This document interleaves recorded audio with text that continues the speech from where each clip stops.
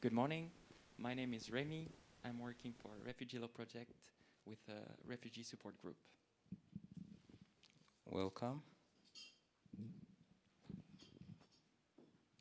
Good morning. My name is Maria Alessi. I come from Maracha.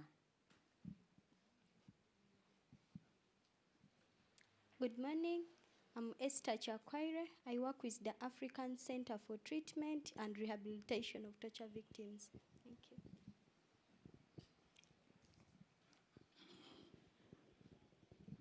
A very good morning to you all. Good morning. Yeah, that sounds more like it.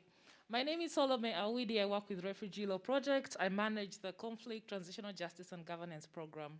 Thank you.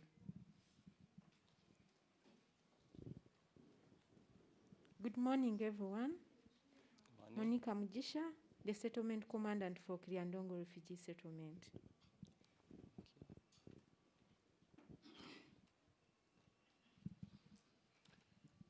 Good morning, ladies and gentlemen.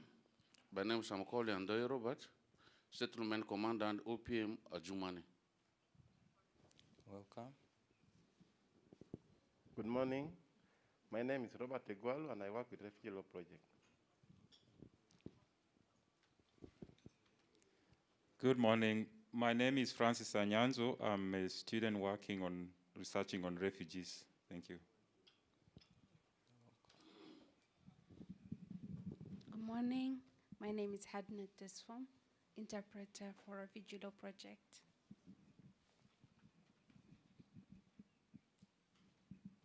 Good morning, ladies and gentlemen. Peace Mbabazi Rujema is my name. I work with Refugee Law Project. Good morning. My name is Tim Esther. I work with Refugee Law Project as the Field Office Coordinator based in Adjumani. Thank you.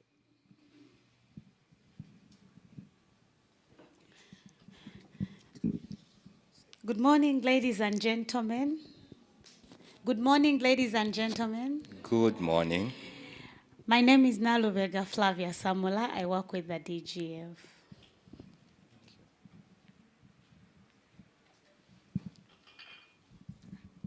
Good morning. My name is Martha Akello, and I work with the Refugee Law Project as the Program Manager Media for Social Change.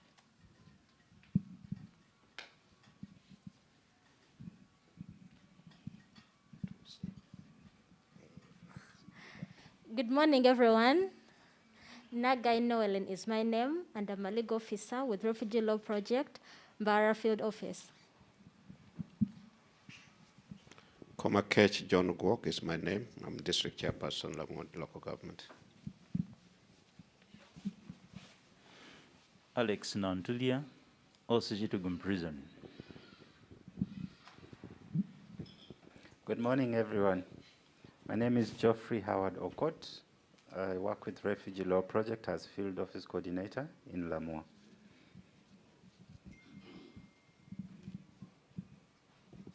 Morning. I'm called Job David Stephen. I work with Refugee Law Project as a Field Office Coordinator, Hoima. Good morning, honorable members. I'm Hanjabatara DC Sinjro. Good morning. Cecilia Kambawaz is my name. Nakivali Refugee Settlement, work as Community Services Assistant. I'm standing in for the Settlement Commandant. Good morning, everyone. My name is Nawaz Sharifa, and I work with Refugee Law Project as the English for Adults Facilitator. Good morning, ladies and gentlemen. Detective ASP Soed Mohammed, MCA Headquarters. Good morning, Good morning, everyone. Patience Katenda. I work with the Refugee Law Project, Kampala, as the legal officer.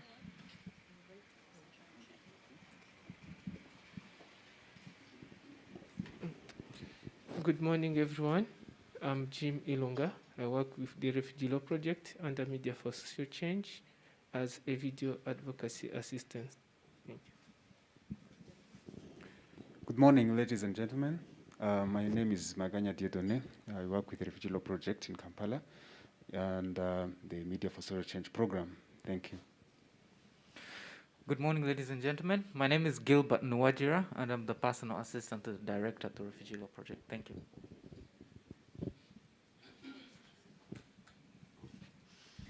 Good morning, ladies and gentlemen. My name is Susan Alupo. I manage the Access to Justice program at Refugee Law Project. You're all welcome.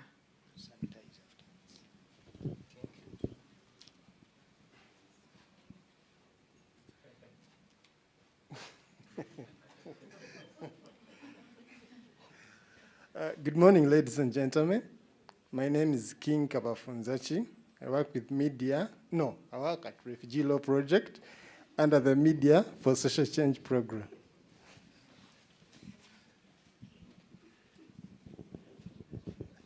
Good morning. We miss Kim on the camera. I am David Timber, and I'm a senior research fellow at the Refugee Law Project. Thank you.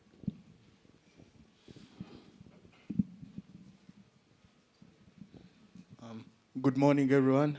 My name is Anderson Opoka, and I am a program associate with International Refugee Rights Initiative.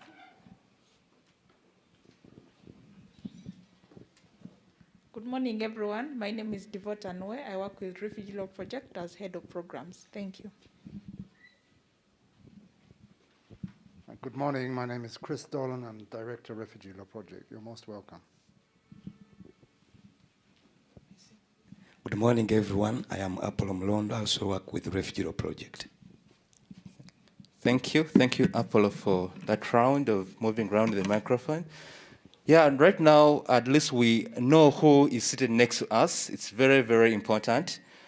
And like I said, we have coffee and tea right behind there. You know, it's a very chilly morning, so I feel the energy is still low. I'm super excited. Who is excited today? All of us. Let's make some noise. Are we excited? Yes. Wow, it's yet another interesting day. Yesterday was really, really a wonderful day.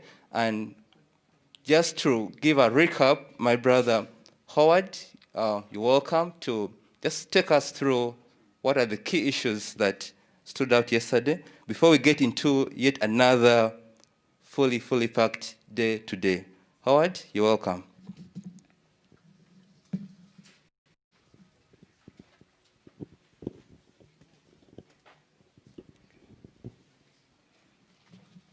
Thank you very much, my brother Jimmy.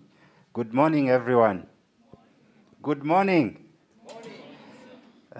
Just like Jimmy has said, it's a chilly morning, and it seems everyone is just dying with the coldness. And I want to find a way to try and wake us up so that we get to today's sessions when we're a little lively. My name is Geoffrey Howard Okot, as I had earlier on introduced myself.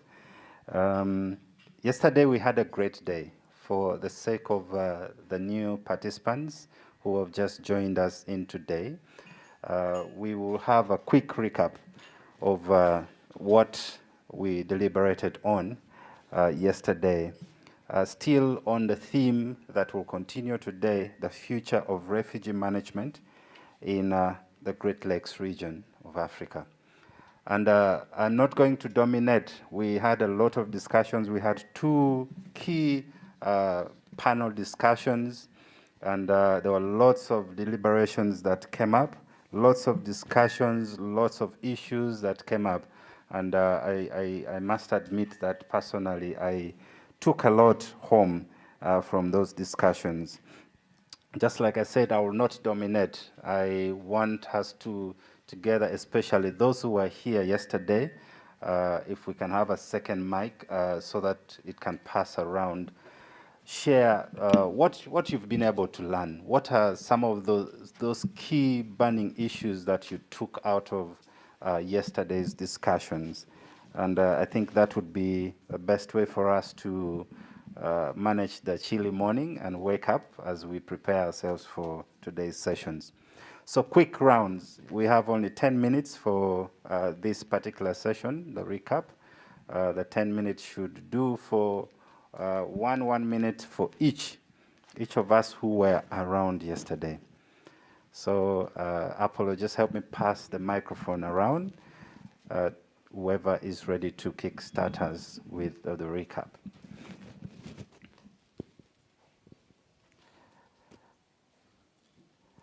Okay, since democracy is failing to prevail. Good morning All right, once again. Good morning. Due to yesterday's discussion, all of us, especially to our people of concern, being an urban refugee, it does not stop you to request to be relocated to the settlement. There are other opportunities in the settlement where you can stay and really earn a living. You shouldn't die or suffer from urban. When life becomes hard in urban centers, you are still welcome to come back and be relocated in the settlement.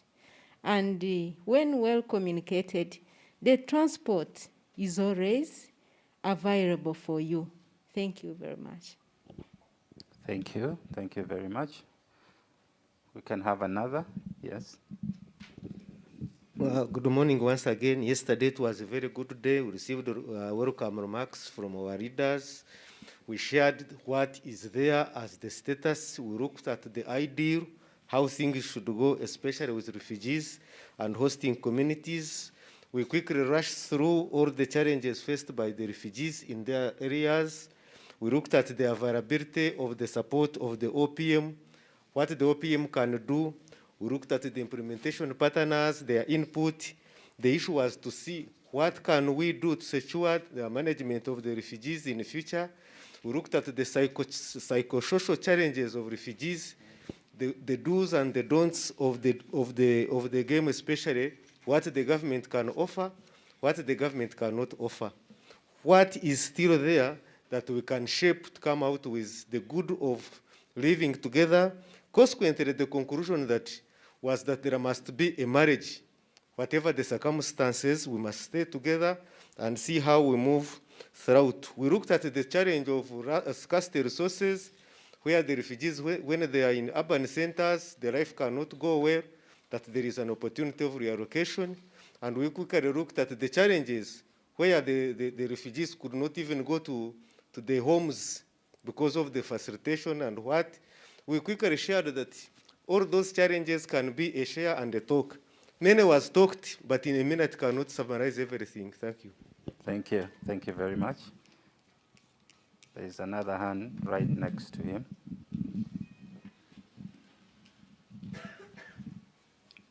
Thank you. Good morning once again. Briefly, I was so much interested in the mental health and psychosocial support topic, whereby we looked at the much need that is needed to emphasize on mental health programs amongst our partners and us and as donors. So the effects, there is a lot of crisis, the situation of livelihoods, the disruption in education programs that has warranted a lot of child marriages and early pregnancies, relapses in the behavior, people who have been fighting like bad behaviors, so they've gone to relapses, changes in the work. This has affected both the nationals and the refugees so greatly, but most especially the urban refugee community. And we have also seen the idleness of the youth, especially due to lack of the religious support, the motivational speeches, the hope, preaching about the hopeful gospels and everything. So we need a lot of mental health and psychosocial support for both communities, nationals and refugees. Thank you. Thank you. Thank you very much. There's another hand there. Thank you very much. Yesterday, I think for me, what stood out was the clarity that was provided from the OPM about management of refugees in Uganda.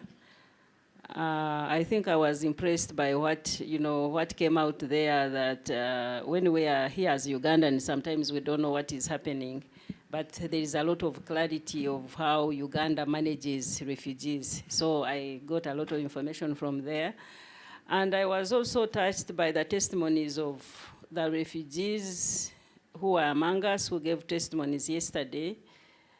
And as Ugandans, I mean, being a Ugandan, but also as Ugandans, it's a challenge. It is just showed me what a challenge it is that for us who are even working on development, sometimes forget the plight of refugees living among us.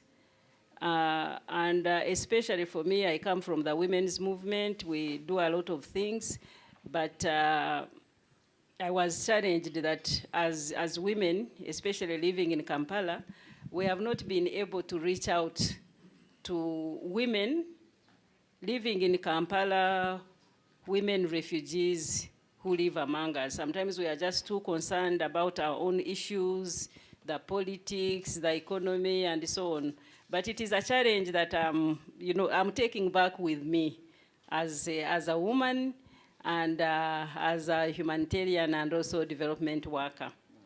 But I also really appreciated everything that was discussed yesterday, to see how much organizations are doing to be able to support refugees, especially during the lockdown.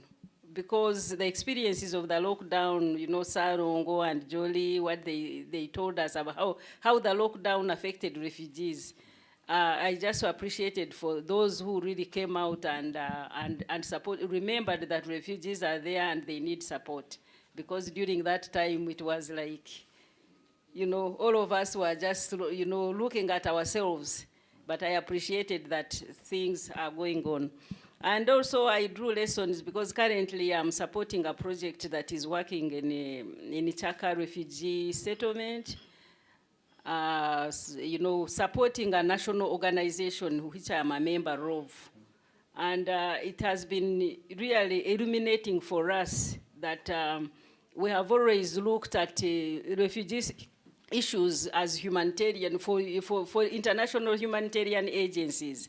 But the organization I'm supporting, Action for Development, has taken a step as a local women's organization to go into this field. And I'm glad I came here because there are a lot of lessons for us to learn as we support the project in Ichaka too, but also expanding to other refugee settlements. Thank you very much. Thank you. Thank you very much. I think just one more person, then we sum it up, and we can hand over to the next session. One more person?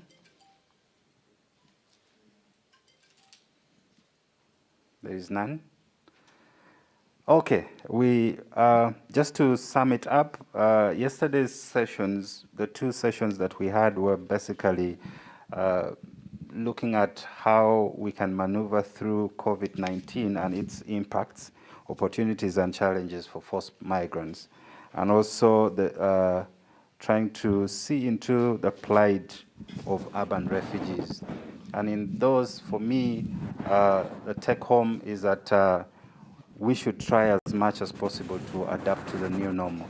And I remember when Chris made mention that whatever we do to try to adapt to the new normal, we should not try to get back to the old normal. Let's try to adapt and make sure that we make the new normal as better as we can. And then also looking at what we are trying to do as institutions that partner in the management of refugees. Whatever we want to do, we have to do it as a team. I think for me, those are some of the things that really stood out and I would take home from yesterday's discussions. I think I wouldn't waste a lot of time. Thank you so much for your time. I've been Geoffrey Howard Okot. I will hand you back to the day manager. Thank you.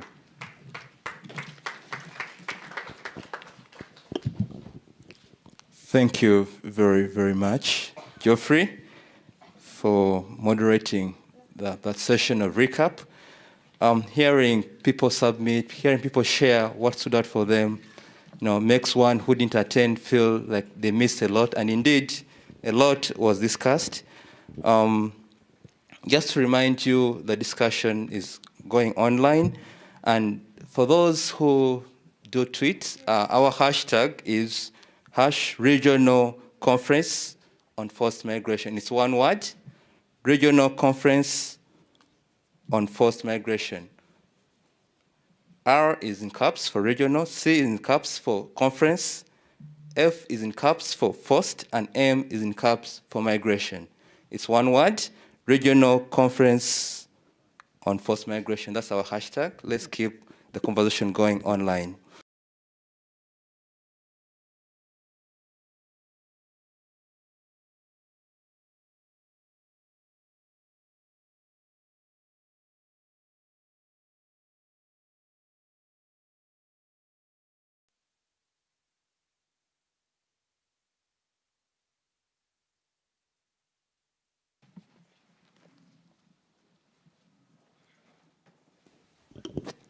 Thank you. Sorry for that hiccup. Next on our program for the day, we're going to have our first panel discussion. And this panel will be chaired by David. He's right seated there, waiting to do his job. And he will introduce his panelists, most of whom, if not all of them, will be doing it online. And I'll right away take this opportunity to hand over to David, who will take us through the first panel that will be looking into the silos of human trafficking and forced migration. David, take us through. Thank you. A very good morning to all of you. We are having a panel, much as these seats are empty. It's a very interesting panel. An important virtual panel reminding us of the times we are living in. That while this is in-person conference, it's also online. So we are doing perhaps the very first blended get-together of half in-person, half virtual. And this panel is actually testimony to that the chair can be in person, and the rest of the panelists deciding to be on Zoom. So I hope you're going to bear with me that their absence is not going to be justification for boredom for us who are in person. We have a very interesting, I promise you, a very interesting intellectual buffet which is going to be served to us this morning. It's a panel which is going to grapple with one of our very interesting, fascinating, but also puzzling thematic area of our intervention as an organization, but also of our preoccupation as a research center, the domain of forced migration, after which this conference is named, a domain of forced migration in the region within the context of the pandemic, but also this panel is going to bring back into the conversation trafficking in person, which we think is not an out there, excluded, standalone field. We so much believe that it is very much linked to forced migration, and a very important conference like this on forced migration in Great Lakes region cannot afford to be blind to trafficking in person as another important component of the discussion and the conversation and policy recommendation and research interest in trafficking in person. So this panel is really going to present, unsettle, destabilize, compare, contrast, but more importantly, bring forth the silos which have been almost characteristic of our humanitarian intervention. The silo of human trafficking, where we see UNHCR, International Organization for Force of Migration, as one side of the coin, and then the other side, we see those who work in the trafficking in person, prosecution, Directorate of Prosecutions, and those who are very much keen to see the implementation of the Palermo Protocol on the other side of the coin. So this panel is really going to bring the two sides of the coin on the table. We have a very good lineup, as you'll see from your program. We couldn't settle for less. We couldn't settle for the second best on this panel. We went for what the world can afford to give us now. We have Professor Siobhan Malali on the panel. Professor Siobhan Malali needs no introduction. The name commands a lot of respects. It is the household name when we talk about trafficking in person now, particularly as a UN special envoy on trafficking in person, especially women and children. But for the sake of this, for the sake of my job, I will introduce Siobhan more. We also have yet another interesting intervener, Jocelyn Karunji. Jocelyn Karunji, one of us, our very own, who works currently at the International Organization for Migration. She's supposed to be in person, but she's also going to intervene online. She's based here, in and out of the country, and she's going to talk about the restriction of COVID and the aggravated vulnerability which these times of the pandemic have given to those who are susceptible to this crime of trafficking in person and vulnerable to forced migration. We have Dr. Philippe Tunamsifu, who is also on this panel. Dr. Philippe Tunamsifu is going to attend from Goma, which is an Eastern DRC, Eastern Democratic Republic of Congo town. He's a professor, associate professor at the University of the Great Lakes, and at due time I will introduce them formally. A very important scholar who works across the field of transitional justice, international law, trafficking in person, and now forced migration. We have Elizabeth Kabari, being a regional conference and being intentionally about the Great Lakes region, we couldn't afford to have a navel-gazing talk about Uganda and Ugandans and Ugandan and refugees in Uganda. We have to think about the region which we call home. So we're having contributors, interveners from Goma in Eastern Congo, bordering Uganda, of course. We have Elizabeth Karabi, who is coming from Kenya. She'll be online, and she's an important voice in this conversation. She defines herself as a legal researcher and an expert lawyer on trafficking in person, working with awareness against trafficking in person in Kenya, an important organization which is celebrating a decade of existence today. And she's going to bring us very fresh Agatali Konfufu insights from the Kenyan side, which really marries and mirrors our Agatali Konfufu from the Ugandan side.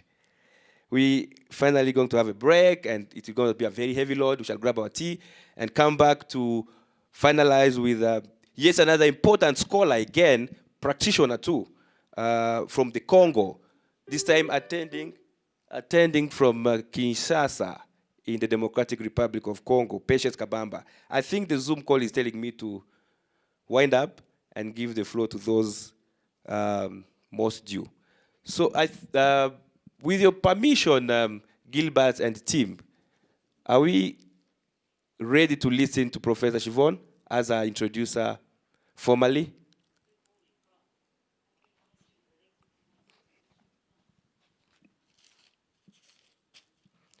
Let me say this before Professor Malali comes in, because if I don't introduce her, I'm likely never to get my visa to the UN General Assembly, and she commands a lot of respect, and now that she's right there, allow me to say three things and then I'll shut up, I promise you.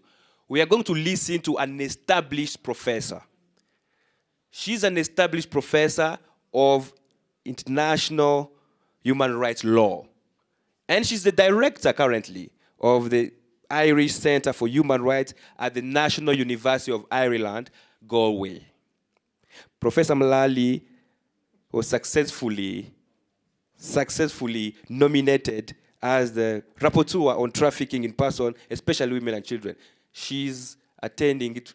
She's really live online from Galway. The floor is yours, Prof.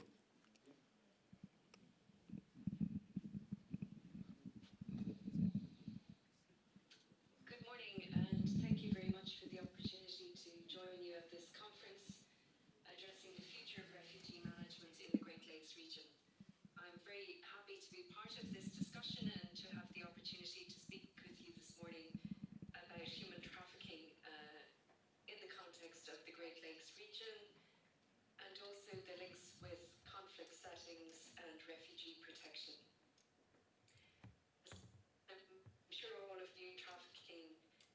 billion industry. It has been described by the International Labour Organization as one of the fastest growing transnational criminal activities of the 21st century. And trafficking for all purposes of exploitation remains prevalent across the Great Lakes region, including for the purpose of sexual exploitation, child sacrifice, exploitation in begging, child marriage, labour exploitation, and forced criminality. We have seen significant developments in the region, including this year the adoption of the second National Action Plan on Trafficking in Persons in Uganda, and the launch of the National Referral Guidelines for Management of Victims of Trafficking. This year is also the 20th anniversary of the Palermo Protocol on Trafficking in Persons, and other important human rights developments such as the UN CEDAW Draft General Recommendation on Trafficking in Persons are pending, and we hope that general recommendation will be adopted by the end of this year. That will be an important supplement to the Palermo Protocol, which in my report to the General Assembly in October, I highlighted remains primarily focused on criminal justice response, one that doesn't adequately address the human rights of victims or survivors of trafficking, and doesn't adequately address obligations of prevention and protection. The Trafficking in Persons Protocol does include, as one of its core purposes, the full respect for the human rights.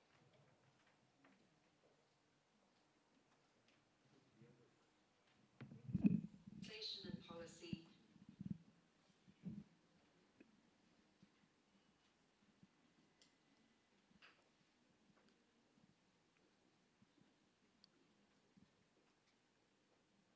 Let's keep taking notes. Let's keep taking notes.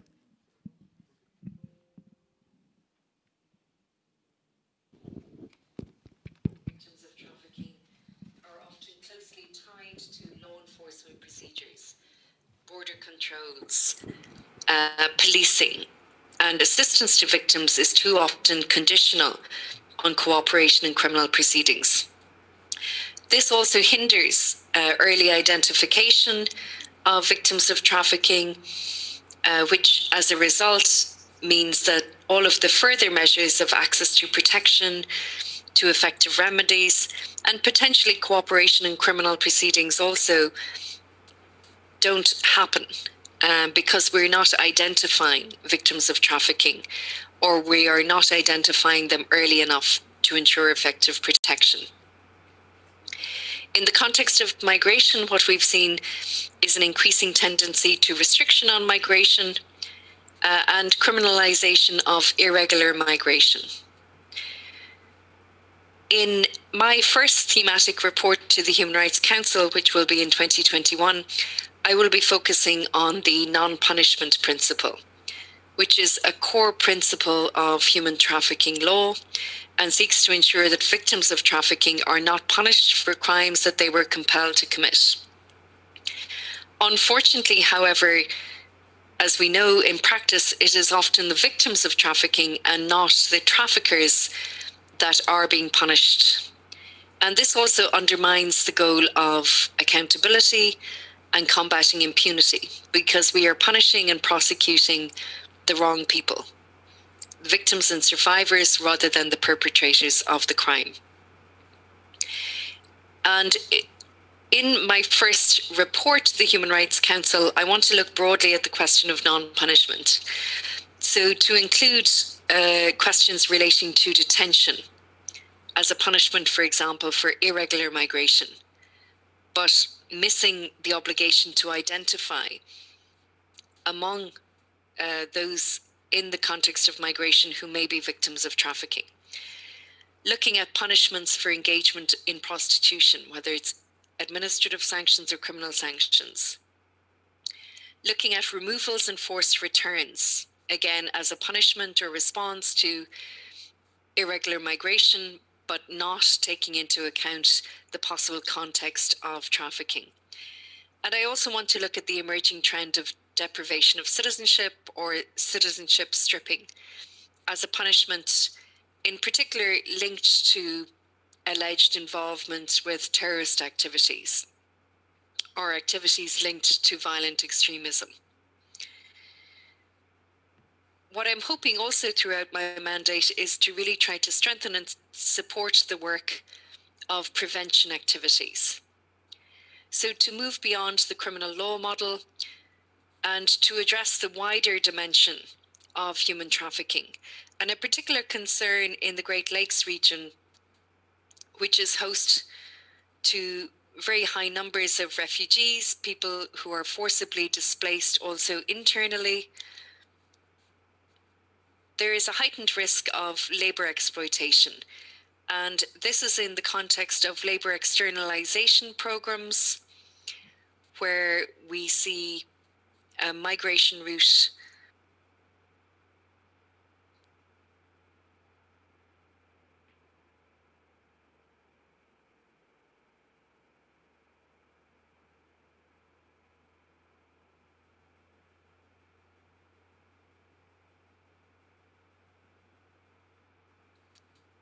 which is host to very high numbers of refugees, people who are forcibly displaced also internally. There is a heightened risk of labour exploitation, and this is in the context of labour externalisation programmes, where we see a migration route to the Gulf region, to the Middle East, but limited oversight of the recruitment processes, of the contracts of employment, of the decent work standards that are in place, and also the follow-up to ensure effective remedies when people are returned or escape situations of exploitation. There is also the concern around what kind of assistance is being given on return. Is it ensuring long-term access to social protection? Is there a focus on preventing the cycle of trafficking and re-trafficking? According to the Uganda Association of External Recruitment Agencies, there are currently 140,000 Ugandans working in the Middle East. So this is a significant problem and challenge to ensure that labour migration can happen safely without risks of exploitation, either in the context of labour exploitation, or we know often what happens is that there is a link also to sexual exploitation. We know that the Great Lakes region is also a region of destination in relation to victims of trafficking, in the context of agricultural labour, commercial sexual exploitation, also linked to mining and extractive industries. So much more work needs to be done to ensure that states are meeting their obligations of due diligence of prevention of trafficking, and to ensure that this is happening in agencies and governments and international organisations. The COVID-19 pandemic has the potential to exacerbate the trend of rampant exploitation as a consequence of unemployment, lack of social protection, and supply chain disruption. There is also the risk that it will exacerbate the feminization of poverty and gender discrimination, and potentially fuel the worst forms of child labour. As we know, children often become the primary source of income for their families in crisis situations. So this is a context that we need to be attentive to. With the deployment of law enforcement resources elsewhere, and with the difficulties faced by civil society, by service providers, we also know that the identification of victims of trafficking has really decreased since the beginning of the pandemic. So we are not seeing the same levels of identification, referral for protection. And that is a very serious concern.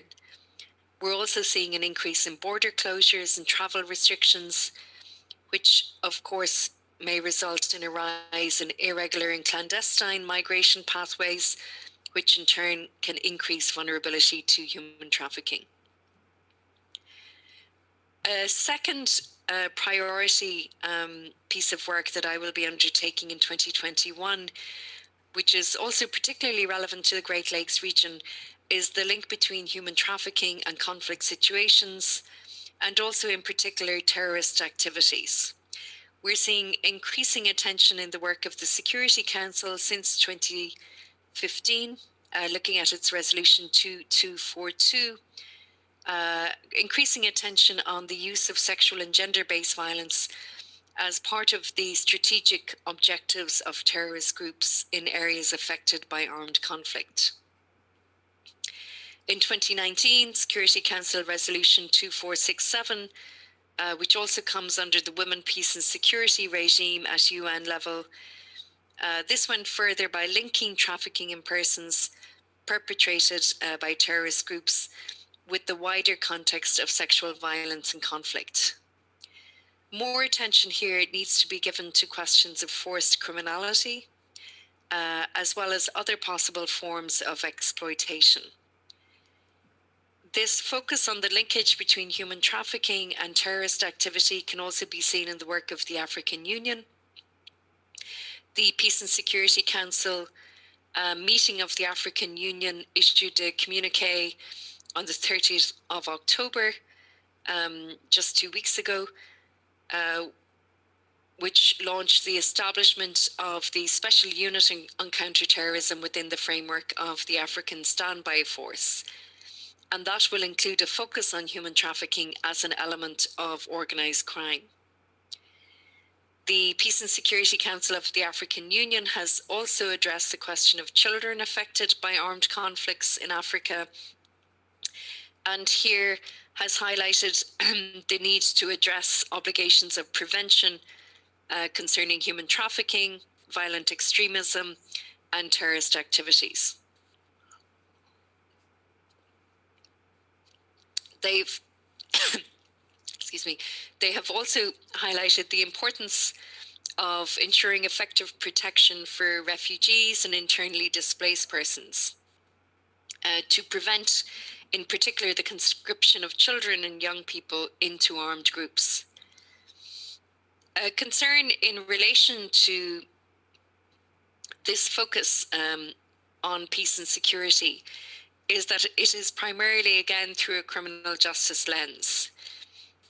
In the frequent references to counterterrorism strategies, we see limited attention being given to the established legal framework on the protection of human rights of victims of trafficking, obligations of assistance and protection of non-refoulement, and also early identification and prevention strategies. So again, as we mark the 20th anniversary also of Resolution 1325 on women, peace and security, I'm hoping that my work next year, over the coming year, and in my second report, which will be to the General Assembly, that I will have the opportunity to address these linkages. And in that context, I hope very much to be able to engage at a regional level, at a local level, and to receive inputs from civil society, from regional bodies and public bodies working on the ground on the question of human trafficking in conflict settings, the targeting of refugee communities and internally displaced persons, and the linkages between trafficking and terrorism from a human rights perspective, looking at questions around forced criminality, looking at questions around prevention strategies. Finally, I want to just close with noting the importance of supporting the work of civil society across the region.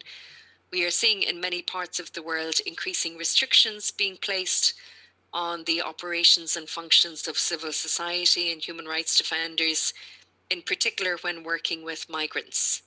But most of the really significant innovative models of assistance and protection based on the empowerment of trafficked persons through healthcare, counselling, legal assistance, training and employment, and survivor-led is through the work of civil society.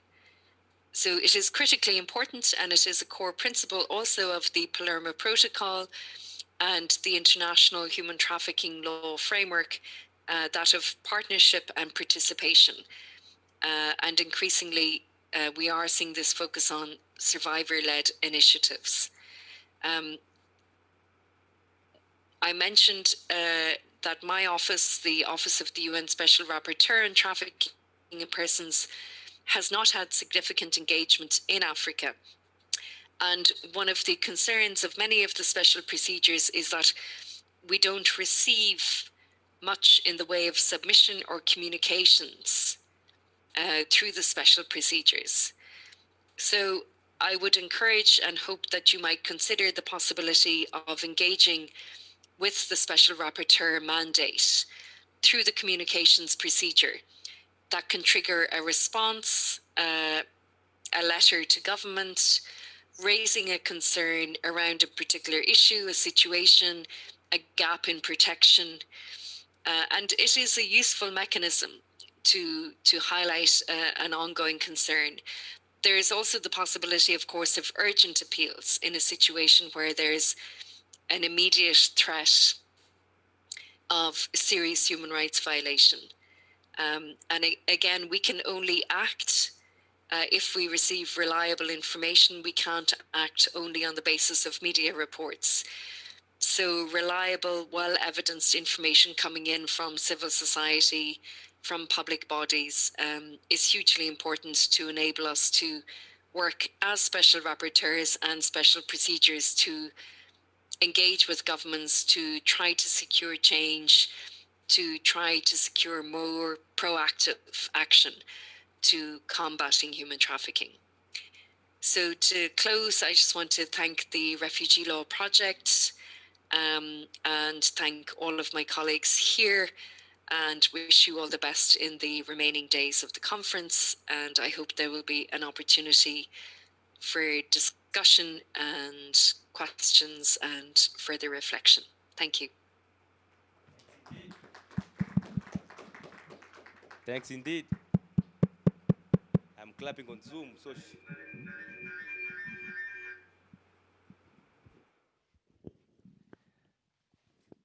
thank you.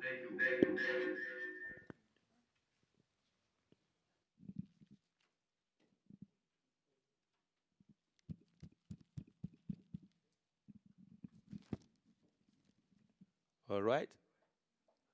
We are learning by doing. There is no much luxury of a classroom where we can learn how to live with COVID, then we come back into the world and start practicing.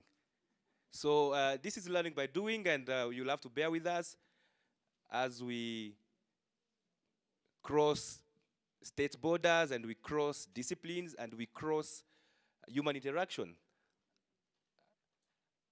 I'm sure a lot of notes have been taken, and we are going to proceed to the next speaker, and we shall have I think we shall have a global comprehensive interaction afterward. I'll beg that you keep your notes, you keep reflecting on these important insights given from someone really at the helm of I will say both policy and scholarly contribution to this current conversation.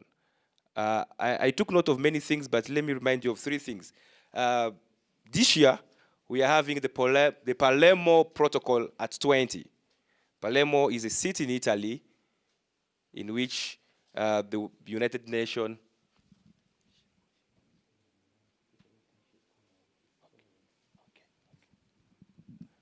Palermo is a city in Italy, just for context and for some for whom this might be just new vocabulary. We had the United Nations General Assembly passing a resolution and adopting this protocol on the 15th of November, 2000. A protocol which actually came in as a supplement to the United Nations Convention against transnational crime. So the convention that is supplementing this very famous transnational crime convention is now what we know as the Prevention of Trafficking in Persons, Prevention, Suppression, and Protection of Victims of Trafficking in Persons Protocol. And the short of it, which we call the Palermo Protocol. Siobhan is very much online. She's not about to leave us. I'm sure we have some very important questions, and we'll have to establish a Q&A. So just keep your notes, and we shall have an opportunity to air out our question, and I'm sure she will intervene via Zoom. In the meantime, I want to invite the second panelist, because we just don't have to lose this momentum. But before I do, while we are celebrating 20 years of the Palermo Protocol in the next Sunday, we are also celebrating the United Nations Security Council Resolution 1325, a very important milestone for some in the room like Maud, who really trekked the whole region to make sure that that resolution comes to pass, all the way from bringing the local to the global. But the Refugee Law Project is 21. So as we celebrate the 20 years of Palermo, the 20 years of Refugee Law Project is 21. So we are just ahead of the curve, and we are trying to catch up with our 20 years adults into this room conversation. Let me introduce the second panelist. We have Jocelyn Karungi. Isn't that so? We have Jocelyn Karungi. Jocelyn Karungi is one of us. By way of introduction, let me say these few things.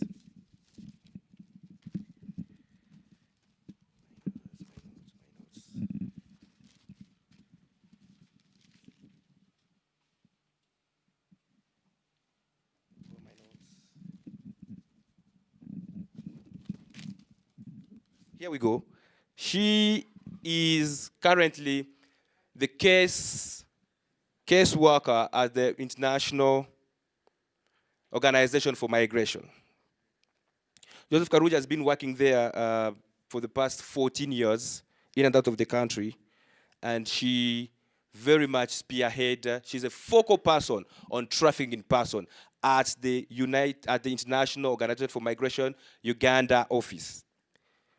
She's particularly famous for having really spearheaded the conversation that took place here in Uganda just last year, March 2019, which brought together senior African Union officials to discuss the draft reports of a major evaluation about the African Union Ouagadougou Action Plan to combat trafficking in persons, especially women and children. The Ouagadougou Action Plan, which is a very important AU document on trafficking of human beings, as they call it, was born of a resolution which brought together EU and European Union ministers, which took place in Libya in 2006. 18 years down the road, the AU was forced to evaluate the adoption of the Ouagadougou Action Plan, and hence in 2018, an evaluative report was generated from an evaluation commission of the EU, out of which our very own speaker, Jocelyn Karungi, brought all the senior officials on that evaluation report to discuss at Chigo Serena the outcomes and findings of that evaluation report. The report identified best practices insofar as trafficking in persons is concerned. It did identify challenge as well as emerging issues. I want to suspect that we are going to hear Jocelyn Karungi against the backdrop of a very busy last year work on trafficking in persons.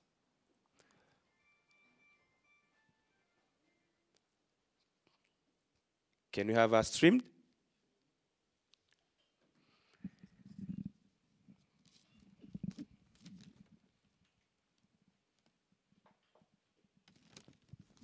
But just as before she comes in, let me also remind you, so that I don't do injustice to her CV, Jocelyn Karungi, he is a very seasoned psychologist, graduated from our prestigious Makerere University in psychology and geography, honors degree. She did not just go there for a pass or a second upper. She graduated with first class honors, and she saw herself entering the IOM, and ever since, she has been bringing psychology, geography, political science, and humanitarian assistance to the fore.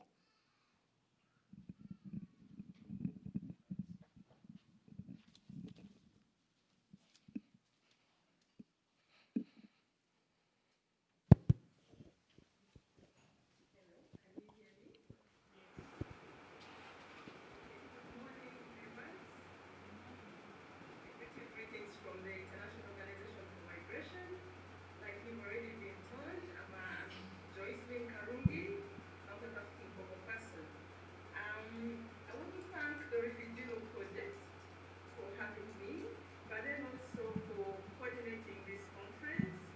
It's a special conference. We hope to learn a lot out of it, and we hope to share a lot of information.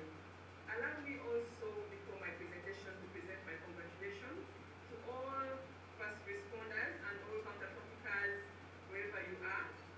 Congratulations upon the 20 years of the Palermo Protocol. Thank you so much for your input, and we want to request you not to tire, but to add in more effort. The crime is real. We need coordinated response from all of us. So thank you so much, and I wish you well in your counter-trafficking efforts. So thank you so much for having me discuss the COVID-19 restriction and the vulnerabilities for TIP in the Great Lakes region. I would like to request for us to go quickly to the next slide so we can have our discussion. Yes, thank you. So I would like for us to quickly go through the overview of my presentation. We're going to get to know or to understand trafficking in persons, and then also learn the linkage between TIP and then TIP is trafficking in persons. I'll use it a lot. So we'll also know the linkage between TIP and the current pandemic, COVID-19. And then also from that, we will also learn the operational approaches, what we ought to do. How are we going to do all this in terms of prevention, mitigation, and response as first responders? And then also we'll learn a little bit of IOM's intervention or the response in terms of COVID-19 and also in relation to TIP. Thank you. Next, please. Yes, so trafficking in persons is, according to the 2000 protocol, to prevent, suppress, and punish trafficking in persons, especially women and children. Human trafficking is defined on the basis of the three cumulative elements that are reflected down here. One, it has to have the element of the act, and then the means of, and then the purpose. So when we understand this, we quickly relate and then link it to the current pandemic that we're going to discuss in this meeting. So when it comes to the act, there are some ingredients that make up the act, and then those ingredients lead us to something else, which ends up to something else to qualify it to be a trafficking case or a victim of trafficking or a survivor, like so many of us call it different names, but well meaning the same thing. So under the act, quickly, just to understand TIP, and mostly in Uganda or East African community or the Great Lakes region, in that we have the ingredient of recruitment where someone is brought into the process. They are brought into the process. Whatever means they are used on them, they are brought into the process. Sometimes they are transported from place A to place B, and sometimes they are harbored in places. So it's both internal and out of country. So it doesn't mean that someone has to be transported first for them to qualify as a victim of trafficking. Someone can even be trafficked and, recruited and exploited in the very same location where they are. For example, we have housemates. They don't have to go all the way out of Uganda or out of a certain district. They can even stay within the same location and still be trafficked victims. So we ought to look out for those flags. So under this act and all those the ingredients that make the act, it cannot stand alone to qualify someone as a victim of trafficking. Someone has to go through certain means, so that it ends into a certain purpose. So under means, in terms of ingredients, we have the threat or use of force on a particular individual or a group of people. We have coercion. We have abduction. We've had children. We've had women. We have men who have been abducted into certain processes that are exploitative. And also that falls under the means. We have fraudulent means, how people have been led into the process of employment, but at the end of the day, it qualifies as a trafficked case. And then we also have abuse of power or vulnerability, and that one relates so much to what we are discussing today. It does with refugees, it does with all sorts of beneficiaries that we are trying to provide a service for as first responders, and some of us have, in line with this particular ingredient that makes the means, have abused our power or the authority that we've been given to serve communities. We turn it around and then it's exploitative, which contradicts with the objectives of our fight against trafficking in persons. And then quickly, maybe we will roll to the purpose. And all this, having all the acts, someone is recruited into the process, and someone is used, all these means are used on that particular person, and then the purpose is different, but at the end of the day, it has some exploitative element in there.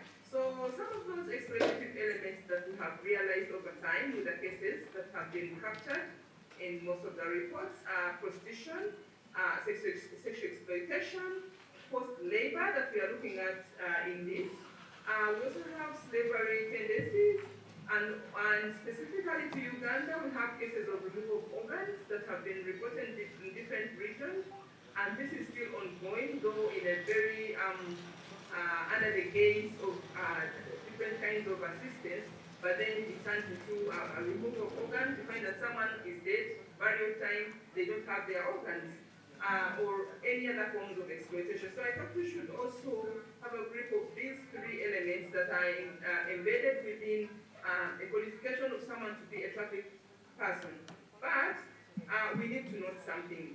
When trafficking involves a child, it's a little bit different. Here's the point.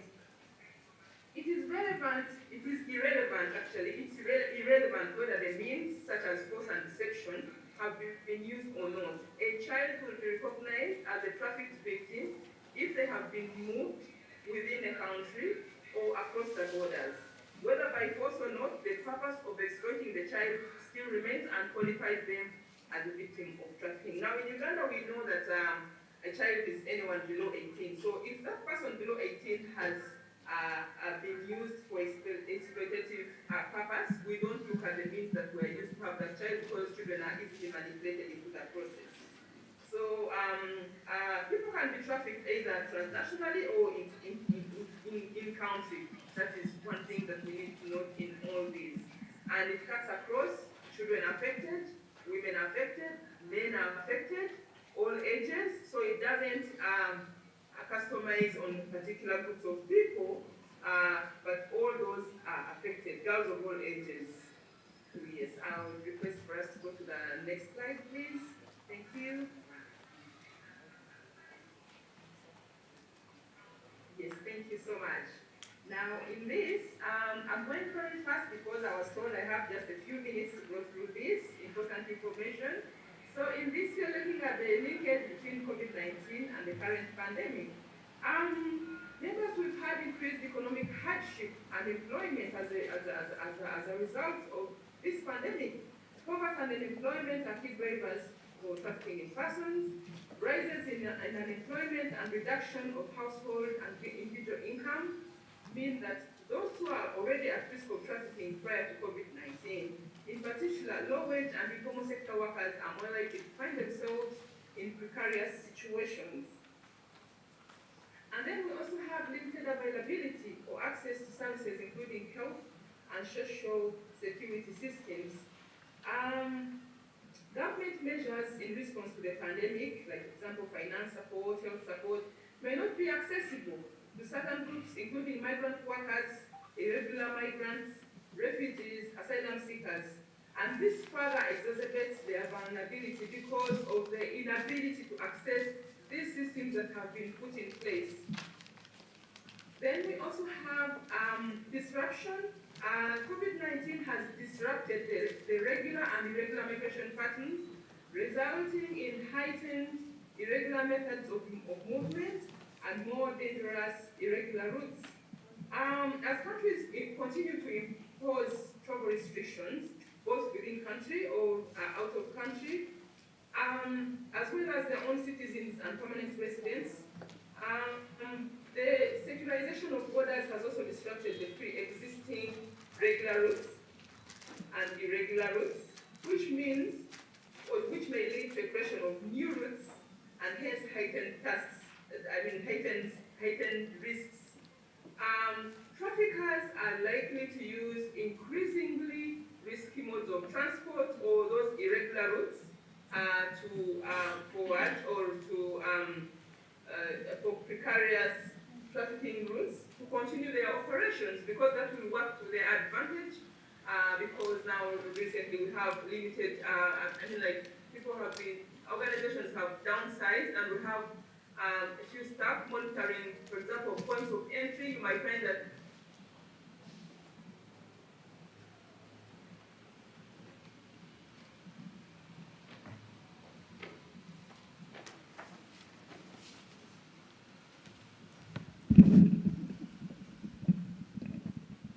That's a usual feature, right?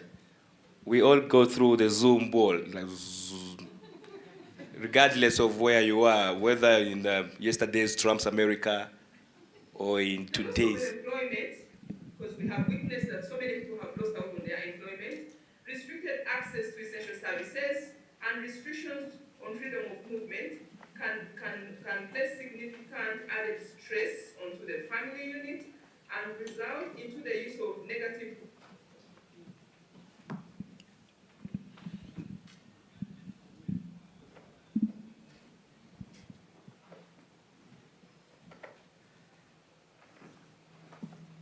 that came from West Nile region, where some parents have put out their children to be able to fend for their families. And such situations are reflected also in relation to the COVID-19 pandemic. The risk of trafficking for the purpose of forced marriage is exacerbated as well, and the purpose of exploitation in human activities, such as transporting narcotics other places or other countries, or petty thieves, or even children may be asked by parents to go out and beg so that they can put food on the table. And then we also have increased exposure to exploitation and harm. So widespread lockdowns and the closure of community infrastructure has increased the intensity of exploitation for trafficked people confined in an environment with their trafficker. This is particularly relevant for workers whose migration status is bound by their employer or by the sponsorship system. Trafficked persons may also be moved into more dangerous and invisible employment to ensure continued income of the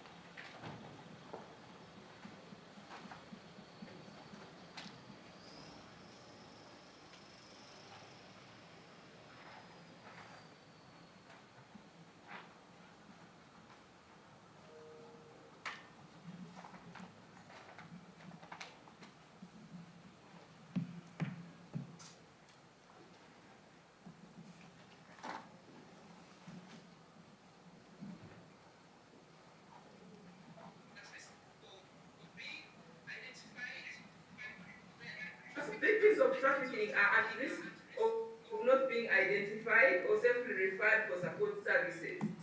These actors play vital roles.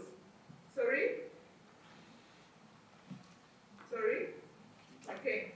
These actors play vital roles as frontline responders to TIP, a reduced capacity and resources of law enforcement and other relative authorities to respond to reported cases due to diversion of resources to COVID-19 response. So we have a particular envelope that is meant for TIP, but because COVID has come in place, the response is channeled into managing or responding to COVID-19, and then the cases that are to be identified and reported or referred are pending for that moment, and then it increases the risk of having more victims of trafficking unlike before. But then, what are the responses? Next, please, next slide. What are the responses or approaches that we can use as first-line actors, as a counter-traffickers? What can we do in this place to have to have systems in place and also be able to relate or respond proactively to COVID-19, but also in relation to trafficking in persons. Integrate trafficking in persons within COVID-19 response and recovery plans. So when we integrate the root causes of TIP within the long-term COVID responses, in this case, we are addressing poverty, we are addressing unemployment, we are addressing income inequality, discrimination, gender inequality. This response takes steps to strengthen national frameworks for labor rights and regulations in all economic sectors and facilitate legal and safe migration routes. So when we inculcate the TIP-related response plan and merge it with the C-19 response plan, then the results are more beautiful because now we have learned that these two are interrelated. They are cousins. One leads to the other. So it's important that when we are making all those plans, we merge these two and know that we have to respond to them concurrently. It's very important to us as first responders. Then also maintain the identification and protection of victims, survivors of trafficking during the crisis. So this relates to the previous one.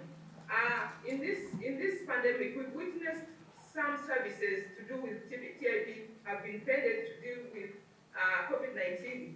But when you look at TIP, it's even more dangerous. So many people are affected because of the undercover operations that are done that are not regularly reported. So it's very important for us to maintain that identification and protection of these victims and referral systems open and running so that we can be able to save the situation and reduce the effect of TIP in our different communities and also related to our work plan. So we need to ensure uninterrupted respect for the adherence to national, regional, and international legal frameworks related to the protection of victims and ensure information at the same time. Also relatively, ensure trafficked persons have access to essential protection services and provision of care. This has already been discussed within the previous point, but then also we need to categorize TIP services as essential due to the negative and often life-threatening impact on individuals and damage caused by social cohesion and economic stability. We need to understand that the trafficking in person is relatively life-threatening as much as COVID-19 that has taken focus of TIP, yet one leads to the other, and both of them are life-threatening, and we need to adjust our focus to have them both being supported. Inadequately resourced TIP group. Okay, due to time, I can see that I'm being asked to go to the IAM response.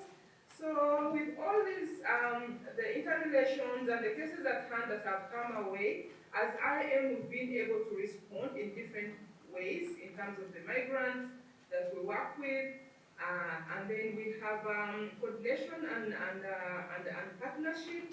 And in this one, IAM has engaged in ensuring strong and efficient coordination among relevant actors within the community at national level, regional levels, and also at the global level. And in this one, we have a strong hold on the support of the stakeholder meetings.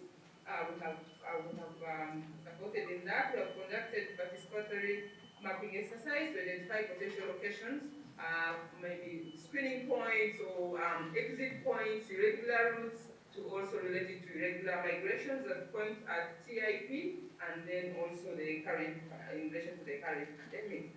And then also tracking mobility impact with the use of the displacement tracking matrix.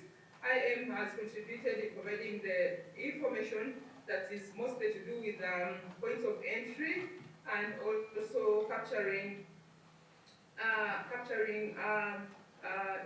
movements both internally and out of border to contain and reduce the spread of COVID-19 in relation to the current restrictions.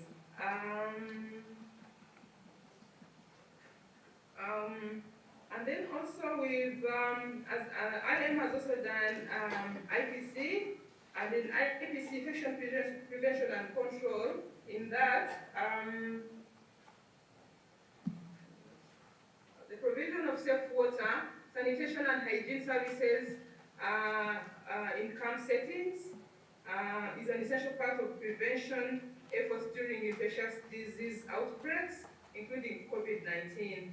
Among other IPC measures, sustained access to improved wash services and infrastructure in effective IPC measures to prevent and limit transmission of the disease.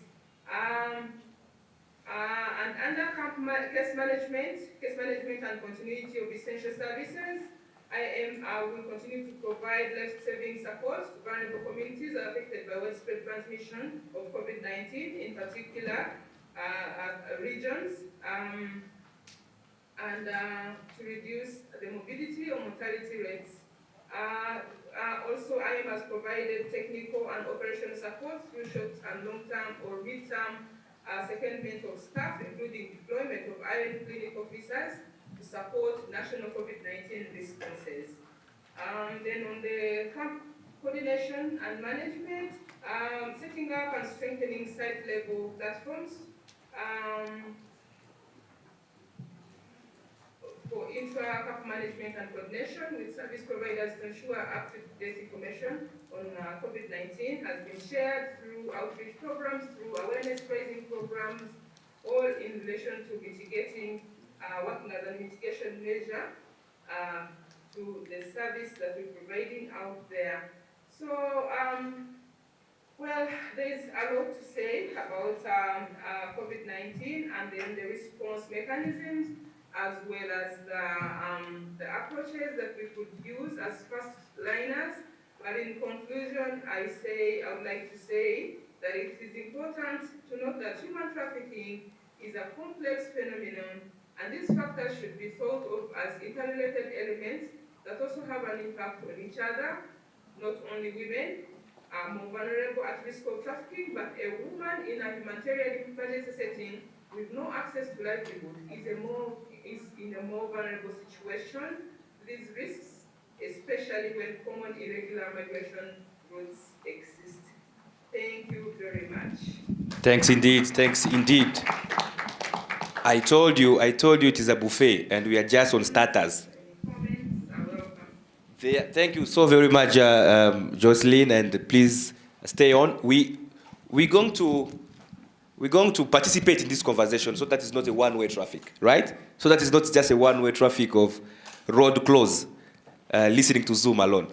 We've had, by way of recapitulation, we've had Siobhan, Professor Malali telling us we're in a moment where with COVID, we are seeing feminization of poverty as one looming effect of these pandemic times in regard to this trafficking in persons and forced migration.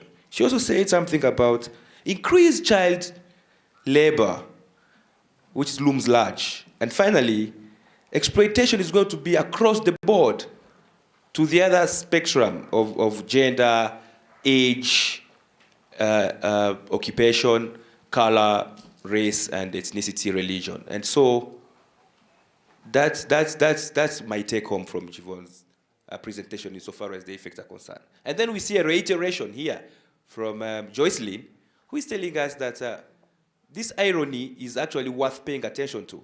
That's the securitization of borders and the hardening of regular migration has ironically led to heightened, irregular, and forced cross-border movement.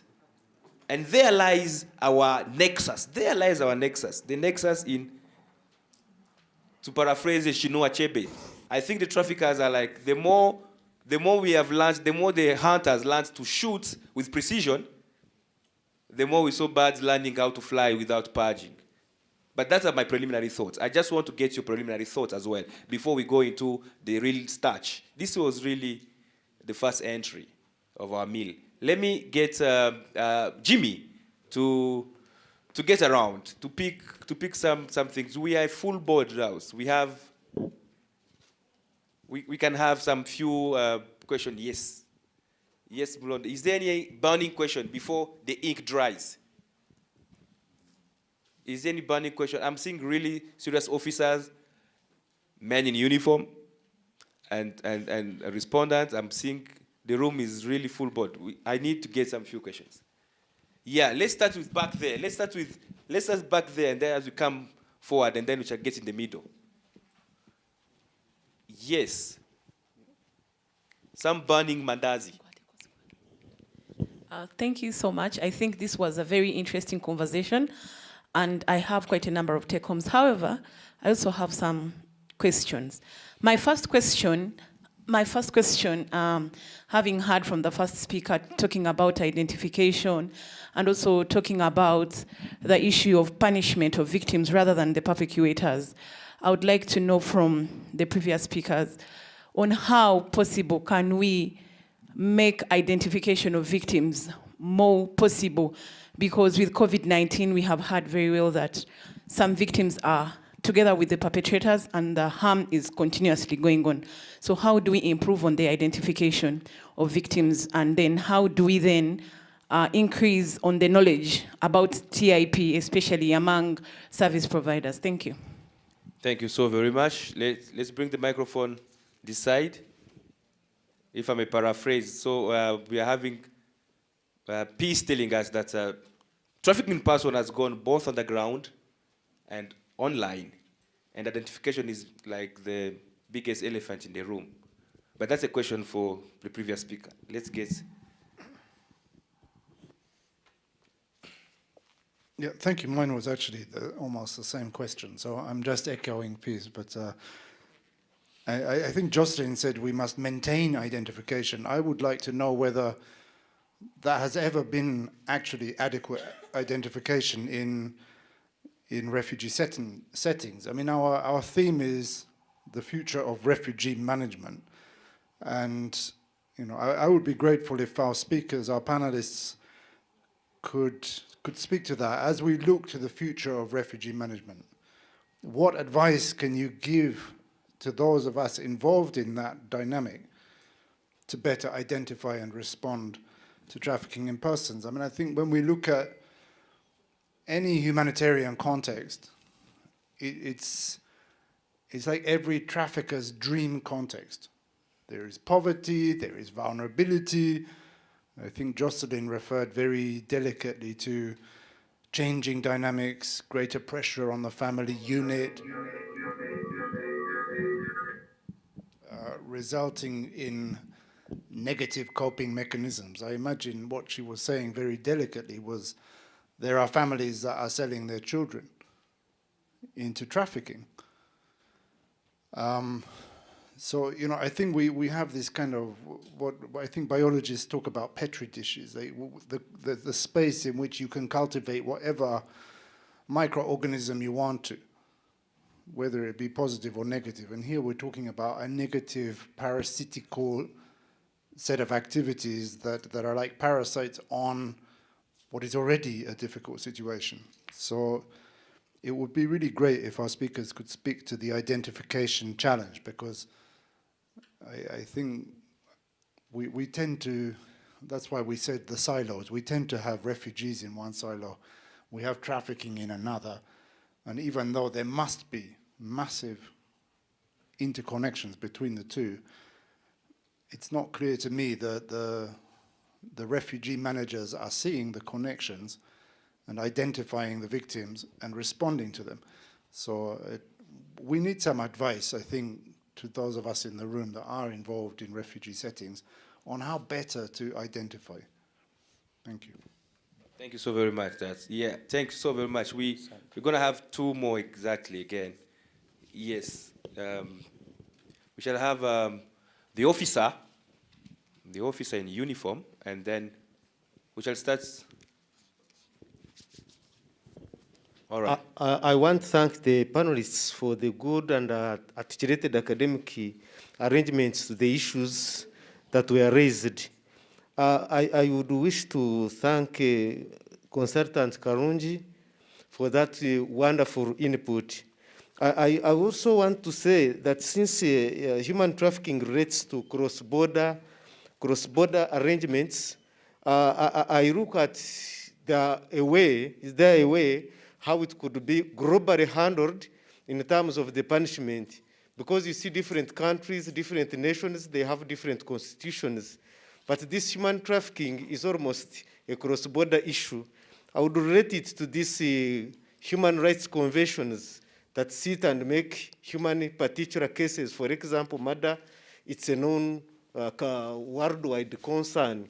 And the human conventions meetings there and there, they also talk about it, and it comes a flat component worldwide. So I would request Madam Karunji in his arrangement, or her arrangement rather, on how best we can secure the future of refugees in this regard, to have it like a global related concern. Thank you. Thank you so very much. We're going to have the police officer, but excuse me, just before we have a virtual hand as well, which has been on. So let's listen to the virtual hand, and then we listen to the police officer. The virtual hand has been on, and it has escaped my physical eyes. Yes, Sophie, go ahead. Hello, I'm Sophie Nakwera, a senior research at Planck Institute in Germany. I was recently doing fieldwork in Uganda, and I was talking to somebody in the OPM office on the issue of human trafficking, and she explained that there's a lot of human trafficking taking place internally. But when I asked the person how they responded, the person said that often the victims deny that they've been trafficked. And in that case, they don't know what to do or how to respond because there's no evidence that this person has been trafficked. Yet, according to that person, you can see clearly that this person has been trafficked. So my question to the panelists is, what type of evidence is needed after someone has identified that this person has been trafficked? And how does one respond? Is it enough to say that you have no evidence that the person has been trafficked if the person in question denies that they are a victim of trafficking? Thank you. Thank you so very much, Bako. Another intervention which backles up with Chris' question, bringing in the room another difficult animal, agency. Agency, insofar as forced migration and trafficking in person. These are very strong, de-identifying adjectives. Forced migration. It sounds, from the face of it, de-identifying. Trafficked, it is a passive tense. But that's a question. What about when the response is really, I am not a trafficked person? Is it conscribed? Is it conscript agency? That's the question. But let's listen to the other hand, and then we shall give the floor to the panelists. Thank you very much. Professor Morale talked of they are having little engagements in Africa due to poor documentation, poor submission, and lack of reliable information in as far as trafficking is concerned. My question here is, with all the government departments responsible for this and agencies dealing in humanitarian activities, why can't we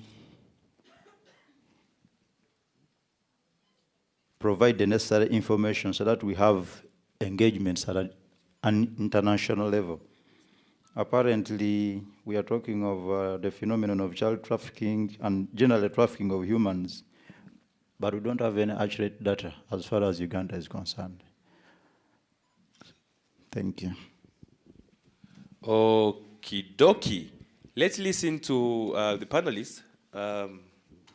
We keep our finger crossed that we have a stable internet connection, and we are going to start with Professor Siobhan Malali to respond to a couple of questions, many of them really bouncing off to each other. So Professor Siobhan Malali.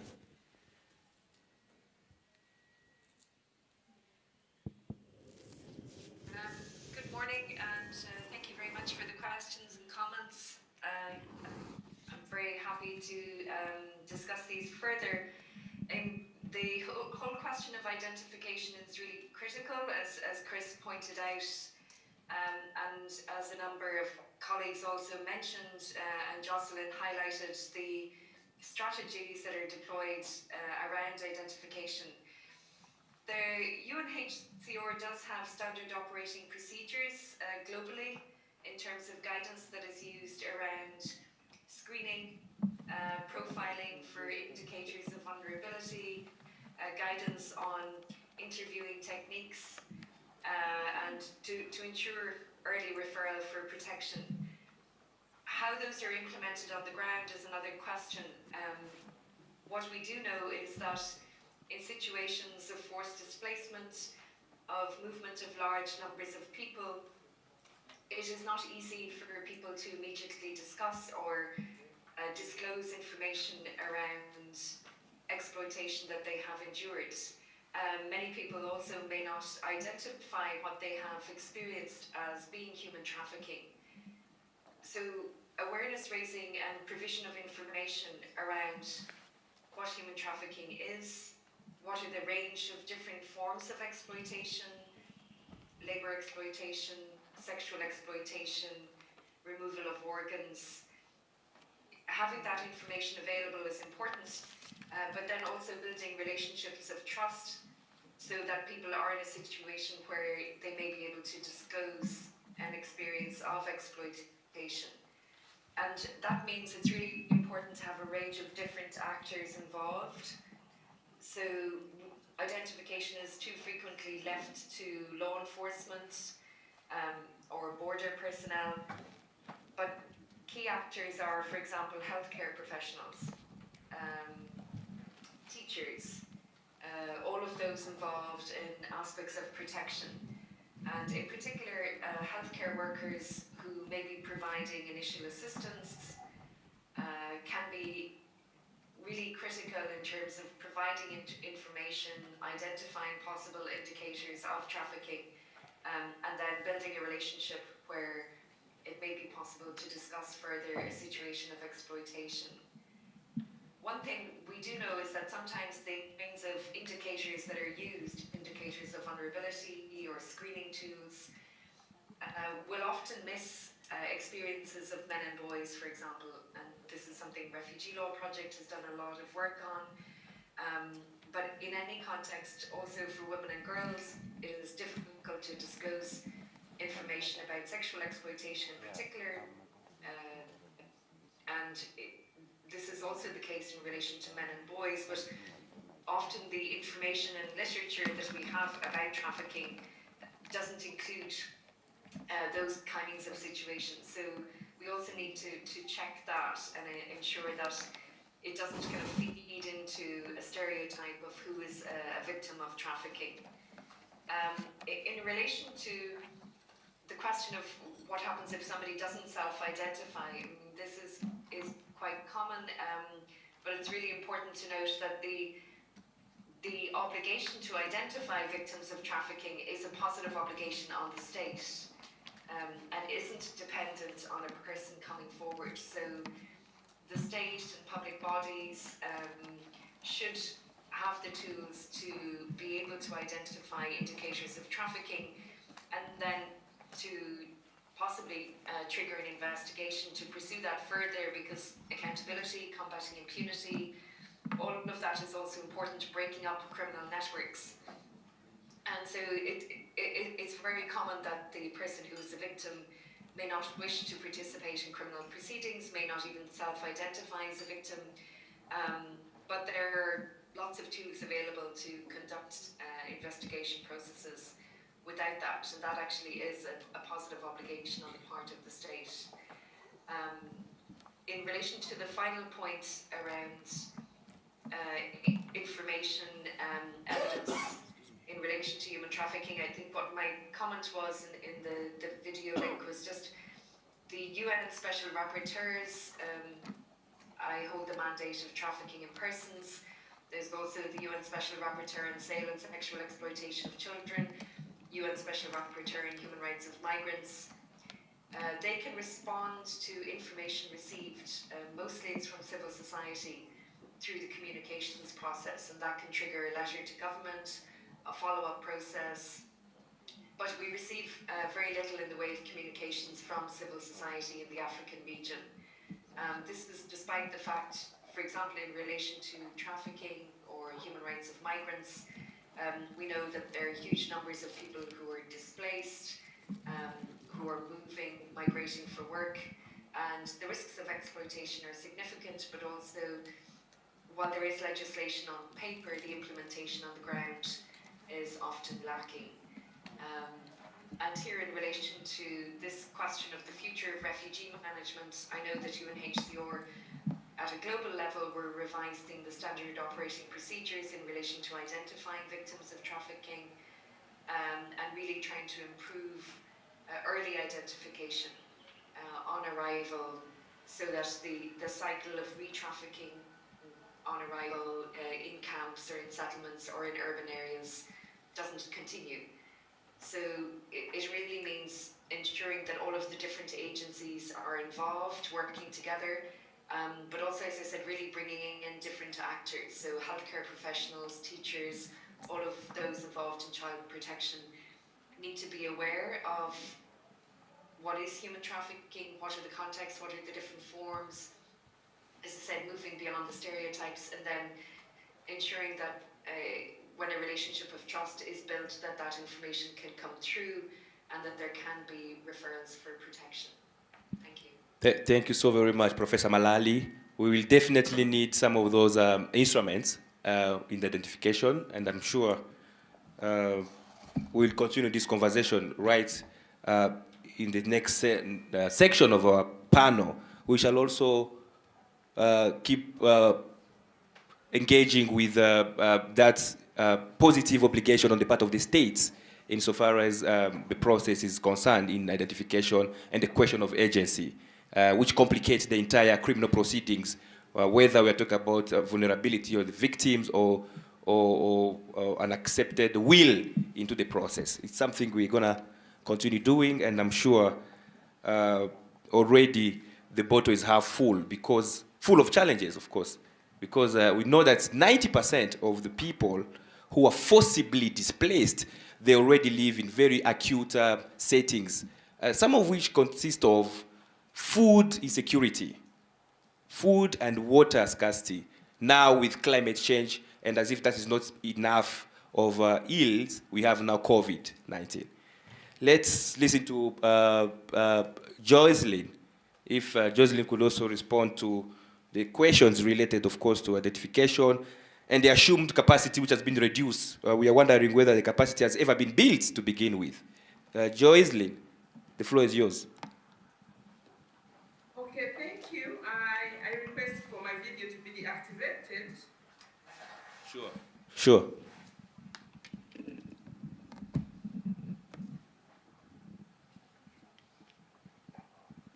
Okay.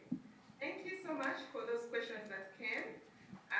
It's also a good reflection on our end that at least we are communicating. So to answer you, there's a question that came on how are we increasing knowledge for service providers. Just to mention that trafficking in persons is coordinated with the government of Uganda. So we work hand in hand with the government of Uganda through the Coordination Office for the Prevention of Trafficking in Persons Office that is located at the Ministry of Internal Affairs. So through that office, a lot of effort has been done in terms of training first responders, training subnational level responders. That was done mostly in the 2019 and is still ongoing. But I would also like to mention, just like the previous presenter mentioned, that trafficking in persons, the fight of it is not a single-handed kind of fight. It needs a coordinated effort from all of us as actors to put our hands together, put our minds together, and then have this fight. So it's everyone's responsibility seated in this room course including myself, to put our hands together and our hearts together and fight it. So in terms of identification, the previous speaker said good points, which I would like to relate to, but then also different mechanisms have been put in place by our government, because there's a question that said, this trafficking in persons, why don't we, if I got the person who asked so well, he said, why don't we put together efforts to fight it? So I understood it. So I just want to mention that there are already mechanisms that are being put in place. First of all, we want to thank the government of Uganda for the TTIP law that was established in 2009 that is helping to punish the offenders of the law or of the act in relation to trafficking in persons. And that is one that is being used in the different offices. Also, there are desks that have been put in place. For example, there's a TTIP desk at the ODPP, and that one is very crucial. It helps out on so many cases, even cross-border cases are handled by the same office. And then we also will have another desk at it's a new TIP desk at the CID office that is also helping in receiving reports, but then also following up on different cases that relate to trafficking in Uganda, even out of Uganda. And so we work in coordination. But we have a task force. That task force is coordinated by the COPTIP office that I just mentioned at the Ministry of Internal Affairs. So that's how we work through that coordination. The referral of cases, the trainings, the handling of the cases that relate to trafficking that are reported are handled through the COPTIP office. And gladly, in 2015, IOM supported the government, supported the Ministry of Internal Affairs through establishing a national TIP database that is seated at the Ministry of Internal Affairs. A few challenges about it, but it's being revamped so that it can be able to act as a source to receive all this information in a very central place. Someone doesn't have to move from all the way from Kapchora to come and be assisted from Kampala, but through a system, they can be assisted and referred for a service in the very community where they are reporting from, or where they need that kind of assistance.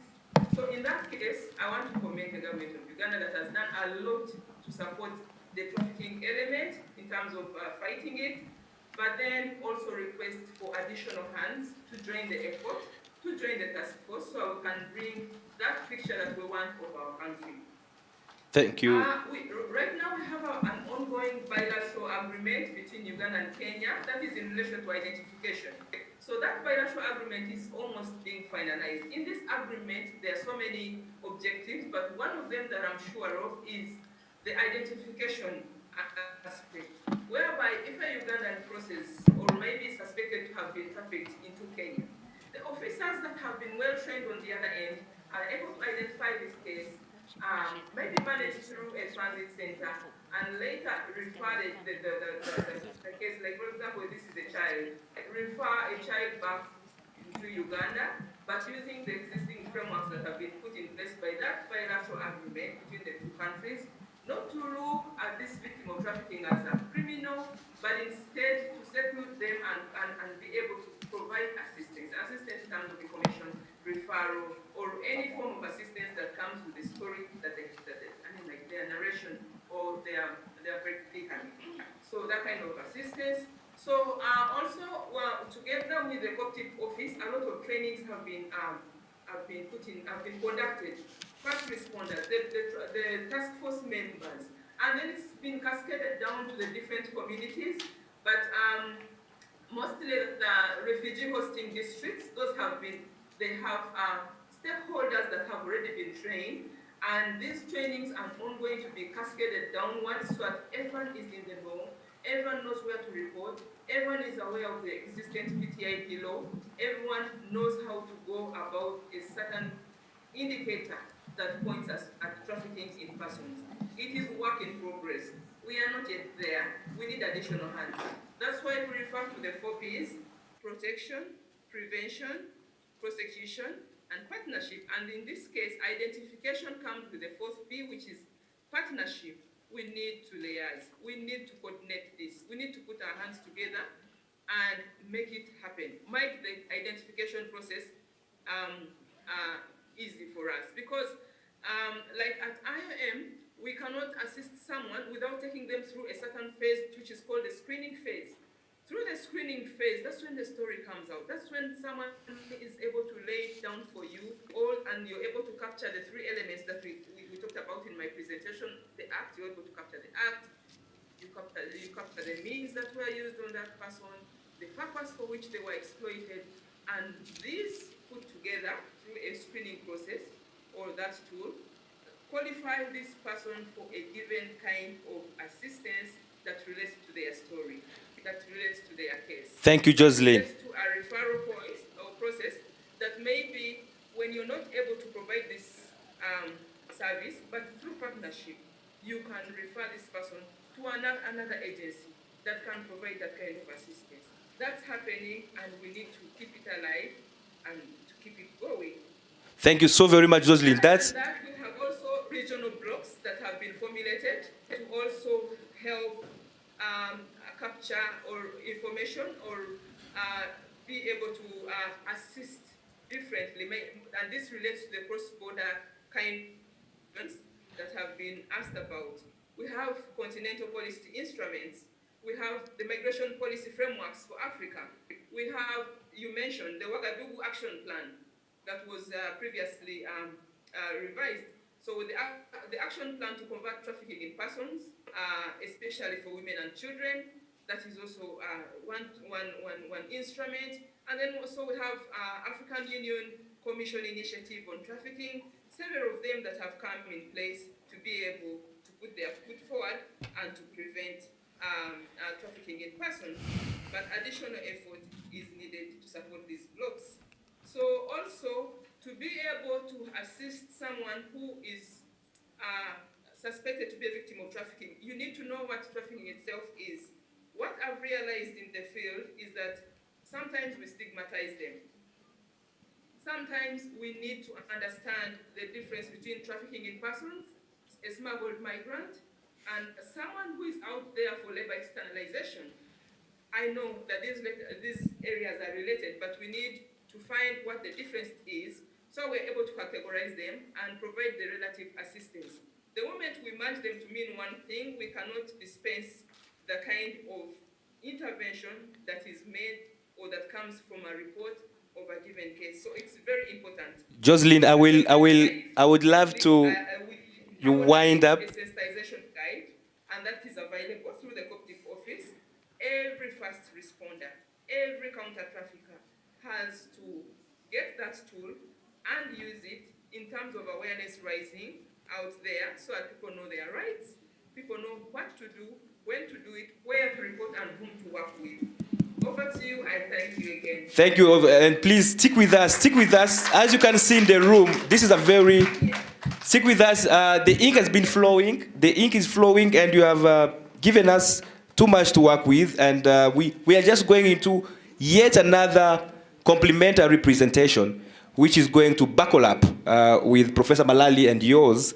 So without much ado, we're going to have one more presentation to keep this conversation bouncing off back to back, and then we shall break for tea. Our tea is ready, but I beg of your patience to listen to perhaps another important voice that is going to bring us live the nexus between forced migration and trafficking. We have online Elizabeth Kabari. Elizabeth Kabari is a very important voice coming from Kenya, an organization which has been in existence for 10 years, Awareness Against Human Trafficking, where she works as a legal researcher and an advocate. She's herself a Kenya High Court's advocate.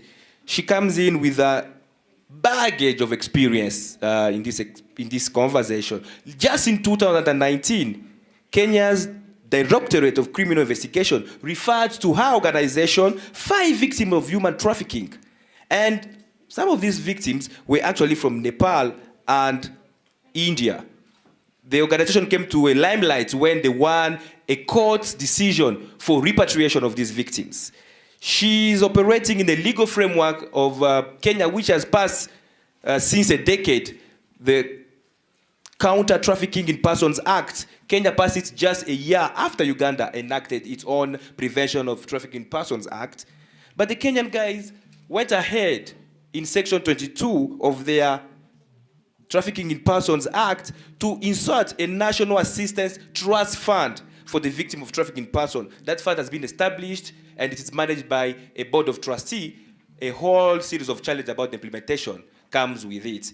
The bed is not rosy, and we shall hear from Elizabeth what it takes to deal with that nexus, because some of these questions of yesterday's asylum seekers, today's trafficked persons, and tomorrow's economic migrants is very complex, that sometimes they have to deal with Chituo cha Sheria as a partner sister organization to come to the bottom of it.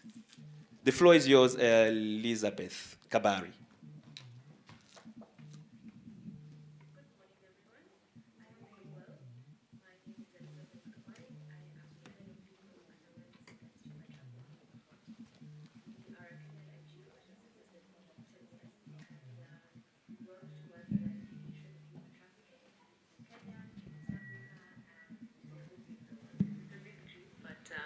We think we can start it, or we can contribute to it, because there are a lot of other people who are doing this good work.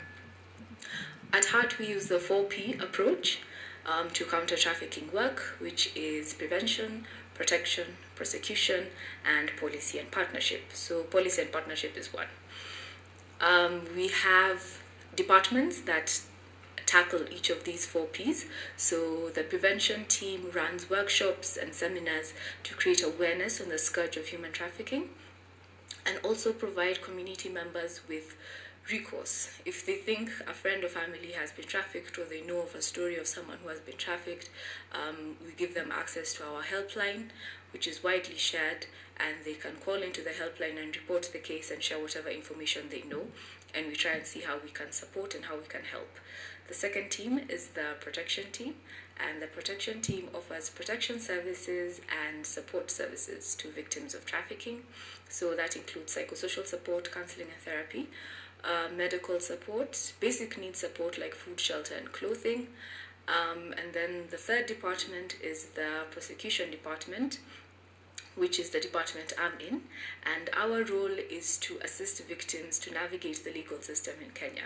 So we support them if they want to go through and participate in the trial, or if they don't want to go through and participate in the trial, that's also their right. So we tell them their options, give them legal advice, and support them in whatever decision they decide to make.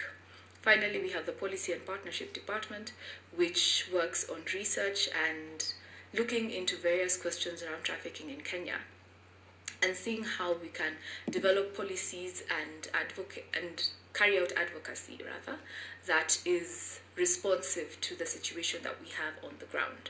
So with that short introduction to HEART and what we do, I'd like to just jump in really quickly. First, I'd like to really thank the Refugee Law Project for this opportunity to share our work with you and our challenges and our outlooks. So I'll jump right into human trafficking from a Kenyan context, which is what I've been tasked with speaking about today. So the basis of counter-trafficking work in Kenya, like everything, is our constitution, which was promulgated in 2010.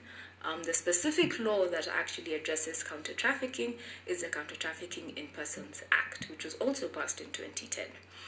And this act borrows heavily from the Palermo Protocol, which is a protocol to the United Nations Convention on Trans-Organized Crime. I've summarized the name, it has a very long name.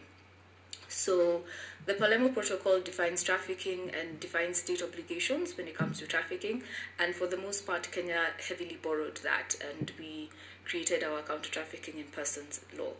That has had both good and bad consequences.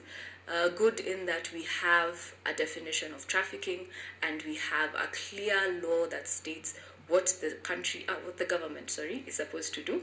and what are their obligations to victims, what are their obligations to other countries, what are their obligations in the large international community that we live in.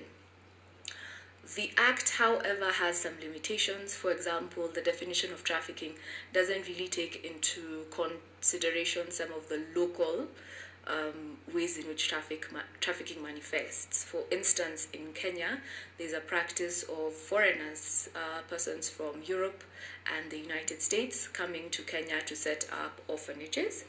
And in these orphanages, what they do is they go around to the surrounding communities and they tell them that they have this school for children or a home for children, and they're willing to take the children from these communities with the promise of giving them an education, giving them access to basic needs, and basically giving them opportunities.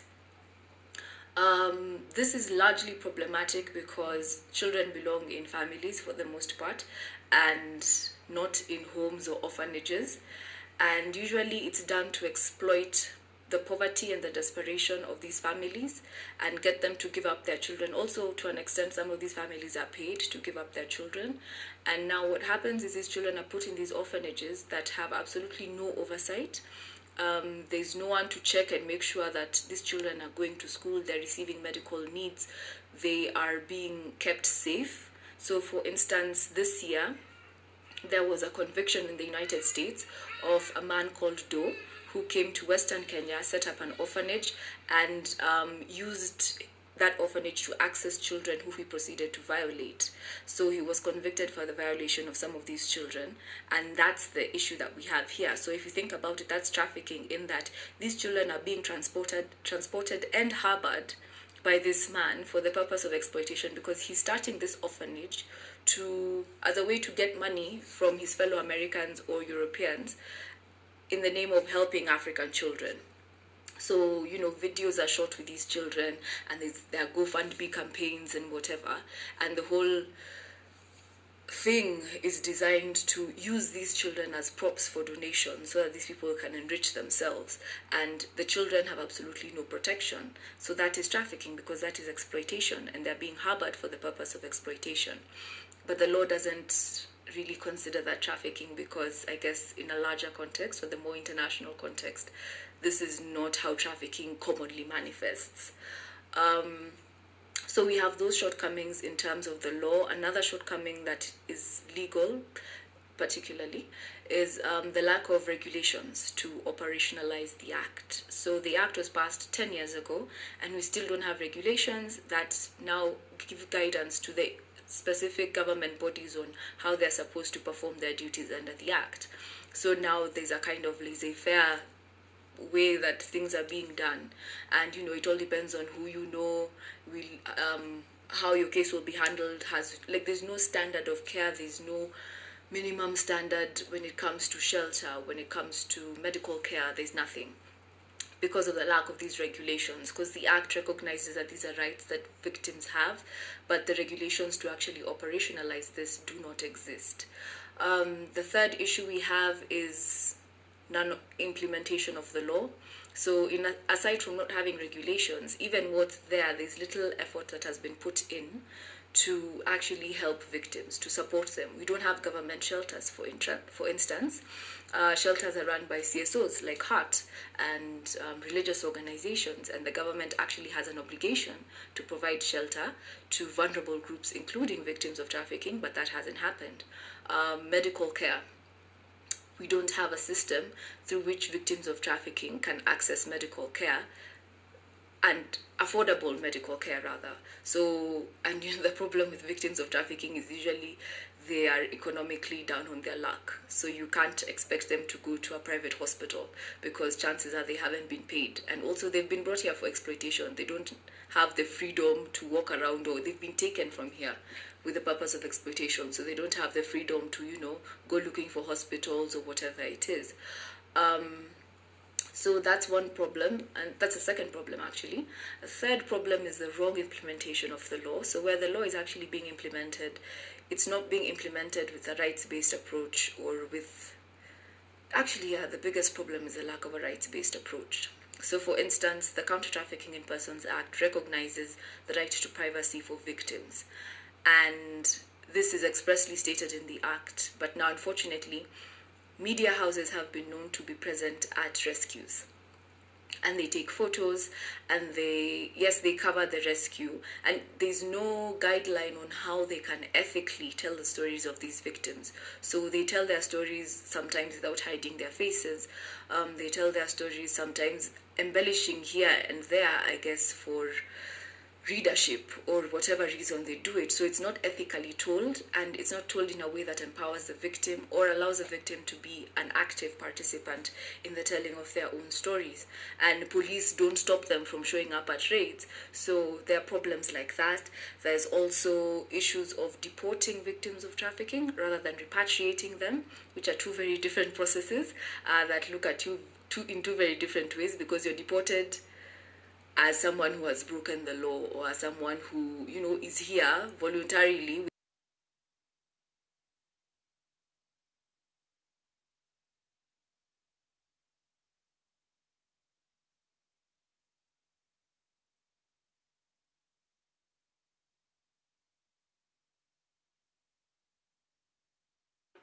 It's because it's been taken from them. So they're not actually criminals, and they should not be penalized for that. They should be assisted through that. But that doesn't happen, so you end up with deportation of victims.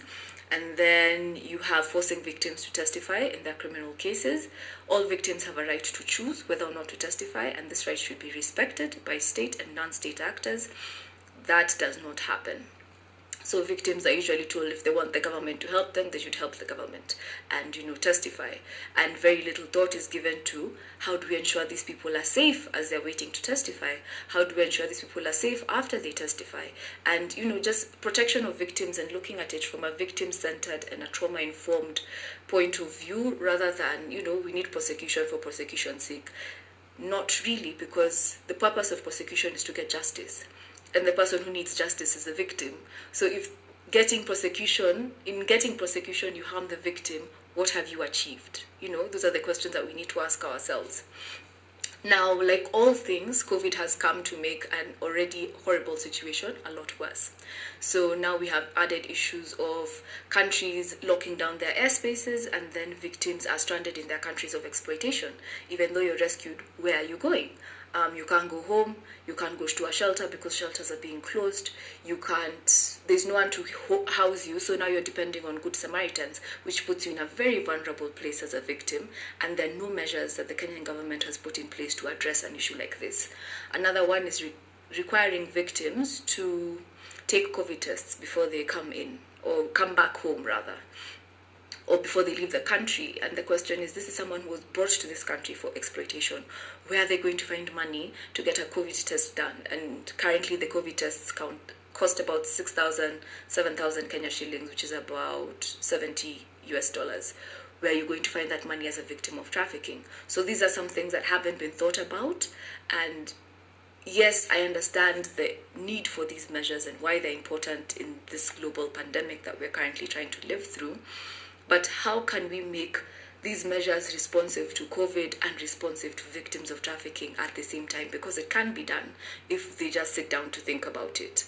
So another thing is offering victims access to services like shelter or quarantine, because now, okay, assuming a victim comes home, it's great that they're home, but their family won't take them in because their family is worried they might have COVID and they cannot afford to have it spread within the home. So where will this victim go? There are no state shelters to take in this victim. There's nowhere this victim can get safe accommodation, and that's a really big issue. So those are some of the things that we're looking at and some of the challenges that we're facing. I'm grateful to all of you for listening to my short presentation, and I hope you enjoy the rest of the seminar.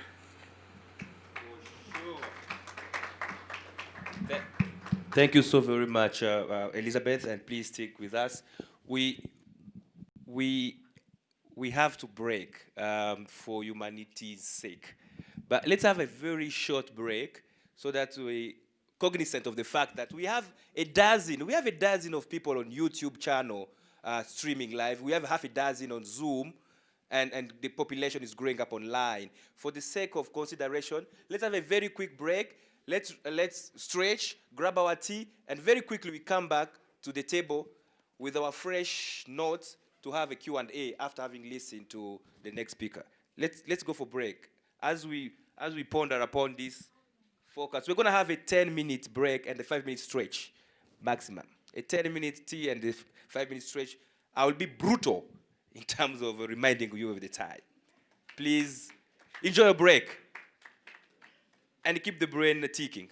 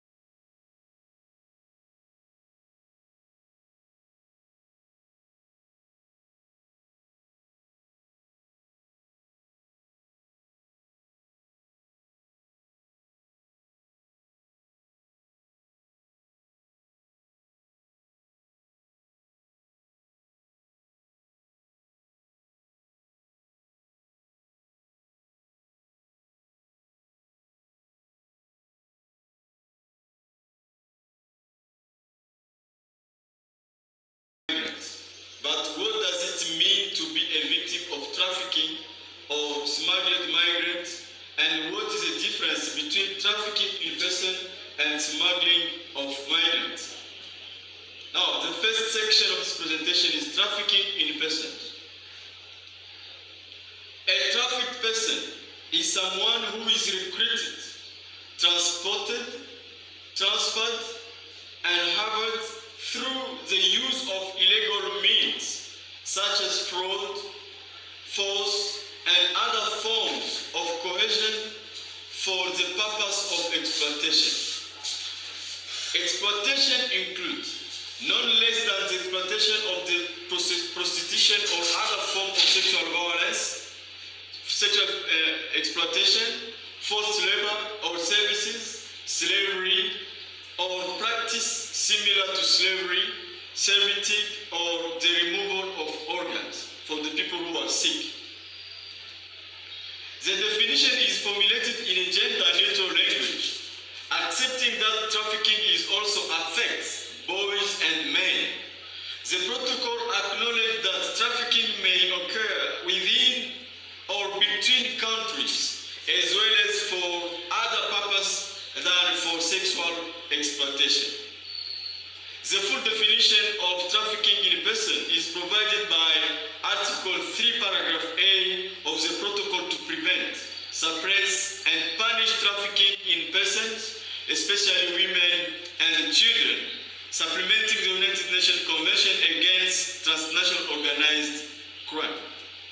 Now, from this definition, let's have a look on a different element of trafficking. It is evident that trafficking in person has three constituent elements. The first one is the act. It means we have to respond to the question, what is done?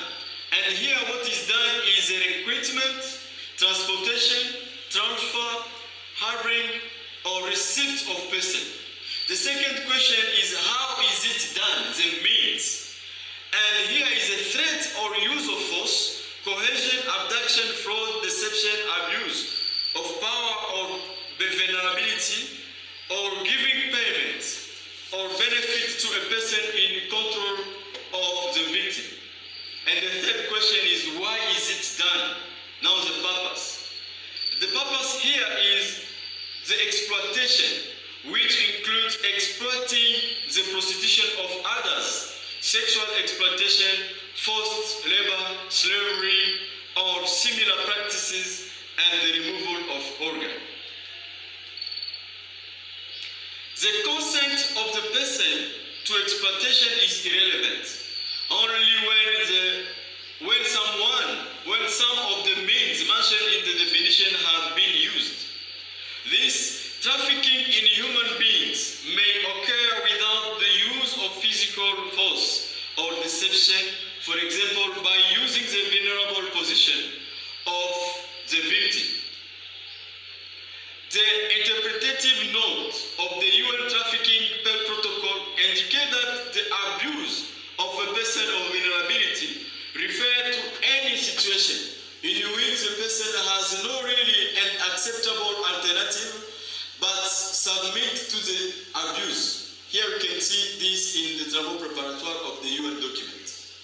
Now, what should be the mission of the UNHCR, but also the state responsibility based on this matter?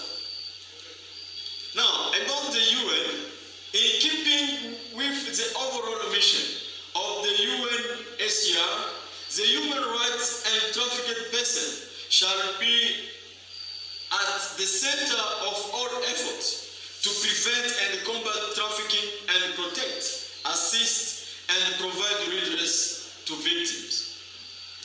The state have the responsibility under international law to act with due diligence to prevent trafficked persons.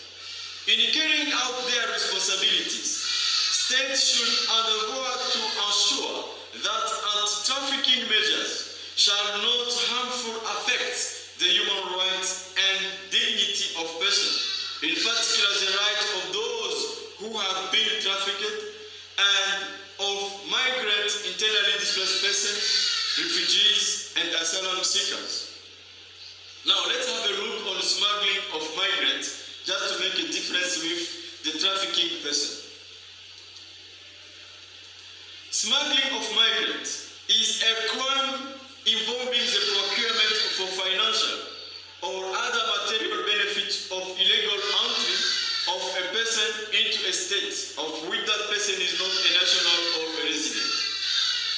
Migrant smuggling affects almost every country in the world. It undermines the integrity of countries and communities and costs thousands of people their lives every year. The UN assists states in their effort to implement the protocol against the smuggling of migrants by land, by the sea, and the air.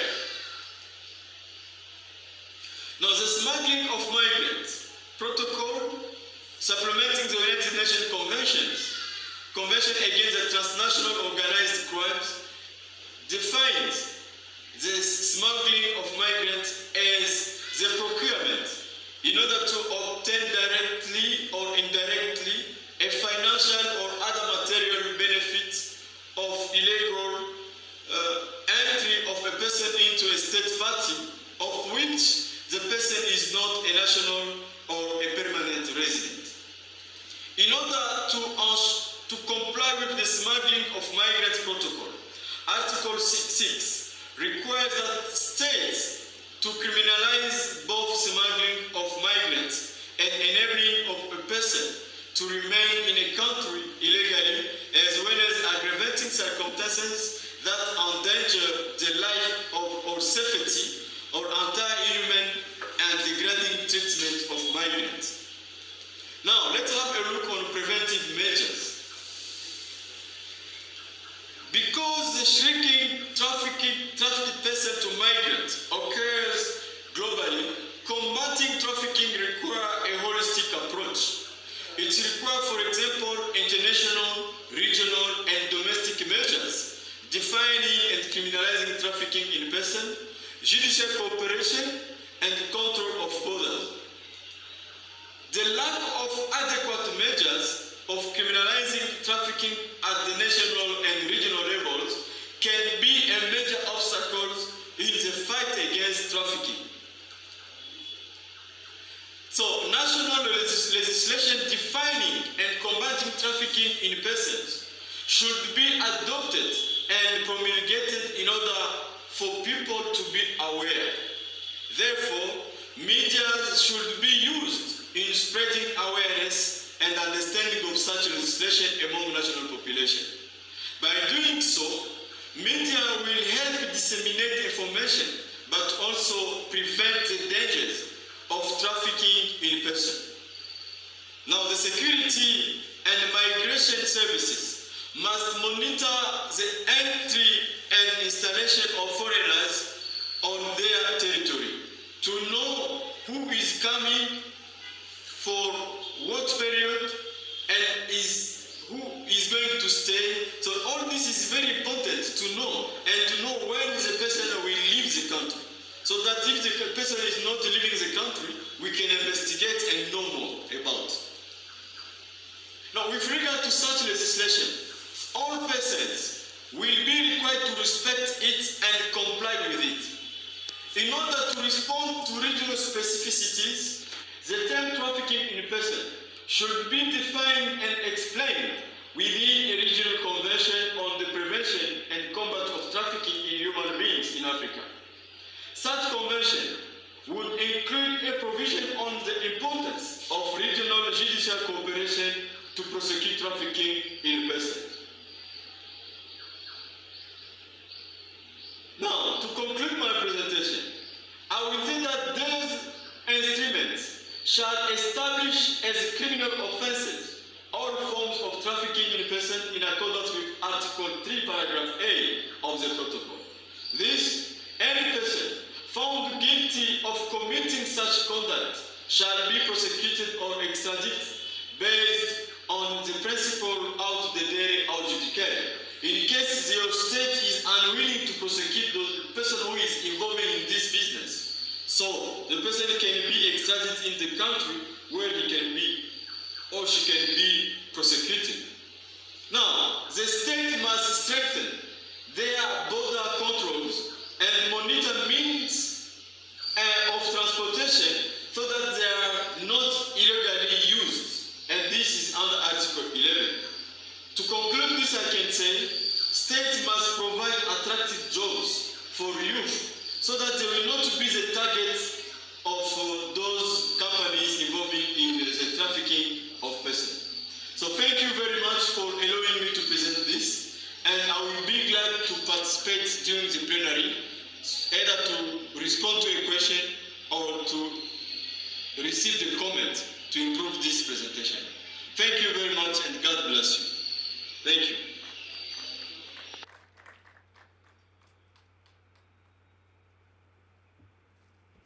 That was Philip from Goma in Eastern DRC, giving us his reading of the legal and policy framework for trafficking. And I found very striking the concluding remarks of this presentation. And as my preliminary hinge to provoke the conversation, I want us to think of this positive obligation which started from Professor Mlali's intervention. It cut through Joycelyn, and it comes to Elizabeth. But Philip names it as, what are we doing if 78% of Ugandans are below, 78% are below the age of 30? 90% of that 78% are jobless, some underemployed, many unemployed, left to whom it may concern. Why should we be shocked when they are lining up in endless queues to go to the Middle East in search for some pastures Uganda cannot provide? Why will we be shocked when we hear sophisticated traffickers to identify low-hanging fruits in God-forsaken settlement somewhere between Kiriandongo and Chiaka, some God-forsaken settlement or quasi-detention center in Yumbe and Maracha? Why should we be shocked when sophisticated criminal entrepreneurs go after these people stranded in no man's land, stranded on the streets at the roundabout of Kitgum, and tap into them for a very capitalist lucrative business called trafficking persons? And so he names it intervention to diminish prospects for vulnerability. It is right, timely, and indeed opportune that we catch up with what we missed, but which fortune has given us at this moment. We are going to listen to the keynote speaker who has been scheduled since yesterday, but for reasons very much unknown to us and only Providence can tell, the person is now available, and that is none other than Professor Laura Hammond. You will bear with me. Those who were here yesterday, that technology tried to conspire against us. Technology conspired against us to listen to her. But I think this is a very timely slot to listen to Professor Hammond. Hammond is speaking from a latitude of scholarly research in forced migration and gender and food security and diasporic studies. So she's going to give us another angle to look at the silos, because so far we've had a lot of starch, almost now filling our stomach on the tip and tip and tip. What about now the FM and FM and FM? So you can have this FM tip, forced migration, trafficking person. And so the radio station is not just an FM station, it's not just a tip station. It is also a little more complex. An anthropologist by training is capable of doing this. You'll bear with me that Professor Laura Hammond deserves a second chance, and we have to give her this slot because we cannot afford to miss her insight here. She works on food security, conflict, forced migration, and diasporas. She's famously known for her groundbreaking book. This place will be called home. I checked. The book has 1,916 citations, only registered in last year. That tells volume about those who really dying to get their proposal for PhD, their proposal for master's, the application for grant, and some thoughts about the practicum. She's also famous for having co-authored with Johan Potier, a very important name in the field, and Christopher Kramer, another important name in the field of conflict and peace in Africa. The book is co-authored by the three, titled Researching Violence in Africa, Ethical and Methodological Challenges.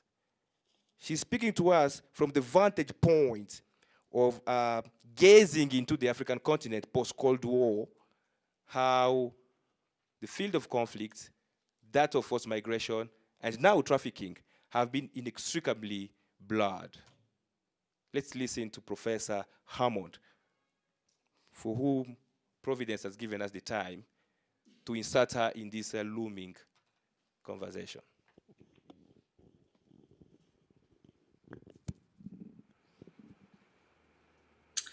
Hello, I am very happy to join you finally for this really important meeting. I'm sorry that on Monday my presentation it wasn't possible to give my presentation. I could hear some of you, but I guess you couldn't hear me. And while I was listening to the little bit of the discussion that I was able to get, it was very clear to me that it doesn't sound like you need a keynote speech from me. It sounds like your discussions are well and truly kind of kicked off, and you're dealing with really essential issues already. So rather than thinking of this as a keynote lecture, let me just present it to you as just a contribution of some thoughts that I've been having about COVID and its impact on refugee migrant populations in the region. As some of you may know, I lead a research consortium called the Research and Evidence Facility, which is funded by the European Union, and we work throughout the IGAD region plus Tanzania. And one of the things that we've been looking at a lot in the last 6 months has been the impact of the COVID pandemic on the lives of refugees, internally displaced people, and migrant populations. And we've written a little bit about that. We have a paper on our website that talks about a sort of regional perspective, what that looks like. We benefited from the contributions of our colleague in Kampala, Kalyongo Ronald Seba, who's really provided some really interesting and useful comments on what's happening in Uganda, and we'll be continuing to follow that in the months going forward. But what I wanted to comment on in this brief remarks is just to make 3 points. The first is that this health challenge is a public health challenge. COVID-19 really is presenting a major test of the Global Refugee Compact and the Comprehensive Refugee Response Framework, not just in Uganda, but throughout the world, in fact. And it's really very timely that we consider what are the impacts in terms of health policy, national development policy, and our plans and efforts to promote inclusion of refugee and displaced populations, to think about the health challenges that are presented by COVID-19. So not just because of the pandemic itself, but because it's an entry point to thinking about the ways in which migrant, refugee, displaced populations have access to healthcare, the extent to which they're included in national thinking about providing for public health. It's a useful, in some sense, a useful vehicle, despite the fact that it has all sorts of other tragic manifestations and implications. So in the last year, the Research and Evidence Facility, we've been working on a big piece of work which considered the ways in which the IGAD's leadership with regard to the implementation of the Comprehensive Refugee Response Frameworks in several different countries was playing out. And Uganda was one of those countries. And we were considering in particular education and livelihoods. And obviously, because those are the areas that there's been the most progress, where there are regional commitments from the Djibouti Declaration on Refugee Education, as well as the Kampala Declaration on Jobs and Livelihoods. And so we could really see that there was some quite strong progress going on within the region in these two areas, particularly in the form of creating national action plans, in some cases creating legislation that would promote a kind of regional approach and a very inclusive approach towards education and jobs and livelihoods. And of course, you know, it still had only been when we first presented our work back at the beginning of this year. One of the things that we found was that although there had been a lot of policy groundwork put in place, there was a little bit less to see in terms of the actual implementation of that policy regulation environment. And that's to be expected. It's now in the process, hopefully, of being rolled out. But one of the other things that we really focused on in our recommendations was to say the next big area that needs to be an area of focus is on health. And that was prior to the COVID-19 pandemic taking root throughout the world. It was already a pressing priority. And then since March, since the beginning of reported cases of COVID-19 in the region, it's just become even more pressing and more urgent to look at. And I think in some ways, the extent to which countries like Uganda and other countries in the region are able to provide effective and inclusive policies that reach out to displaced populations, to the extent that they're able to do that is really a test of the CRRF process and of the Global Refugee Compact itself. Not to say nothing of the Sustainable Development Goals. One can't talk about being fully inclusive or leaving no one behind if these large populations are not given adequate and equal access to the same kinds of both preventive healthcare and as well curative healthcare as other members of the population. So that was my first point. The second point is that beyond this being a public health emergency, it is also an economic emergency. And I'm sure you've already talked about this. Again, I don't feel like my address is really probably sparking too many new ideas for you. I think you probably already thought about many of these things, and you probably talked about them all yesterday as well. But just to kind of maybe focus attention on a few key messages, this idea that environment, that economic costs, the economic impacts of the COVID-19 pandemic throughout, not just Uganda, not just the region, but the world more generally, the economic costs at least are as great as, and in some cases maybe greater than, the public health costs and impact. For sure, they will be felt by the society at large for a longer period of time. We've already seen places where, for instance, international demand for cash crops has been dwindling as a result of the lockdowns in Europe and in North America, having an impact on suppliers in Africa who, for instance, produce vegetables or cut flowers or tea or whatever else it is. And in some cases, there's been a loss of employment, which has nothing to do with the actual transmission of the illness within the country we're talking about, but actually is about the economic impact caused by the disruption of those value chains that so many workers depend on. And many of those workers, of course, are themselves migrants or, in fact, displaced people who are seeking to support themselves and their families through this kind of employment. So that's a really important element of it. Other ways in which we can think about the economic impacts of the crisis can be seen or made manifest through the extent to which people are actually able to engage in protective practices to avoid contracting COVID-19. So I've been involved with a group of NGOs in Somalia, for instance, called the Nexus Group. And they've been doing a very large study looking at the transmission of COVID within Somalia. And that report is about to be released, so I won't say too much about it until it is made public. But one of the things we did find was that people who have extreme concerns about their own economic well-being are worried about where today's food or tomorrow's food or the coming week's food is going to come from, really don't feel able to take the kinds of steps at social distancing, at social isolation that might be required from a public health point of view to prevent and to stop the spread of the illness.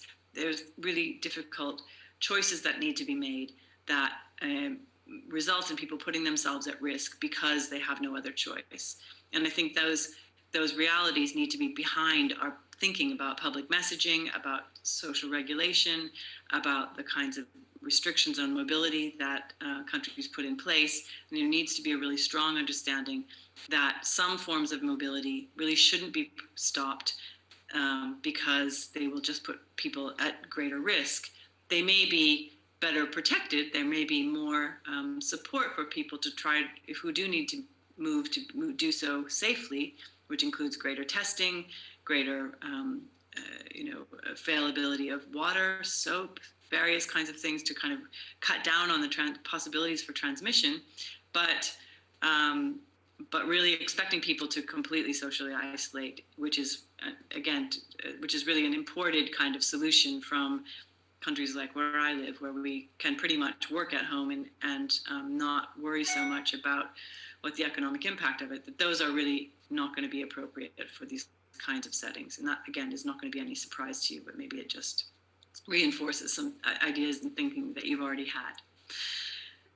My final point is that I am concerned by reports that come from throughout the region at the attempts to limit mobility of mobile populations, whether they're displaced or migrants or labor migrants or whoever they may be, partly because they disrupt people's livelihoods, but also because there is a really dangerous form of scapegoating that goes on, whereby those who are on the move come to be seen as being dangerous themselves, when in fact it is not themselves as people, or even the fact that they move that is dangerous, but it's the fact that they move without adequate protection that places themselves and other people potentially at risk.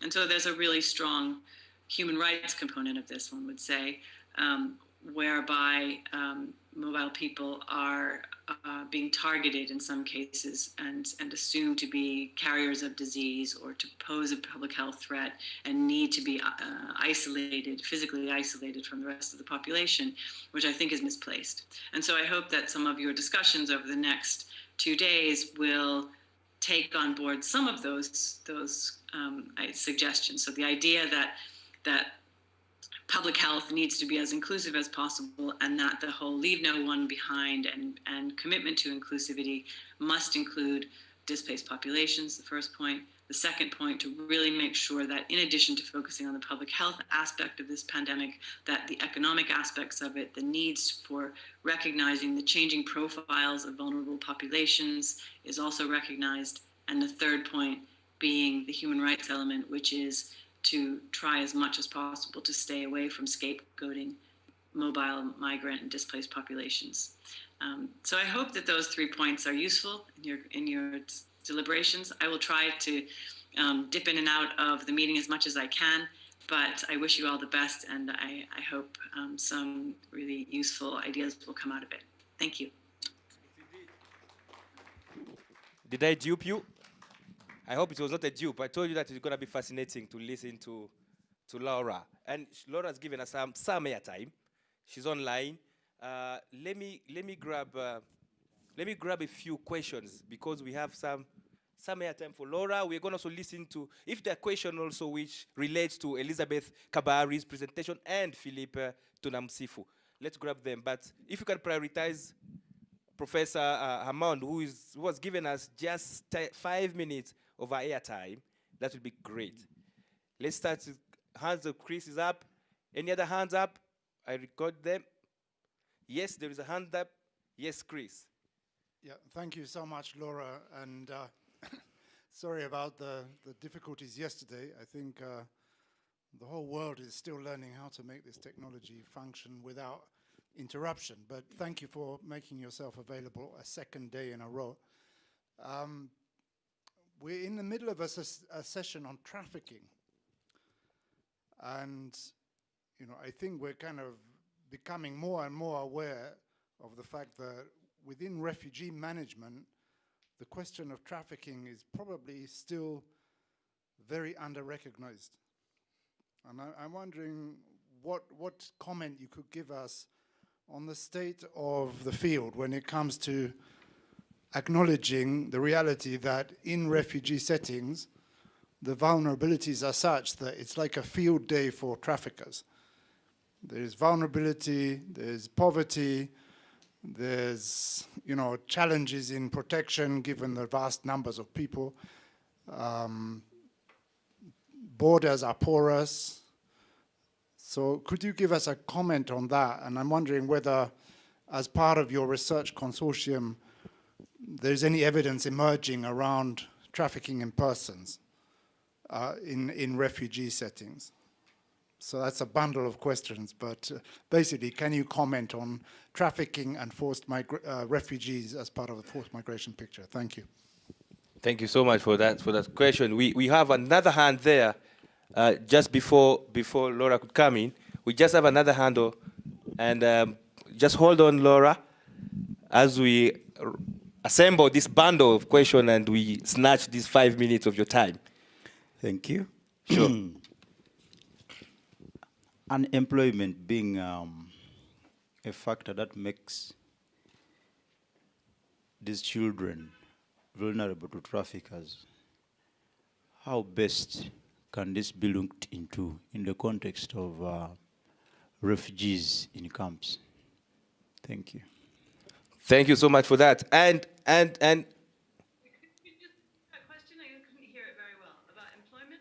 unemployment of children and youths being one of the driving factors for them being trafficked, making them vulnerable. How best can this be tackled in the context of settlements where these refugees are living?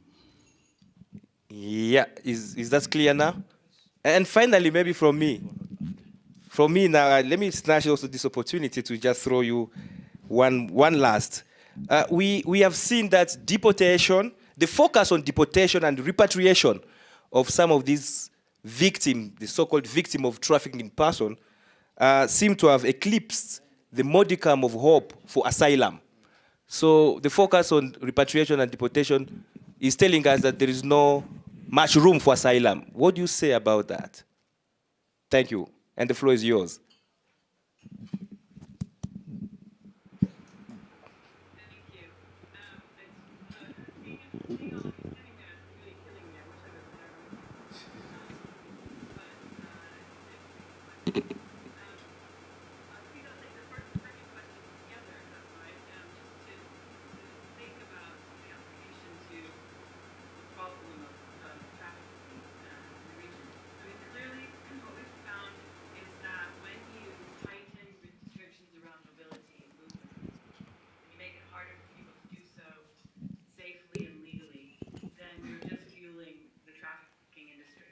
Because people, as I said, have a need to move, and they're being told that they're not allowed to move is not going to stop them in many cases, because the economic need or the social need to move is so great.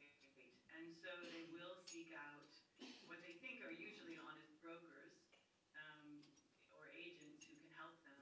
Sometimes that is a smuggling arrangement where they've purchased the services of someone to help them move from point A to point B.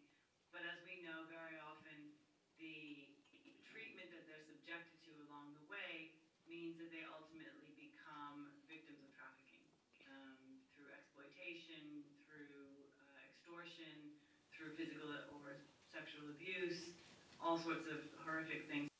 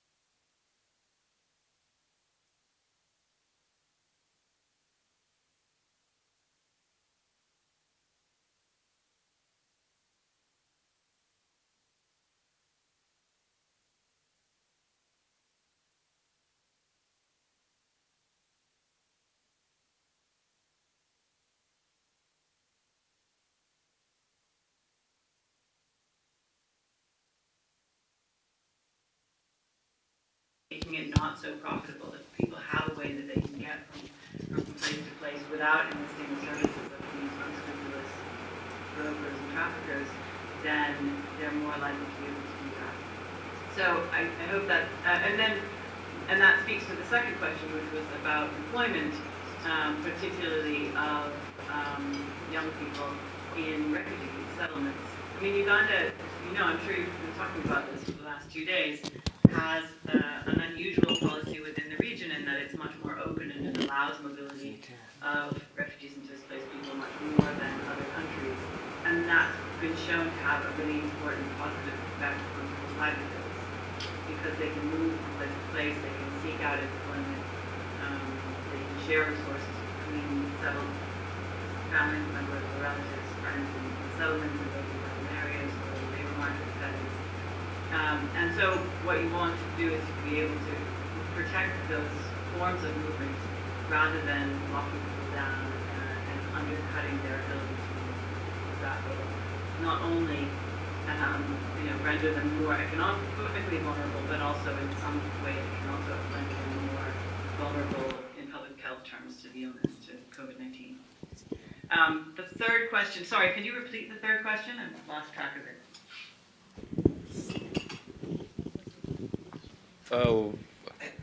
Yes, I was asking about the focus on repatriation and deportation of victims of trafficking person as a focus that eclipses the chance for asylum.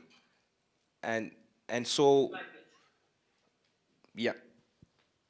Yeah, no, exactly. So I think really important point that this kind of increased focus on return.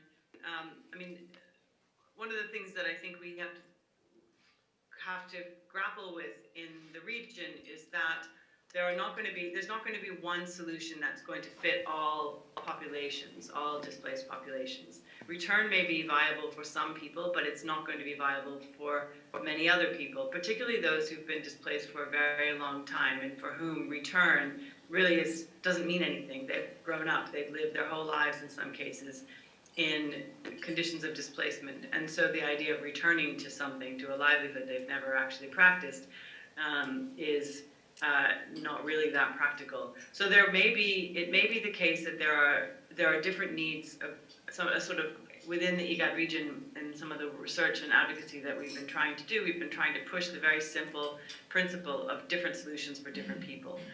And really contained within that is the very important kind of principle which you point to, which is the sacredness, in a way, of the right to asylum, the right to claim asylum when you need it. So there has to be that continued protection of the right to asylum. Of course, there will need to always be ways of facilitating the return for people who want and need to go home or go back to their countries of origin. But at the same time, there need to be other solutions for people for whom return is not possible. And maybe that's because they need continued asylum protection, or maybe it's because of the issues I was talking about, that in a sense they are children of products of, in a sense, displacement, and local integration, or indeed resettlement is more appropriate for them. We live in hope this week that with the political changes in the US, there will be some, probably modest, but there will be some increased opportunities for resettlement. So that should still stay on the table, I think. I hope that answers your question. Thank you. Thank you, it does. And we are sharing the same hope with modesty that maybe some boxes will be opened up and we shall have new ways of dealing with these challenges as we increasingly appreciate the nexus between those yesterday's asylum seekers transform into trafficked people in the journey and becoming now migrants, and how the vocabulary in the labeling changes their ways in which we can respond to their vulnerabilities. We very much appreciate Laura for your time. And is there any other question in the room? Burning one. Do you have any burning question? Yes, there is a hand up. There are two hands up. Yes, let's entertain those hands as we partake of the generosity of our keynote speaker. Yes. Very briefly, please. Just sharp.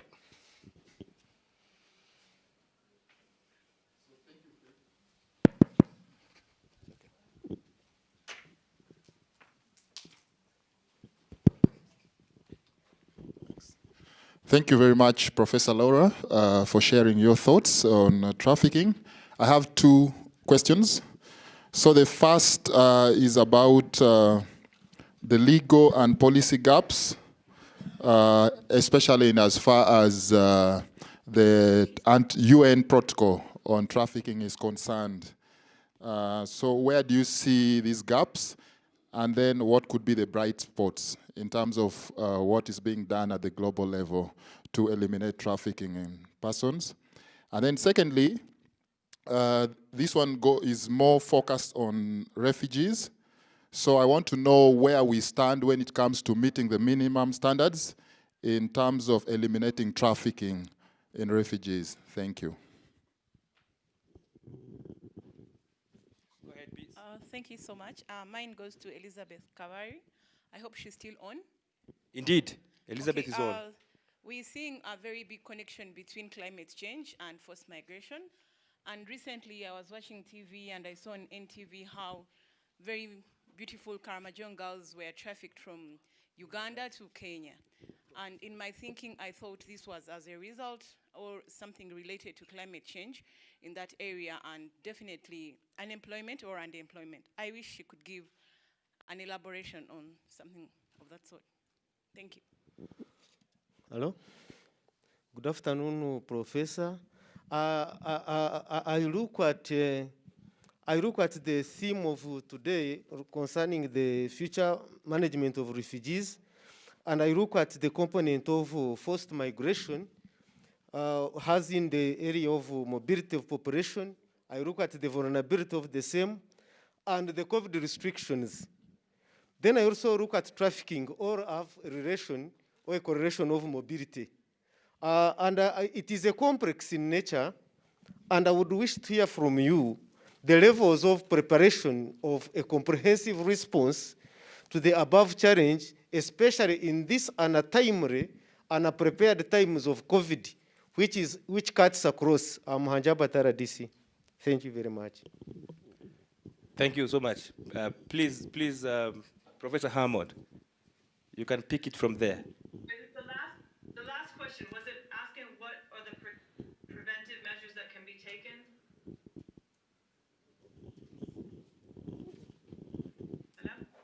Hello? Thank you very much, Professor. Could you restate the last question? I couldn't quite get what the question was. Oh, thank you very much. I'm looking at the issue of forced migration, which has in a component of mobility. And I look at the component of COVID-19 that has come unprepared for, and the vulnerability levels, especially for the trafficking of these people. Then, is there an arrangement for a comprehensive response in addressing that and a timely and a predicted issues of COVID? Thank you. Okay, thanks. Okay, so to take the first question, I think where there are gaps, I mean, there's so many gaps. There's so many ways in which response to trafficking has been inadequate and really missed the mark. And you know, you'll be familiar with this. Typically, anti-trafficking campaigns focus on trying to educate potential migrants about the dangers of the journey, of what might happen to them. We found that doesn't really have much impact on people's desire, intentions, and actual journeys. I think that the way to get at trafficking really is to attack the financial roots of the criminal networks that are in operation, and also to create, as I said before, kind of create safe and legal pathways to migration so that their services are not as required. And so what tends to happen is with anti-trafficking efforts is that either they lack the will of all the different parties involved, so it has to be governments involved in the country of origin, countries involved along the journey, along the transit routes and in the areas of destination, law enforcement officials from all of those different countries working together. But as well, there has to be a zero tolerance kind of attitude among the society at large, I think, in order for that to happen. And I was talking to some people who were trying to get involved in helping to improve the safety of domestic workers from the Horn who are moving into Gulf countries, for instance. And their focus, yet again, was on educating women about the potential dangers. Women know what the potential dangers are, and they're willing to take those risks because they see that not everyone falls afoul of the trafficking industry. Some people make it, and they see that families around them are receiving funds from women who've gone before them, and so they'll take those chances. And the second question around climate change, does point to the fact that with increasingly increasingly impoverished families, there is a real need to get income, and so people will send their daughters, their sons, whoever, to try to make things work, hoping that they won't become victims to the trafficking industry. So I think that the main gap is a gap of cooperation and a gap of working together. It's also about information sharing, not so much on the part of educating would-be migrants, but it's on the part of sharing information about how do these criminal networks function, what is their source of finance, and who are their web of connections that cross over different international borders. And I think if we had a better picture of those kinds of dynamics and a better commitment to actually stopping them in their tracks, then we would really make a big difference. The question around what are effective ways of responding to the COVID kind of threat in displaced populations goes back to the first point I made in my recorded remarks, which was about inclusivity and about really taking very serious the commitment to leave no one behind, which means providing the same level of healthcare that you would provide in the local population as you provide in the refugee setting. Making sure that people have access to testing, they have access to adequate protective measures, whether it's face masks or water, soap, these kinds of things. A lot of people lack really basic kinds of good gear to protect themselves. There is also a public education information component to that type of work, which means that having people really understand the ways in which, for instance, at the beginning of the pandemic, throughout most of the world, very few of us wore masks because we didn't know, there wasn't a lot of science that showed that it was that effective. Now there is more science that shows that it's effective, and I think that the rates, armed with that knowledge, people are much more willing, and I see many of you in the room wearing masks. You're much more willing to take those steps because you know that they're useful. So that kind of work needs to continue to go on, but you can't just educate people and yet not give them the basic kind of basic resources they need in order to protect themselves. So that's about protection, but also one needs to understand that the rules for protection have to have the starting point of understanding the economic realities that people are living through and the fact that they will need to move, they will need to not isolate themselves, that social distancing is not possible in many of these settings. So we have to think about what else can you do and what else can we do to provide effective care. Some care, for the severe cases, there needs to be the same kind of care available to displaced people as there are in other settings. And now this week, again, to kind of take this into the most timely news, yesterday we heard that there's a possibility of a vaccine. That vaccine has to be rolled out to all people throughout the world. It can't just be to the world's wealthy, to the lucky few. It has to be to everyone, and that includes displaced populations. So it's really important that those vaccines are made available and made affordable so that everyone can benefit from them. Because I think it was the UN Secretary General who said this is a global pandemic, and if you think that it's just about one country or another country or one region or another region, then you'll find that it will continue to come back and hit you again and again and again. It's a global problem. It's all of our problems.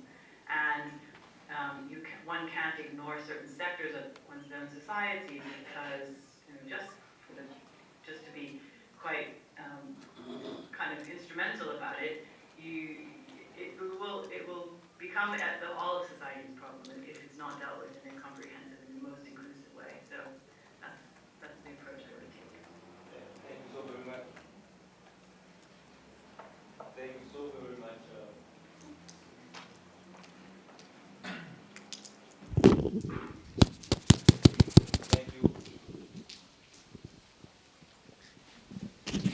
Yes, let me thank you enough. I can't thank you enough, indeed, for lending us your intellectual resources to this conference, and also for pointing to some very important routes for our next engagement and our next orientation for research and for activism as well as we grapple with these challenges. We are not going to indulge more in your generosity of time. Please stick with us online if your schedule allows, and we will appreciate giving more feedback as the day goes along. We take note of the fact that some serious hard choices are being made by already vulnerable people as COVID adds insults to the injury.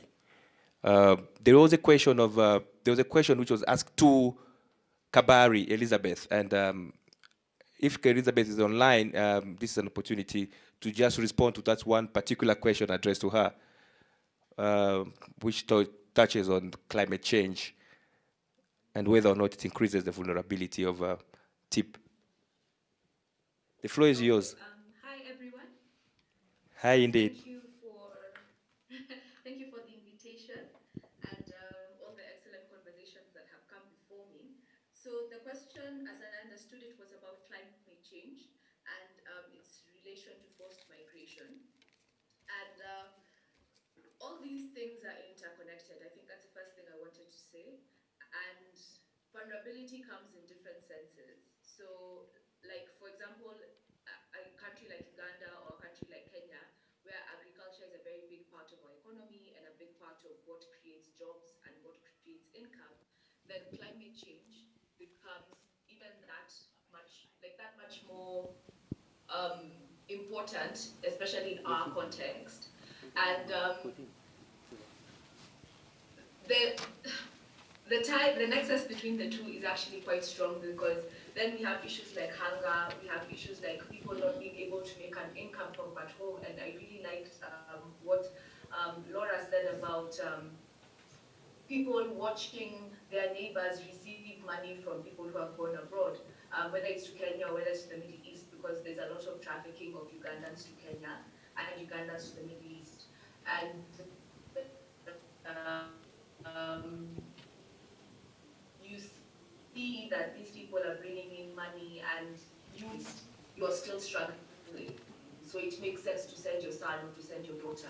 And I think this goes back to state obligations for me, because it becomes an issue of people are being forced into these corners because they are being forced to deal with issues that the state is supposed to deal with. So climate change, personal problem. It's a national problem. It's an international problem. So it goes back to what agreements are our nations signing when it comes to climate change? What are they agreeing to? What are they committing to? Are we holding them accountable? And small things like voting them out if they don't deliver. So because we can only tackle climate change as a whole country. Yes, one person can make significant strides, but it's what Kenyans would call a haba principle. A little here, a little there, a little from everybody, and that's what makes the change. So this, for me, just goes back to state responsibilities. What are our governments doing to ensure that they are mitigating the effects of climate change? We have, especially we've seen it a lot in COVID with countries like Japan, for instance. They saw that COVID was affecting the restaurant industry, and so there were two issues. One, people needed money, and two, the restaurant industry was floundering. So the government gave money to Japanese citizens, who in turn decided to spend their money in restaurants, taking takeout and whatever, so as to keep the restaurants afloat. So it's something similar to that. what can the government do to assist climate change? Because in assisting climate change, then you stop forced migration. And it's a cycle. So the government needs to come in and break that and give assistance to people so that we're not lacking basic needs and being forced to make difficult decisions. Because as Laura said, which is something I totally identify with, it's not that people don't know the risk involved in traveling to the Middle East or traveling to Kenya. It's not that they don't know that trafficking is a possibility. It's that their current reality has pushed them into a corner where they are willing to take this risk. Because you have children who are depending on you, you have siblings, you have parents who are depending on you, and therefore you're willing to take this risk for the possibility that it might pay out. And that is a position that citizens should not be in.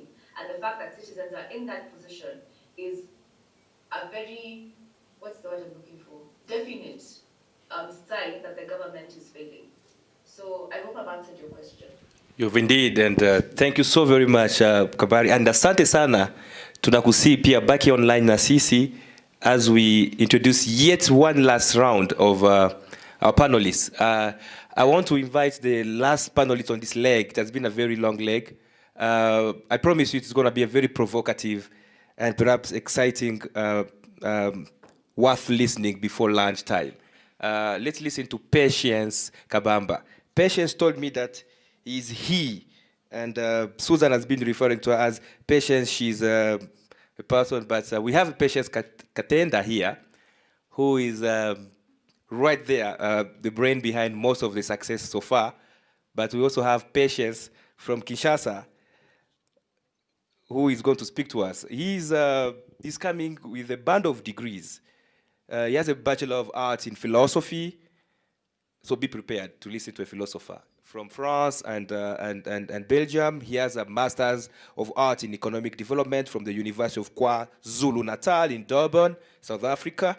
He capped up his education with a PhD in Cultural Anthropology from Columbia, New York, in the US. He has taught in many European and North American universities as a postdoc, as a research fellow, as a visiting fellow, and now he's a professor of anthropology in the National Pedagogic University of Kinshasa in the DRC. He was a consultant on local structures of accountabilities with the World Bank and is currently consulting with a very international international agency for developments called Tetra Tech, which is based in Burlington in the US. Focusing on the preservation of tropical forests and biodiversities. With that, he's going to speak to us, though, from a vantage point of an ethnographic fieldwork, which was done about emerging social formations in the wake of state disintegration in war-torn Africa. He's done fieldwork in Eastern DRC, in Rwanda, in Burundi, and in Uganda. His theoretical interests focus on the ethnicity, is a Marxist thinker and Hegelian interpreter.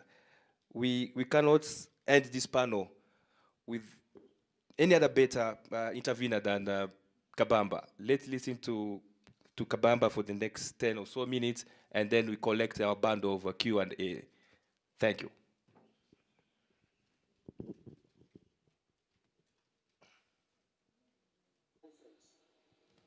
Future of Refugee Management in Africa's Great Lakes region.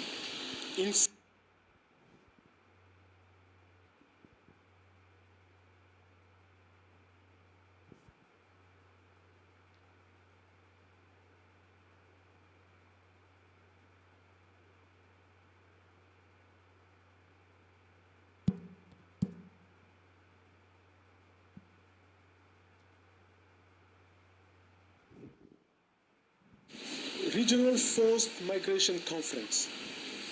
Future of Refugee Management in Africa's Great Lakes region. Insights on Human Trafficking and Forced Migration by Dr. Kabamba. As anthropologist and philosopher, I went into anthropology through philosophy.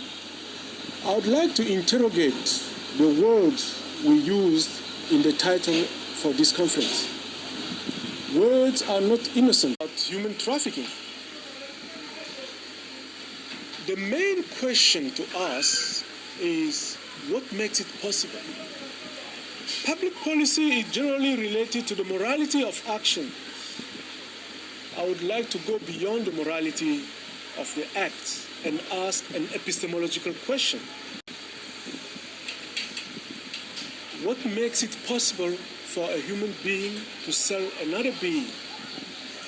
Slavery was possible only because the slave was not considered as full human being as the master was. In chattel slavery of 16th century in Africa, the slave was part of the market. He was objectified, reified, like a commodity, like a merchandise. Human trafficking is made possible by profit. There are men and women whose eyes shine with infinite desire. The old mole of true infinite desire has not ceased to wander, to be crushed, to always resist, to protest, to hide, to always reappear. The old underground mole of infinite desire for pleasure and jouissance is still there. It is the desire deep in us, the erotic relations to the reality of history. The old mold always comes back. It will never give up. Thank you very much.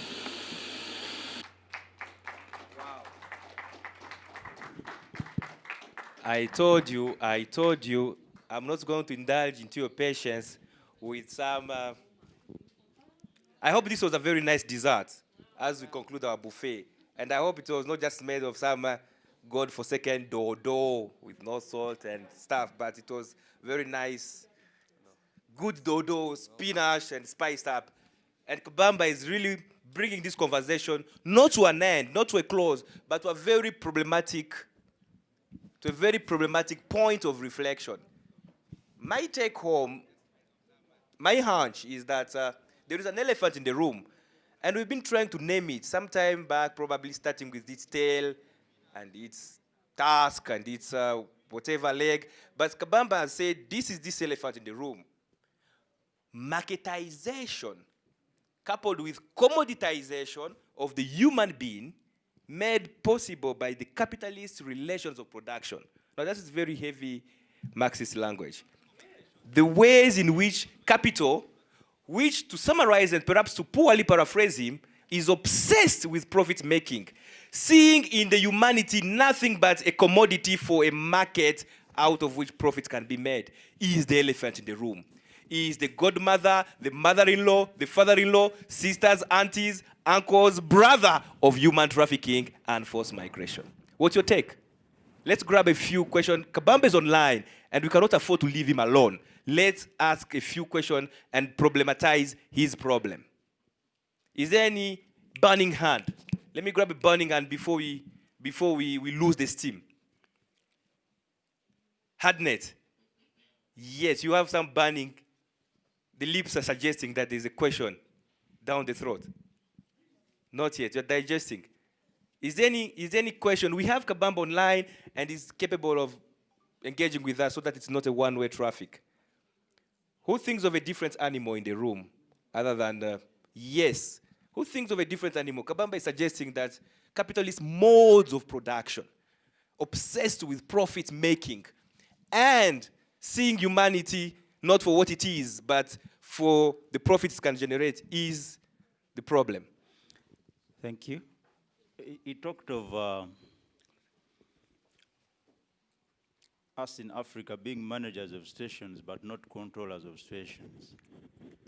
And he talked of weapons of war that are forcing persons to move. And for that reason, just to add on what you've said, humans have been turned into commodities. How best can development agencies and governments reverse this situation?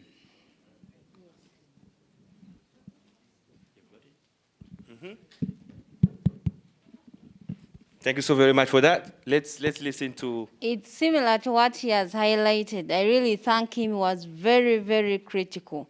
These are the realities of life, and while you look at situations in our own country, you'll see that a number of institutions trafficking people are being given licenses by the state. So we are in a dilemma and in a very difficult situation to really see how do we help the poor youth who are struggling to get jobs. People are struggling to see who is speaking. So how do we really help these individuals?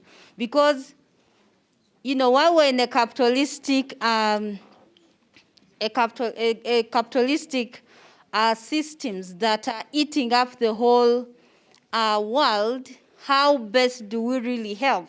Because they'll give us the money. After giving us the money, we are healing wounds, or we are managing those cases that they have already damaged. Like he asked, how best do we really help? It's very difficult, but we will continue living with these challenges.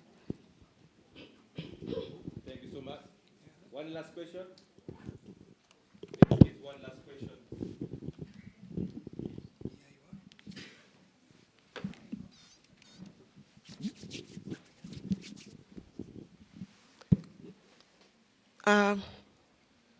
Dr. Kabamba, I take this opportunity to thank you so much for your very good presentation.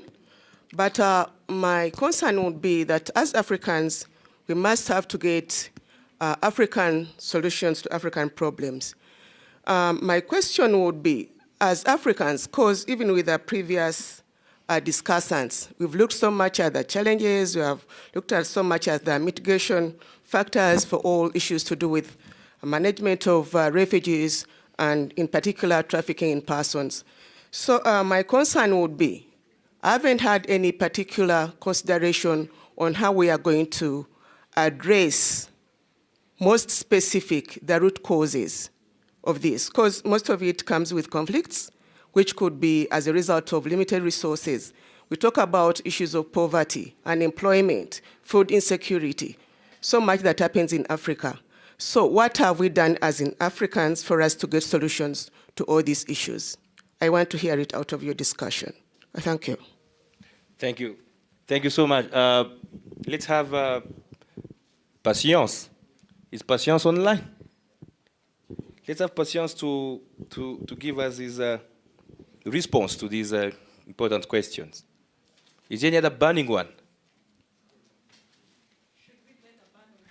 Please, on the mic. Yes, I am. Can you hear me? Oh, great. Hello, can you hear me? Yes, we can. Yes, we can. Oh, okay. Thank you very much for the invitation. As David said, I wanted to problematize the question. I mean, it's not an easy one, as you can see.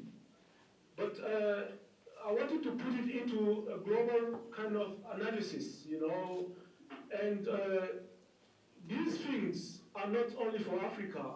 I lived in Atlanta. I mean, when I was teaching at Emory University, I saw people living on the streets, many African Americans living on the streets. So, and this is the most powerful country in the world. So, I mean that this capitalism is not only for Africa, it's all over the world. The distance actually between those who have and those who don't have is widening. The rich are becoming richer and richer, and fewer and fewer, and the poor are becoming poorer and in a big number. This is what we can observe all. And the question I wanted us to ask, say, okay, these migrations, these forced migrations are bad. Okay, that's not the question. My question is what makes it possible? And so we can go a little bit deeper. Is the wars. Of course, everywhere people are, there are wars. Wars came since people are people. But no, it came when they start discovering that we can exchange, we can get money since the Neolithic Revolution, if you can go far back in the past. But the thing is that our own organization in Africa, somebody talked about the state. let's question ourselves. What is a state for us? What does it mean? What is a state? A state, as an anthropologist, I would define it as a form of social relations. And social relations are flexible. It means that the state can change if it doesn't respond to people's will. We have adopted a sort of Westphalian static state. This is what should the state be. No, we are social beings. We are not state beings. State is a form we could adapt. So if the type of state we have cannot challenge this forced migration, human trafficking, we need to question these institutions. The thing is that we have deified these type of institutions. And when they talk about the state collapse, when the state collapses, people do not collapse with the state. People are still thinking they could reorganize. So for me, we need to question fundamentally these institutions called the state. What are they for? We all think that if there's no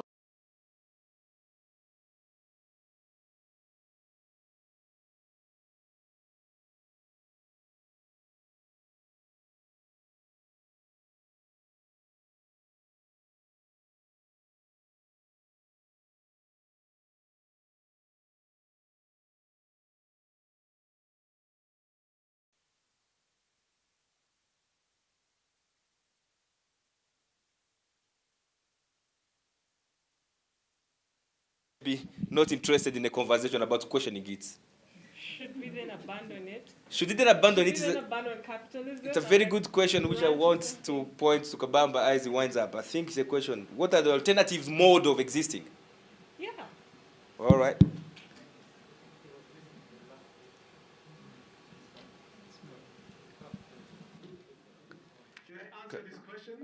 Please do. What's next? There is a question in the room. A question shared by many auditors. Yeah. What's to be done? Yes. Everybody said that there's no alternative. Everybody's like Margaret Thatcher. There's no alternative. That's what you're telling me. Not everybody is saying there's no alternative. People are, not everybody patience. We are not a Thatcher in our response. We are saying capitalism seems to be amorphous, this big rooftop on top of our heads. Is there any exit? What do you think is the way forward? Because we are up our head, we see the rooftop, which is capitalism, and we don't see any sky beyond that. Yeah. I'll give you an example. I didn't criticize the Swedish people. No, I mean, they're making a type of solidarity which is grounded on capitalism. Capitalism solidarity is a solidarity of those who have towards those who do not have. But the real human solidarity is to try to be co-responsible of our world, of our production. Because the core of capitalism is the exploitation of human beings. The machine doesn't make profits, it's human. Because if you buy the machine 1,000 shillings, it will produce 1,000 shillings. But the human being, instead of paying him 1,000, you could pay him 500. That's why they make profit on human beings. It comes back to what my South African fellow called Ubuntu. If we take a human being as a real human being, is not an object of profit, we will change the entire type of solidarity of giving money to African managers for refugees will not happen. This is not a real solidarity. Real solidarity is when we feel co-responsible of the same planet, the same world, on the same country. So how we go from one solidarity to another? So Patience, should we close shop? This is the hard question. I don't have a receipt. I don't have an So should we just close shop? Some of us who are in the thick of it, managing 1.4 million refugees in Uganda alone, as a country, and our neighbors and all that, some of whom are being trafficked, and we don't have much evidence. But one thing is key, that Uganda is hosting 1.4 million, and we have going by the title of the conference, being reduced to managers of a problem we don't even understand where it came from. Should we just close shop and say, it was nice meeting RLP, and please, RLP, close bags and we go home, and we are not going to afford to be managers. Please, Maud, forget about Chaka and Peggy. What are you doing at OPM? It's no longer OPM. And Chris, please pack a computer, Control S, save whatever is there, shut down. Is that the way forward?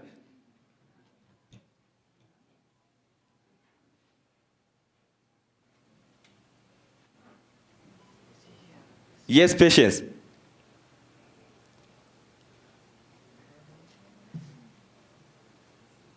Ish. Unmute. Okay, can Yeah, you hear me now? we can hear you now. Please go ahead. In my talk, I gave an answer. My last paragraph was an answer. Capitalism cannot eat, cannot swallow love. It tried, but love is the only thing which capitalism.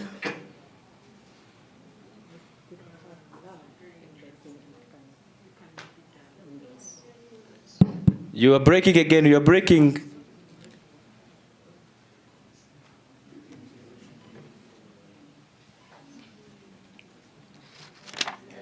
We can't hear you, Patience. We can't hear you, Patience.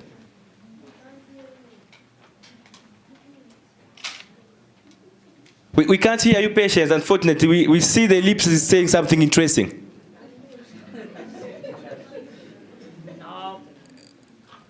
We can't hear you, Patience.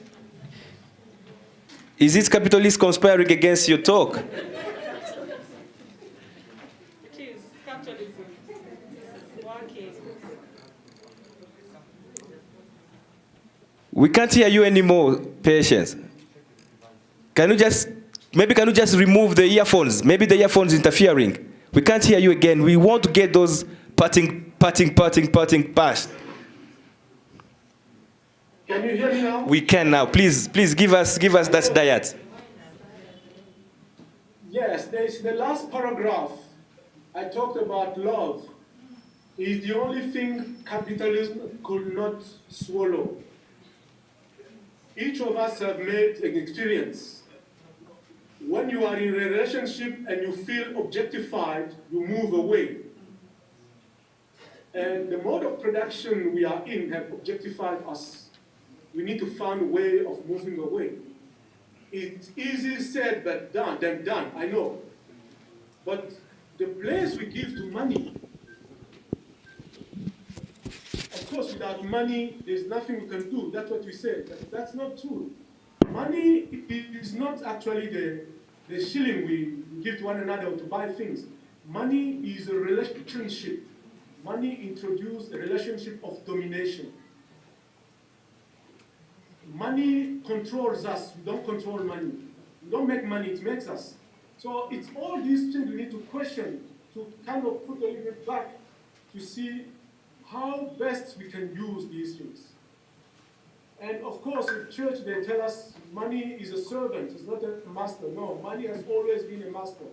The one who gives dominates. It introduced a relationship of domination. So I'm throwing these things to make us think of the core of our dependence toward this mode of production. Capitalism we were not born with us. It started with slavery. Slavery and feudalism. Feudalism and now in the 19th century with this industrial. We thank you enough, Kabamba. I think that is an important footnote that points us to a huge text. And we can go with this footnote to look for the text. Capitalism is not the one.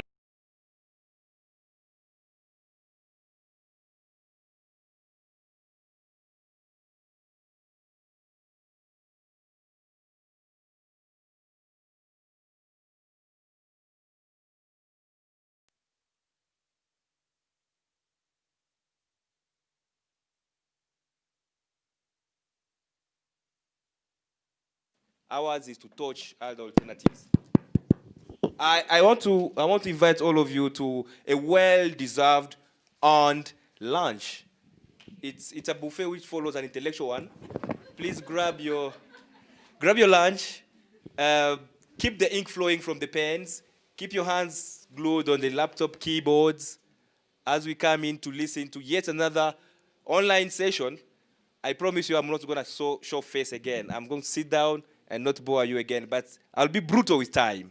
Let's come here by 2, exactly 2, all of us in the room, to give some modicum of respect to those who will be hanging online for our sake. Thank you, and have a great networking lunch.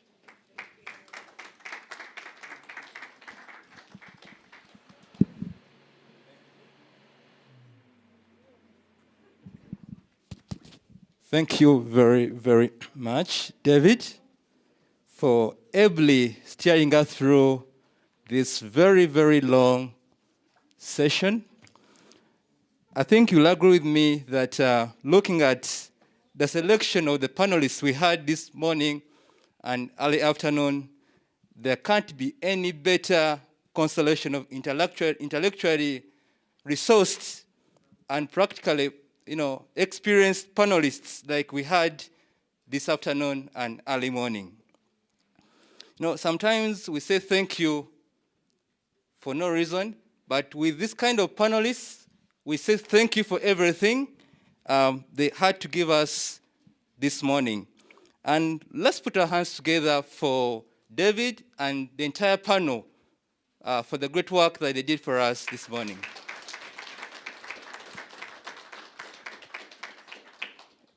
And we thank David for also managing time. We've been able to catch up with time. Aware that we added another panelist on the list that we had, but we've been able to catch up with time, and we don't want to spend any more time. Let's pick our meal coupons from Patience, who is right at the door. Patience? Not Kabamba. Katenda, Patience, and Tim, they're right there. Let's pick our meal coupons and spend the next 40 minutes having our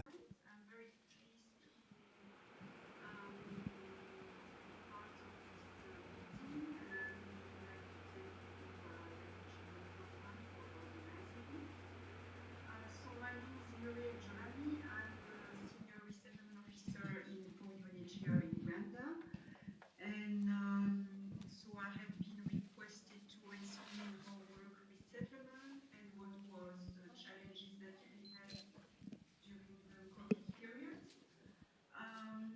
Before I actually make my presentation that we have done and that was presented in Geneva during the ATCR, which is the consultative meeting with resettlement countries and UNHCR and also NGO on resettlement. So that was how back in May, UNHCR Uganda adapted to the COVID situation. So maybe we can just introduce that presentation with this little video, and then I will continue to explain further resettlement and how we have operated in this period. Over to you, please.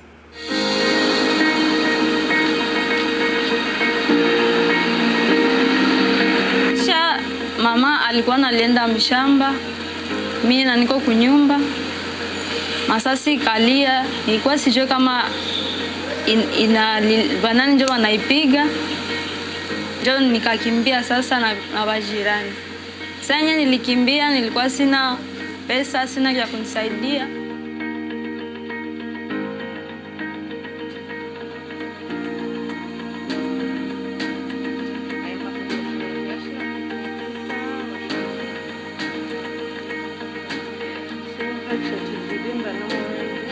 Sasa magonjwa iliacha mimi nashindwa enda kwa masomo, iliacha mimi nashindwa kufanya kazi, iliacha mimi nakuwa tu mtu wa kuwa peke yangu.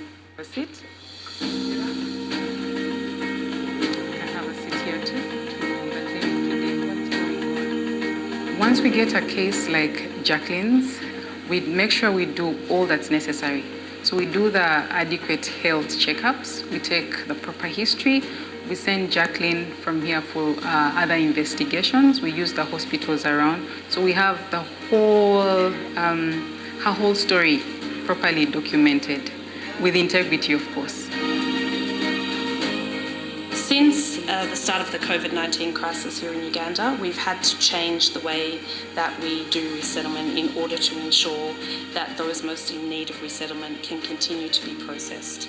What we are doing here now is that all refugees that come to our office must have their temperature checked and their hands washed as they come in. Masks also provided to refugees as they enter the premises.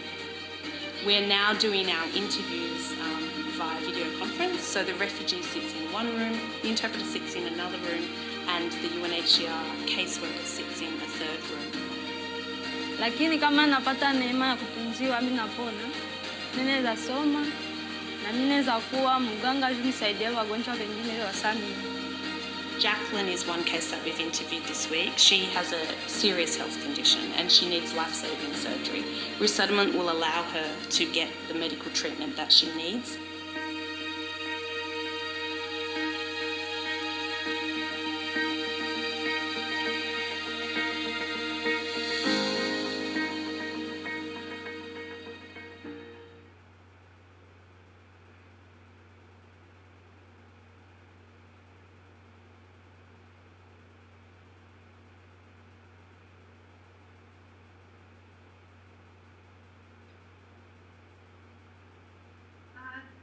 Thank you. So, voilà, yeah, I will present you now what's resettlement, and then after that we can, and how resettlement works under the COVID, and then from there we can just, after we can ask questions. So what's resettlement? Yeah, just go ahead.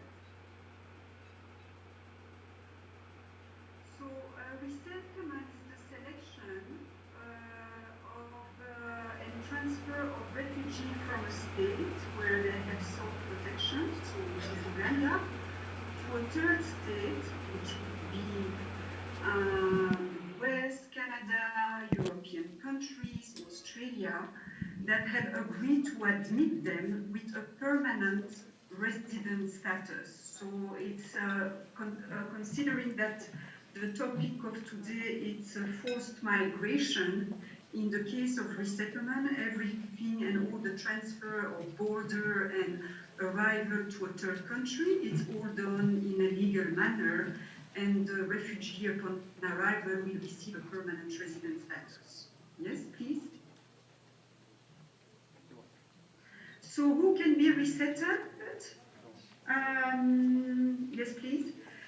So who can be resettled? Only refugees can be resettled. Refugees, meaning in the case of Uganda, will be the refugee in Uganda, regardless of nationalities. So the 1.4 million refugees in Uganda potentially can be resettled.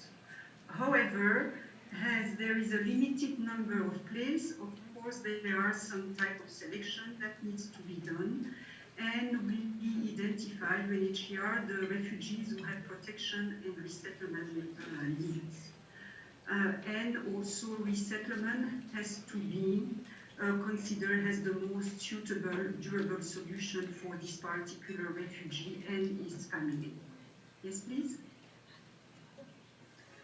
So UNHCR identified the refugee, UNHCR interviewed the refugee, UNHCR processed the refugee, but at the end of the day, the decision to accept the refugee in the third country will lay with the resettlement country. So it's not going to be UNHCR who will take the end or the overall decision or the ultimate decision. Yes, please.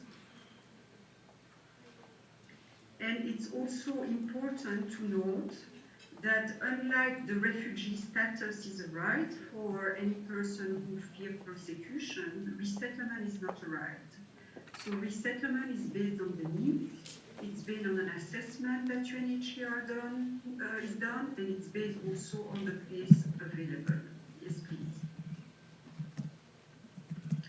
So here, there is a little, I mean, this is also totally a a portal, we have the which is public, so there's nothing which is like very secret about that. But in Uganda, over the years, I mean, the resettlement program has been quite active. In 2016, we submitted 5,478 refugees. In 2019, it went a little down, and we submitted 4,443 refugees.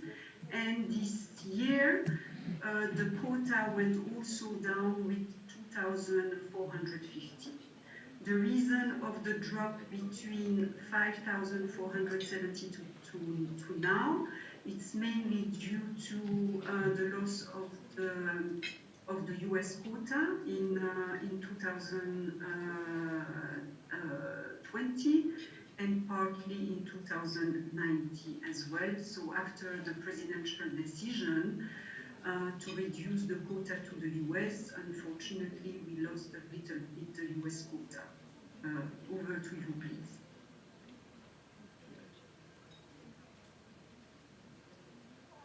So what is the resettlement process? I will go through the different resettlement process, and I will also explain, maybe you can just, and I will explain also how this process has been affected by COVID, because I understand that's a bit the topic of the presentation. So the case identification, it's done by UNHCR, and it's based on all the meetings that we have with the refugee, or meeting with the partners, or counseling that we do with the refugee, the field visit that we do with the refugee, the individual session that we do with refugees. So as part of that, we would firstly identify possibly refugee for resettlement. Yes, please. And this part, the case identification, require meeting the refugees. So as you can imagine, during the COVID-19, and especially at a moment where suddenly there was no possibility to meet the refugee at the early onset of the COVID crisis, this part has been greatly affected. You remember in March, April, May, there was a lockdown in Uganda, and this has slowed down our ability to identify and to meet the refugee. So once the cases are identified, there is a protection referral or a medical referral, depending the type of case. And this will be also endorsed by a panel. The panel is composed by 3 staff to ensure integrity and to make sure that there is not only one person deciding. And this panel is usually composed of either international staff or most senior staff in the location where the panel is based. So this whole part in orange, it's done by usually what we call our protection colleague. In blue, it's done by what we call the resettlement. So once the panel has taken a decision, now the refugee will be interviewed for a first interview. During this first interview, that's what you have seen in the video, to ensure the safety of the staff, to ensure the safety of the refugees, we have put in place this remote interview using 3 different laptops in 3 different rooms, use of PPE, which is very good for the safety, but unfortunately this process has taken us a bit of time. It's a lot of logistics, and it also does not allow to interview many refugees per day. So we are now in the process also to adapt our refugee room to allow more division of the room and prevent any contact if we are still doing this remote resettlement interview. So the first interview, we verify the biodata and the family composition of the refugee. Next, please. The second interview, that's where we do what we call the RRF, which is the resettlement referral form, where we will interview the refugee to obtain the refugee claim, when we will obtain the resettlement needs. And this is done by a second person. So it's another person than the first person. And this is always to ensure that there is a segregation of duty and to prevent and ensure the full integrity of our process. Over to you. And then once the interview is done, the RRF is done, and also this interview too is done, also applying the same safety measure that you have seen in the video. There will be a review here in Uganda by also international staff and experienced staff in resettlement. Next, please. And then there will be a second review, this time in Nairobi. So that will be a second layer of review, again, to ensure the integrity of our process. Please, next. And then once the regional bureau has reviewed the case and considered that everything is fine, that the procedure has been followed as per our SOPs, the case is now submitted to the resettlement country. So that's where, and also the UNHCR role. Next, please. So in orange, so that will be the role now of the resettlement country. The resettlement country will meet the refugees and interview them to check actually the same information as we provide and confirm that there is consistency in the information shared. Now, in this situation, during COVID, we haven't had any resettlement countries who have resumed the interview of the refugee in 2020.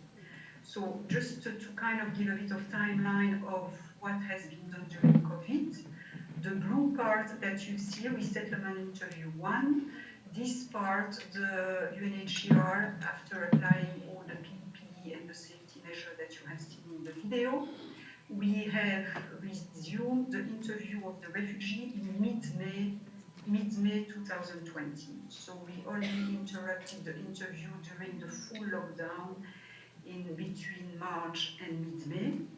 And we have continued from mid-May until now.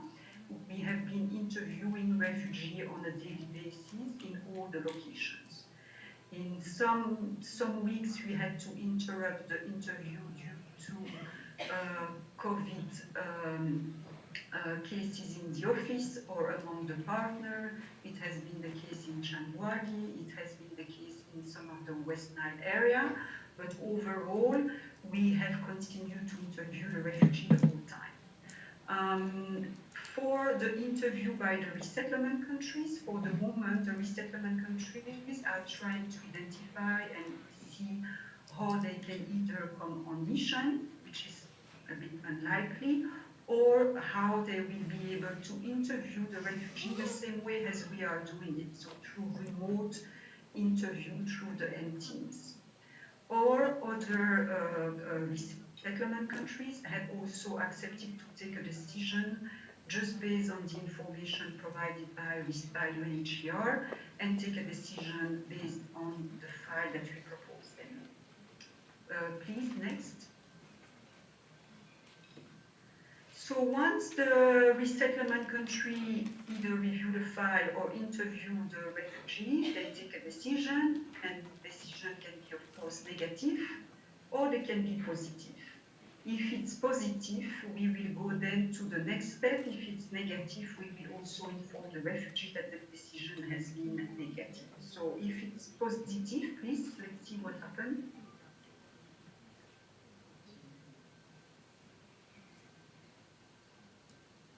So if it's positive, what we do usually, or what actually the resettlement do usually, they have what we call a cultural orientation. So this cultural orientation is organized either by IOM, or it can be also organized by the resettlement resettlement center for the US, and they will present sometimes during a few days. They will explain how is the particular context in the resettlement country, what the refugee need to expect, how people live in that place, and what will arrive to them, and what type of service they will be able to receive upon arrival in the resettlement country. In the same time as well, there is also medical formalities that are done for the refugee, like vaccination, TB, etc., etc., and also the exit formalities that are done during this period. Next, please. So once all this is done, departure can take place. So under COVID, and since the airport reopened the 1st of October 2020, several resettlement countries have already started all their process of taking decision and also of organizing departure. So some of the resettlement countries are working quite hard because they want to be able to depart and to see all the refugees that they have accepted in 2020 to arrive in their country by the end of the year, so by the 31st of December 2020. Voilà, this is more or less the situation, the process of the resettlement, and how this has been affected by the COVID situation. So I will stop now, and if you have any questions, so you can go to the next slide, and I'll be happy to answer your questions should there be any.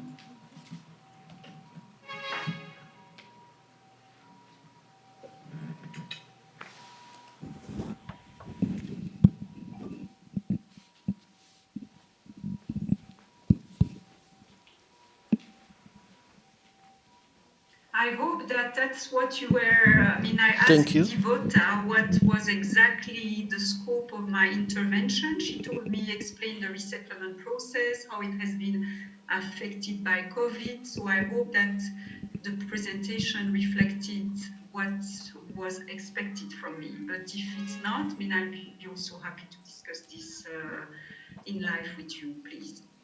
Thank you very much, Muriel. We shall now have a short plenary session since she is online and we are advised that she will have to attend to something else. So if you have any intervention, any question, seeking clarity, please. Okay, please let us know by raising up your hand. But we are told that we have someone online who would like to ask a question. Can our team help us to organize for that person to do so? Thank you.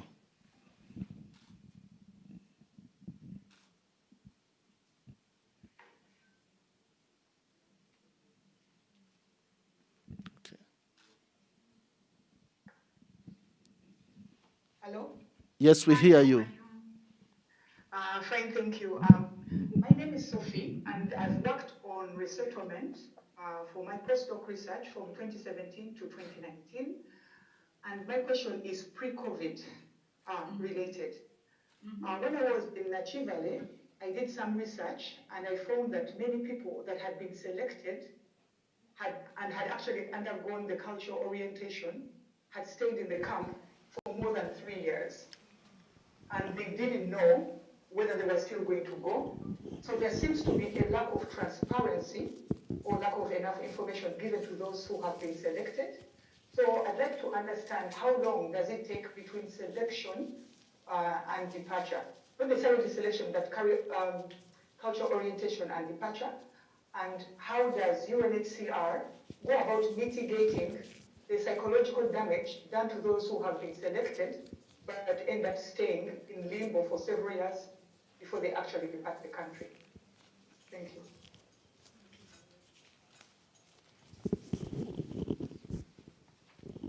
Shall I take a few questions? Yes, and then after maybe I can answer? Yes, that is fine. That's easier. Yes, that is I will fine. anyway answer everyone's question, so there's no worry. But like that, maybe there is. It's up to you. It's up to you. It is fine. We already have someone who has another intervention.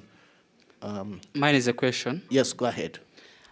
Maybe just state your name so that she knows who she will be responding to. Okay, my name is Amudu Salongo. I know maybe she has come across that name even. My question is, as I know, we have heard that COVID-19 has paralyzed some activities and they are not able to access to refugees as before. And this is not on the UNHCR side only, but also on the side of refugees. They are not able to get transport to go to the offices. And it is through these offices that the assessment is done and the determination of who should benefit from resettlement and who can wait maybe for another option. Is there any new mechanism that has been put in place to identify these people and get them the right solution? Thank you. Thank you very much. Dr. Shimba.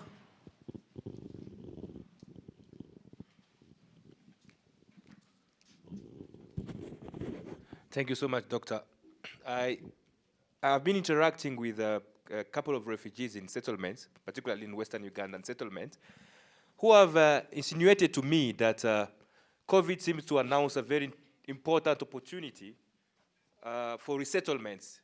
They have been following the news in the US, and for them, the death of COVID was something like a good news that there is a window of opportunity for wealthy Western countries to welcome more refugees because of the labor and the decrease in population and all that across Europe and the US. So I'm asking on behalf of a huge community, not my question, but a question I'm conveying to Muriel, as to whether there is an opportunity, as we grieve for the death of Italians and Spanish and American and Canadians, is there any hope that we can convey back to the refugees that resettlement is within the realm of possibilities in big numbers? Thank you, Doctor. The lady in front of Doctor, and then we shall come right here. Maybe shall I first, I will maybe do a first set of answers, and then maybe after I can take other questions. But the last question, I didn't really get it. Can you just clarify? I didn't hear. Maybe it was a bit broken. It's maybe on my side. I didn't exactly hear what. I think the only person who can ask it again is Dr. Shimba himself. Well, I think the question is there any opportunity for refugees who have been longing for resettlement to go to be resettled in Western countries now that COVID has claimed the lives of many European and North Americans? That was the question. Does COVID offer an opportunity for resettlement, or it's otherwise? Okay. All right. So maybe I just start with the first question, which was a bit irrelevant from COVID, but it was more regarding the timeline, if I'm not wrong. So from the time the person has been selected for resettlement and the time the person will depart. So do you remember the slide I should show you? There is many steps. And in these many steps, it's not just UNHCR. So there is a part where indeed resettlement is, UNHCR is taking action. There is another part where it's the resettlement country that take action, and another part where it's more the formalities. So the selection process depends a little bit. It can be done and can be quick if I would say everything when we interview the refugee, everything is credible. irreversible, there's no particular problem, there's no change of family composition or addition of family members that were not there at the initial stage. Because whenever there is a change of, yeah, maybe that's the frame I want to show. So whenever there is those change, we need to always revise based on the file that we have, based on the information that we had, based on what was said before, and suddenly now it's different. And that's what we called an assessment of the credibility, and it's also part of our integrity process. And it's something that the resettlement country are also, or self, but also the resettlement country are very keen on seeing in our process, that we carefully assess and assess the credibility of the refugees, but also assess any integrity issues. So we have quite and it's true, it's a bit cumbersome. I mean, there is part which is cumbersome, but it's at the same time, it's also to prevent any type of fraud. So if, as I say, if there's no particular issue and the information from the moment the refugee arrive in Uganda until the moment they are interviewed by us is the same, I mean, normally we would not, it will be quite quickly, and we can totally see refugee, and depending to which resettlement country they go to, we can totally see a refugee being interviewed in 2020 and depart in 2020. On the other hand, if some refugee have, and it's not always their fault, if they have addition of people coming, if suddenly the information that were in our database at the time of registration and at the time of resettlement are completely different, this is things that we need to verify, to reassess, to re-interview, and that may take some time. Also, so when we submit the case, from the moment we identify to the moment we submit the case, depending on the complexity of the refugee family, it can take, it can be very quick or it can take a bit longer. And then there is another element, which is more the resettlement countries. Some resettlement countries take a decision, as I mentioned before, some they take a decision just based on the file that UNHCR share with them. They don't even interview the refugees. Some resettlement country interview the refugee once. Some resettlement country interview the refugee twice. And some resettlement country make also a security clearance that can take up to 1 year or 2 years. So it really depends on which resettlement country also the refugee has been submitted to. And this is, of course, it's based on the quota that we receive, the allocation, the place that we receive. I mean, UNHCR makes a call every year to receive place for resettlement. Obviously, when we receive the place for resettlement, we take them. We cannot only accept the one that go very fast. We take as many places as we can to be able to meet the needs of as many refugees as possible. So what do we do for that? So when refugees are in the resettlement interview 2, the one that you see, the one in blue, light blue, at the end of that resettlement interview, we tell them that now the case, there will be a decision taken, the decision taken only to submit the case. We explain them the process. We tell them that then it will not be up to UNHCR to take a decision, that it will still be up to the resettlement countries, and based on which resettlement country their case has been submitted, we explain them that there will be 1, 2 interview, or that there will be also a security check that might take place, and that sometimes, as I say, some resettlement country can take 3 months, some resettlement country can take 2 years. And Madam, in the case you are mentioning, it seems that in this case it can take also 3 years. Depends also if in the meantime the refugee have other children, if they get married, because then there will be also a need to also redo interview of these new people who are added to the file. So that's the first information we provide to the refugee. It's during her interview. Then we have also what we call the FRRM, or helpline. It's a helpline that has been put in place for countrywide. It's a free toll number. The posters of the number has been put in all the settlement with all the partners. The number is 0800 32 32 32. And refugees are also able to contact this helpline to get an information on where we stand in their case. Obviously, once the case has been submitted to the resettlement country, UNHCR has little room in the process. It will be up to the resettlement country to decide. But of course, if the case is still within our procedure, then obviously, if we notice that there was some delay, we will ensure that the case go to the next process step.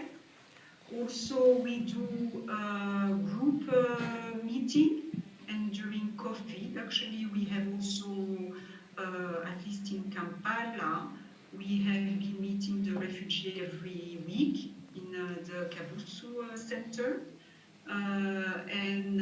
During this meeting, along with our colleagues from protection and our colleagues from public health, we also provide general information on resettlement. In terms of access to the office during COVID, the refugees who were called for a resettlement interview, which is like the 2 light blue that you see, they need to come to the office by their own means. However, if a refugee is vulnerable, or he's in wheelchair, or have a special needs, we will pick him up with our partners. So our partners will pick up the refugee in the settlement and bring them to the office. The question regarding COVID, if I understand well, you are asking, is it safer to be here or to be in a resettlement country where there's a lot of COVID? I mean, I cannot reply to that. I mean, it's true that it seems that the situation under COVID seems to be, at least under a public health point of view, safer in Uganda, and that's very likely. And for the moment, indeed, all the resettlement countries are greatly affected by COVID. However, the resettlement countries, and especially when it comes to departure, because now they are organizing the departure, they have put in place some measures. So there is indeed a test which is made before departure, a test made in Uganda. If the refugees are negative, they will reach the resettlement country, and then in the resettlement country they will have to abide by the public health rules of that particular country. So if the country is in lockdown at the time they arrive, they will be affected and be in lockdown. If there is some type of movement between the use of PPE, they will have to follow the same rule as any people living in that country at that particular moment. Okay. Well, I hope I answered the first batch of questions, and I'm very pleased to yes. move to the next batch of questions, if there is any, please. My proposal is that since we're already 40 minutes into the first hour, we could allow the other presenters to come make their presentation, then we'll have one plenary session. Otherwise, thank you so much, Muriel, for extensively answering these questions. Thank you. Thank you very much for inviting me. Thank you so much. Okay. So I stay on standby if you have any question after, that's correct? Yes, if you are able to, we'll be most grateful. Okay, thank you. Thank you very much. Our next panelist who I will invite is Mr. Frank Ahimbisibwe.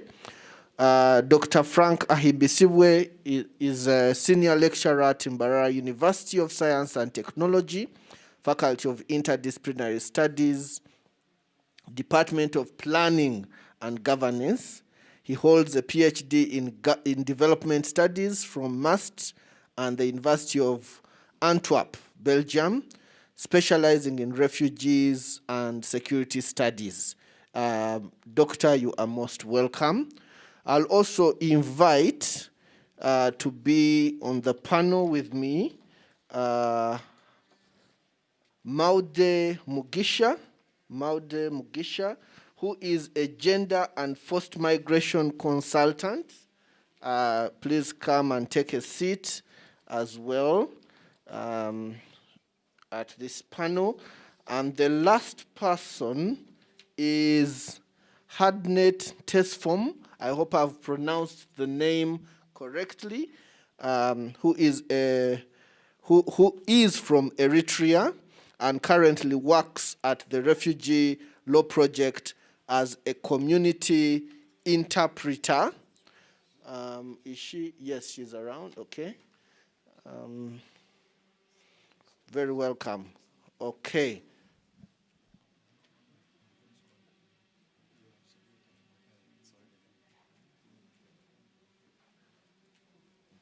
Okay. We will now go over to Dr. Ahimbisibwe, who will speak to us about the shrinking space for refugee resettlement. I don't know whether you can do 10, 15 minutes. How much time had you? Because we may not have a lot of time. If you could, yeah, at least, yeah, 15 would be good. You can use this microphone instead. Welcome. Okay, thank you so much. I'm honored to be here.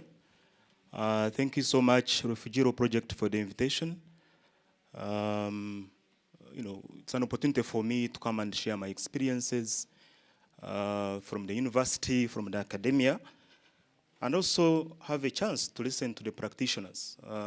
That is how we learn from each other. I have a number of slides, but I will really try to run through very fast. And for us teachers, we tend to talk a lot, so really, I will not really go into that because the time is not there. So I'm here to talk about the thinking space for refugee settlement, for refugee resettlement. And this is how I've organized my presentation, a brief introduction, brief history of resettlement, and then I will talk about the pre-COVID practice, what was happening before COVID. Of course, COVID came in, things got worse. And then I'll ask questions and a few reflections post-COVID, if it's there and when, and then, of course, look into the future.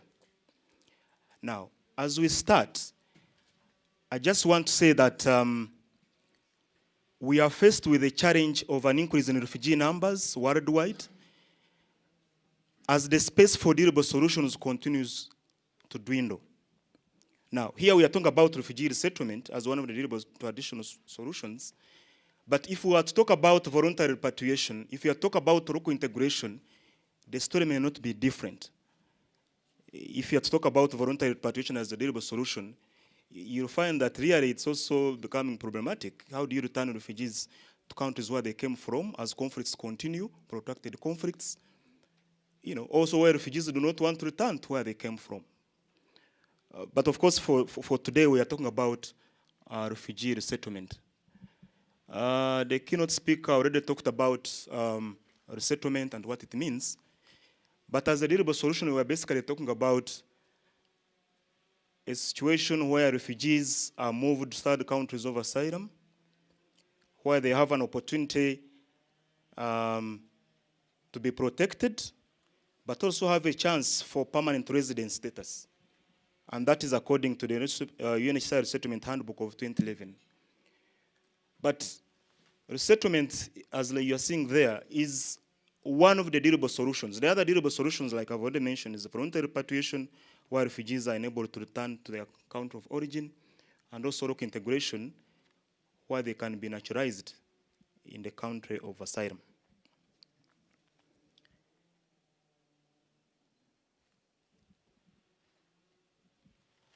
As they are resettled, this status ensures that they are protected against refoulement, and also provides resettled refugees and their families with access to rights, like those which are enjoyed by the nationals.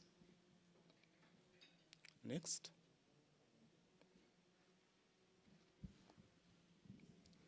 Again, quoting the UNHCR Resettlement Handbook, resettlement carries with the opportunity to eventually become naturalized in the country where they are settled.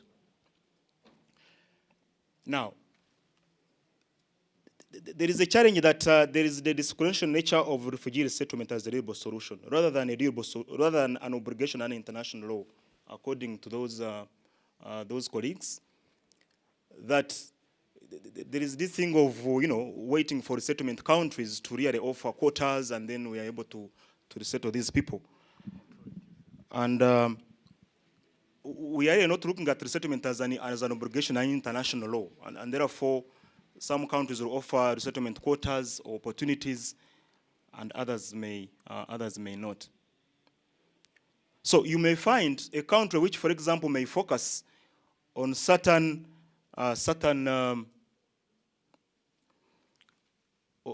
groups of refugees, maybe women at risk, or LGBTI, may not be a priority of other countries. You may find another country has a priority of other categories of refugees. And so this really leaves states with that discretion to decide whom to take and whom not to take.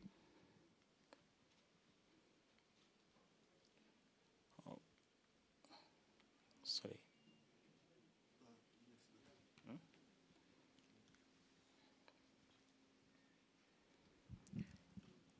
I want to take us through a brief history of resettlement.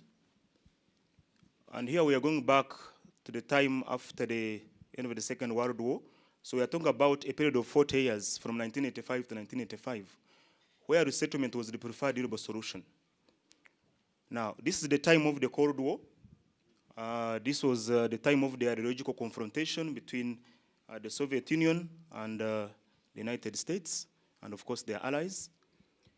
But the Western countries at the time were willing to resettle many refugees, Eastern Europe and other parts, because of this ideology that if so many people escape from your territory, then it's a win on my side.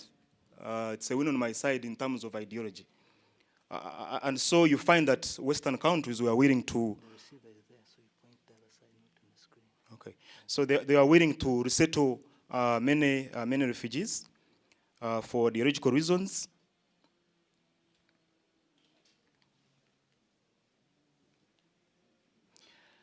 Okay, so the late 1980s, end of the Cold War, there was a decline of resettlement. And also the early 1990s onwards, you remember there were post-Cold War conflicts, so an increase in refugee numbers.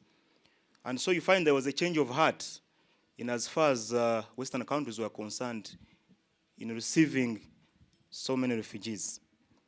Refugees started to be looked at as economic migrants, and therefore the attitude was that we don't want to take so many because these could be economic migrants. But also we know that the end of the Cold War marked the end of this ideological confrontation between the superpowers. And so really that competition that if we welcome so many refugees, then we are trying to challenge your ideology that's not the best, was no more. And so we see the end of the Cold War, shifting towards temporary protection, So if it is Iraq or Kurds in the northern part of Iraq, then let us provide some temporary zones where they can be protected. And also focus when into repatriation. And when you look at Chimney, when he looks at his article, from resettlement to involuntary repatriation, he also categorizes periods in terms of voluntary repatriation. So what started as voluntary repatriation ended up becoming voluntary repatriation. But we are saying that the shift was more away from resettlement as a durable solution.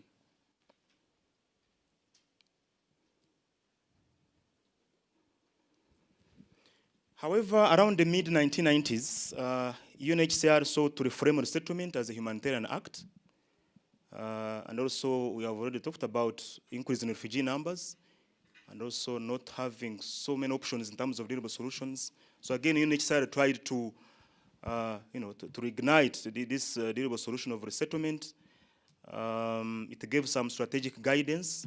There is a document, UNHCR resettlement, policy and practice. So it really tried to guide more in terms of practice, providing more of soft law guidance to states, but also further guiding states on the demarcation between refugees and migrants. And so because of this intervention, more, advocates of UNHCR, then we saw that around this period, resettlement numbers, peaked a bit. So mid-1990s, resettlement improving. However, there was a challenge of the September tax on the United States. What is called the 9/11 tax on the United States. And you remember in the aftermath of those attacks, really the appetite for these countries like United States to resettle so many refugees there went down. There was this thinking that, these if we bring in so many of them, they will come and attack us, and terrorism. So everything started to be looked at from a security prism, from a security lens. And really that was not good news for resettlement. There are figures there, for example, numbers reducing from more than 73,000 in 2000 to less than 30,000 in fiscal years 2002 and 2003 in the United States. So you can actually see there was that drastic reduction in resettlement numbers in the aftermath of the September attack, the years.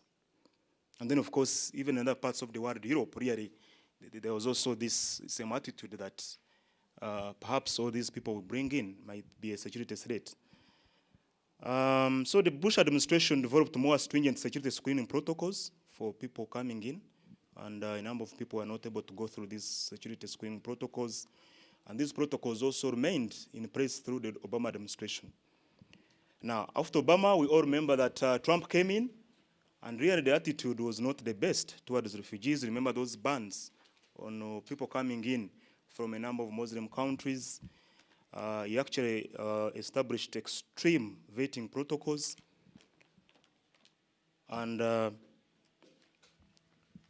if you really see the Trump administration, one of the issues really has been not having a good attitude. I don't know, but you really see that they were a bit silent, they were a bit slow on allowing in so many refugees. Of course, with those policies of America First. So the Trump administration here has not been good news to resettlement, and that is why towards the end I ask a question that now that Trump, I don't know, I shouldn't conclude that Trump is no more. He's still fighting in court. I don't know. But as we see, I don't know, Biden coming in, could that be good news for resettlement? Maybe having more, increase in numbers for resettlement. We are not sure yet, but there is hope that maybe with Biden, things might improve.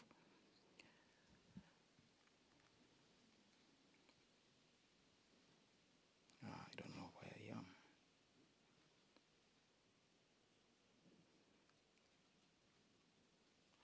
Okay, no, I think next.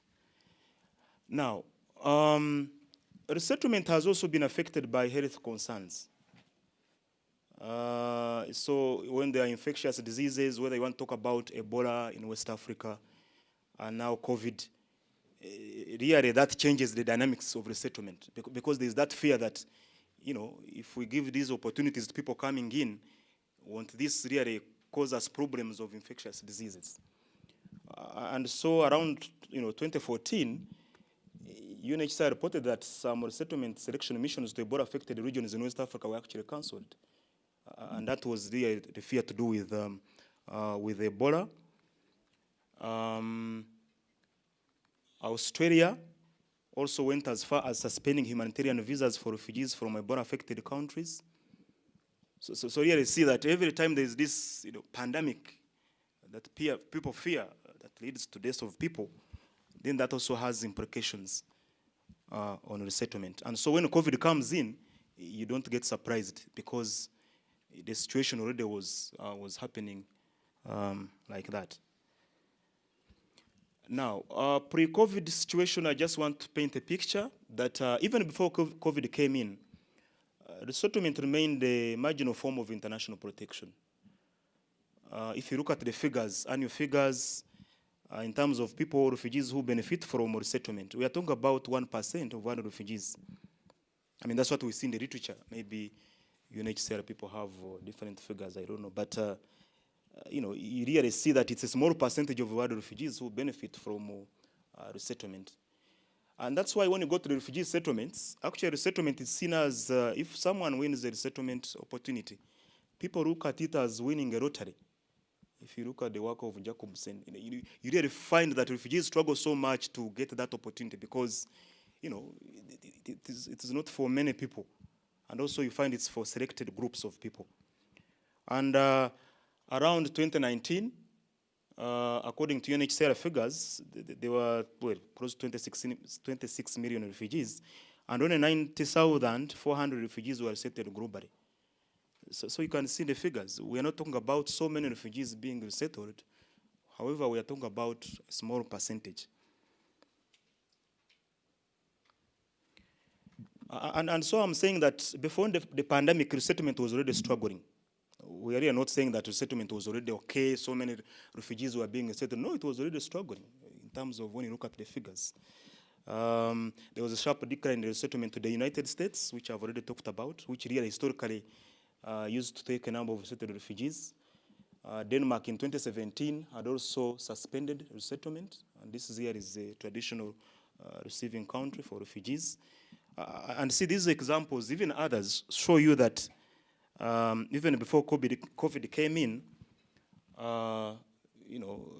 resettlement was already struggling as a needable solution.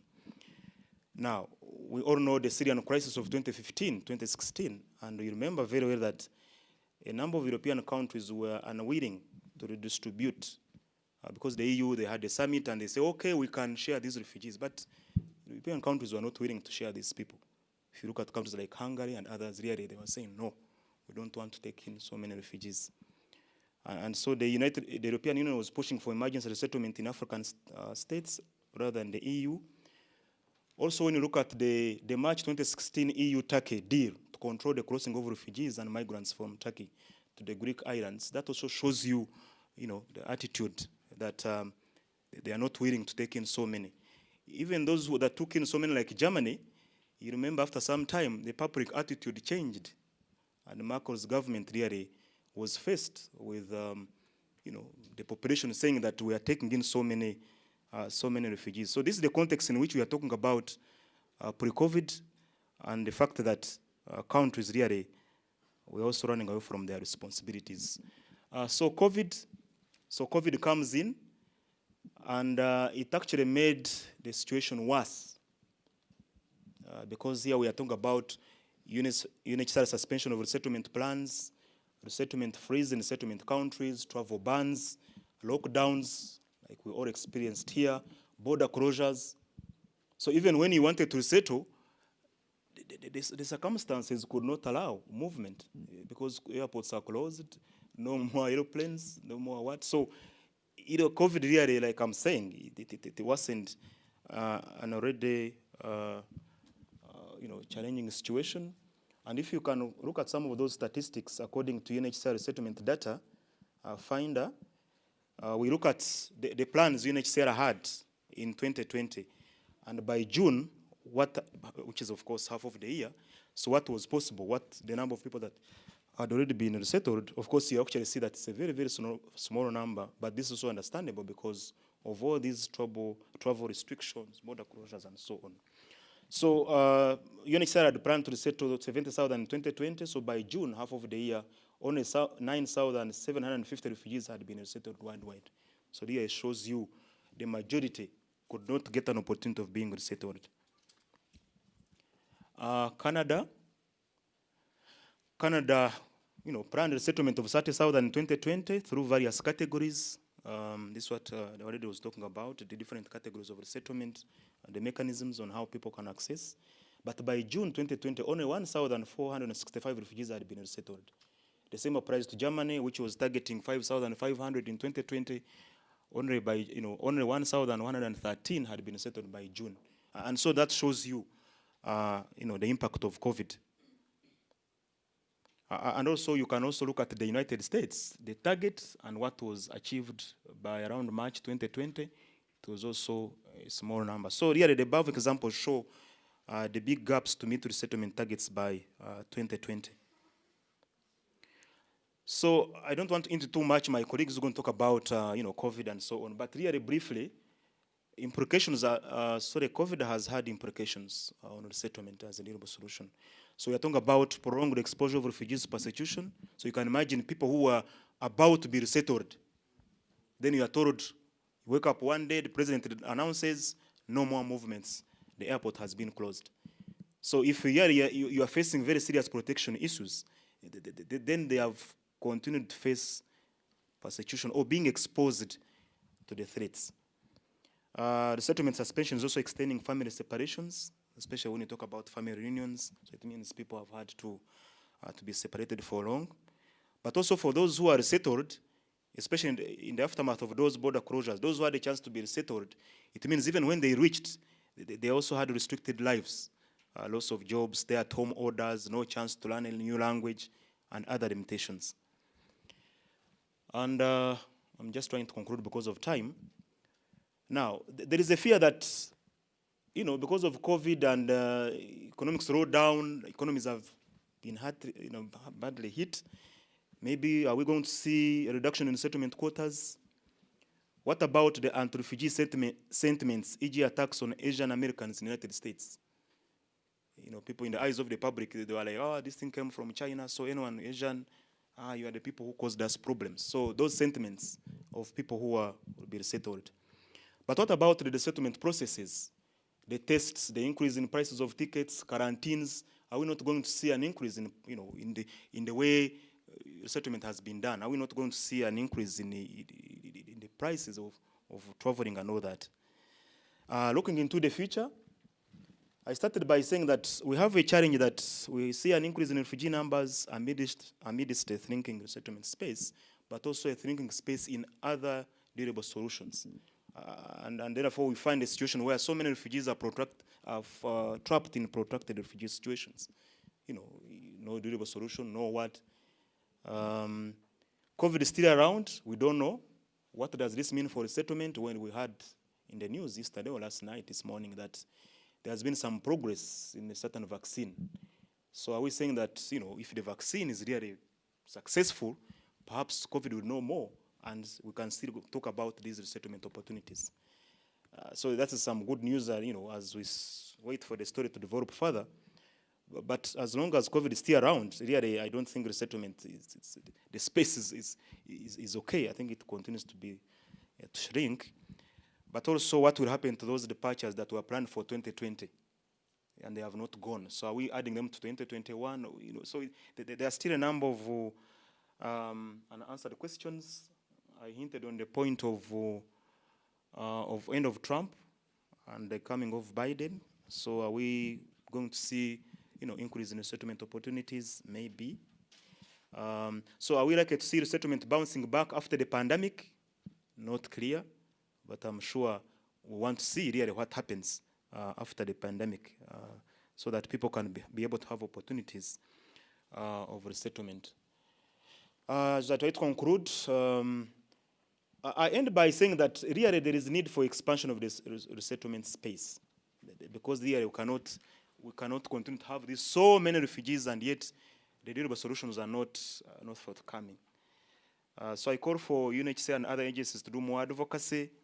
We need states to do more, to step up and provide more opportunities for resettlement. We need strong leadership in these questions. If Uganda could organize a solidarity summit on refugees in 2017, I think it was 2017, I mean, we need this strong leadership at the international level for countries to come up and say, this is a challenge of forced migration of refugees.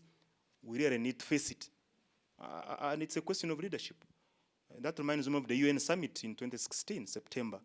And I was happy to see leaders pledging all these commitments and so on. But can we continue on this path so that we provide these kind of resettlement opportunities for refugees? Really, that's why I stop. I thank you so much. Thank you.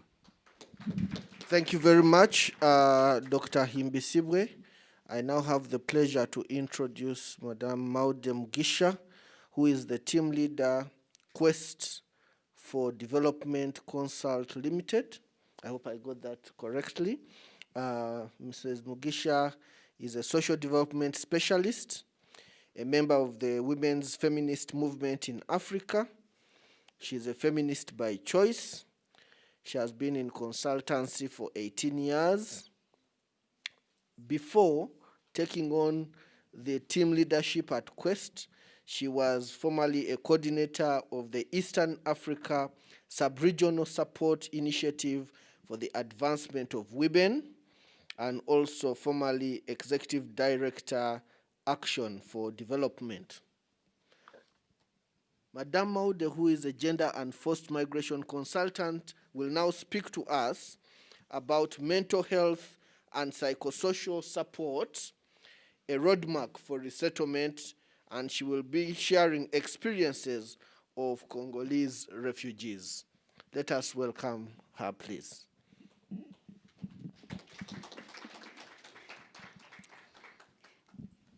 I think since I'm short, I will stand up. Good afternoon, everyone. How are you?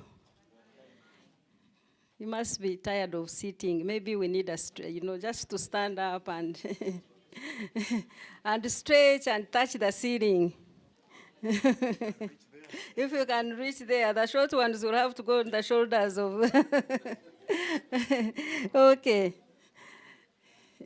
They tell us that sitting is worse than smoking to your body. So always find an opportunity to stand up and stretch every 45 minutes. If you stand during a presentation or whatever, nobody will call you mad. Just stand up and stretch. Okay. So we can take our seats. I was introduced I'm a consultant, but I was introduced as a gender and forced migration consultant, and this made me smile. I'm a consultant in forced migration because I lived in a refugee camp. That's the only thing that, maybe qualifies me as a consultant. I worked with with refugees while I was really working in a refugee camp on a daily basis. And these are the experiences I'm going to share. While my colleague Hasimwe has talked about the historical background of resettlement, the other specialists talked about the resettlement process. For me, I'm going just to touch a little bit, and most of you who are here, you know more than I do, a little bit about the dynamics of resettlement in a refugee camp or a refugee settlement. The dynamics of what happens and the related mental health issues that come with resettlement. Because, as he has said, winning resettlement for refugees is like winning a lottery. For me, what I experienced is that they feel that when somebody has gone for resettlement, they have gone to heaven. Everything is done. That is the ideal, the ultimate in life. So I just want to share an experience of working with refugees in Southern Africa and in Namibia in particular. And to give, maybe to start by giving it context, that Namibia, as you know, Namibia is a very big country, but with a very small population. You know, almost 4 times the size of Uganda, but less than 3 million people. Then the other thing is that it is really a well, can I say a developed, like a developed country, you know, the facilities are there, the roads are good, and so on and so forth. Dispersed population, but also with other dynamics.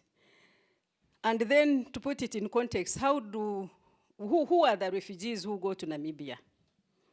Namibia has, and I think still has, I'll talk a little bit about it, we had one refugee camp, or Syrian refugee camp.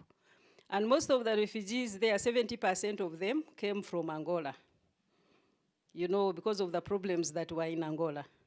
And 20% were Congolese refugees, 5% Burundi, and 5% others. Those included people, I mean, you know, refugees from Rwanda. You would be surprised there were even refugees from Kenya and Uganda. So sometimes you would wonder what, for example, the Congolese refugees, we know that Congolese refugees who are in Uganda, maybe that is the nearest point of safety as they run from difficulties or wars in DRC or insecurity or, you know, or problems of, for example, of gender-based violence, especially for women. So that is the nearest escape to safety, maybe it's physical safety.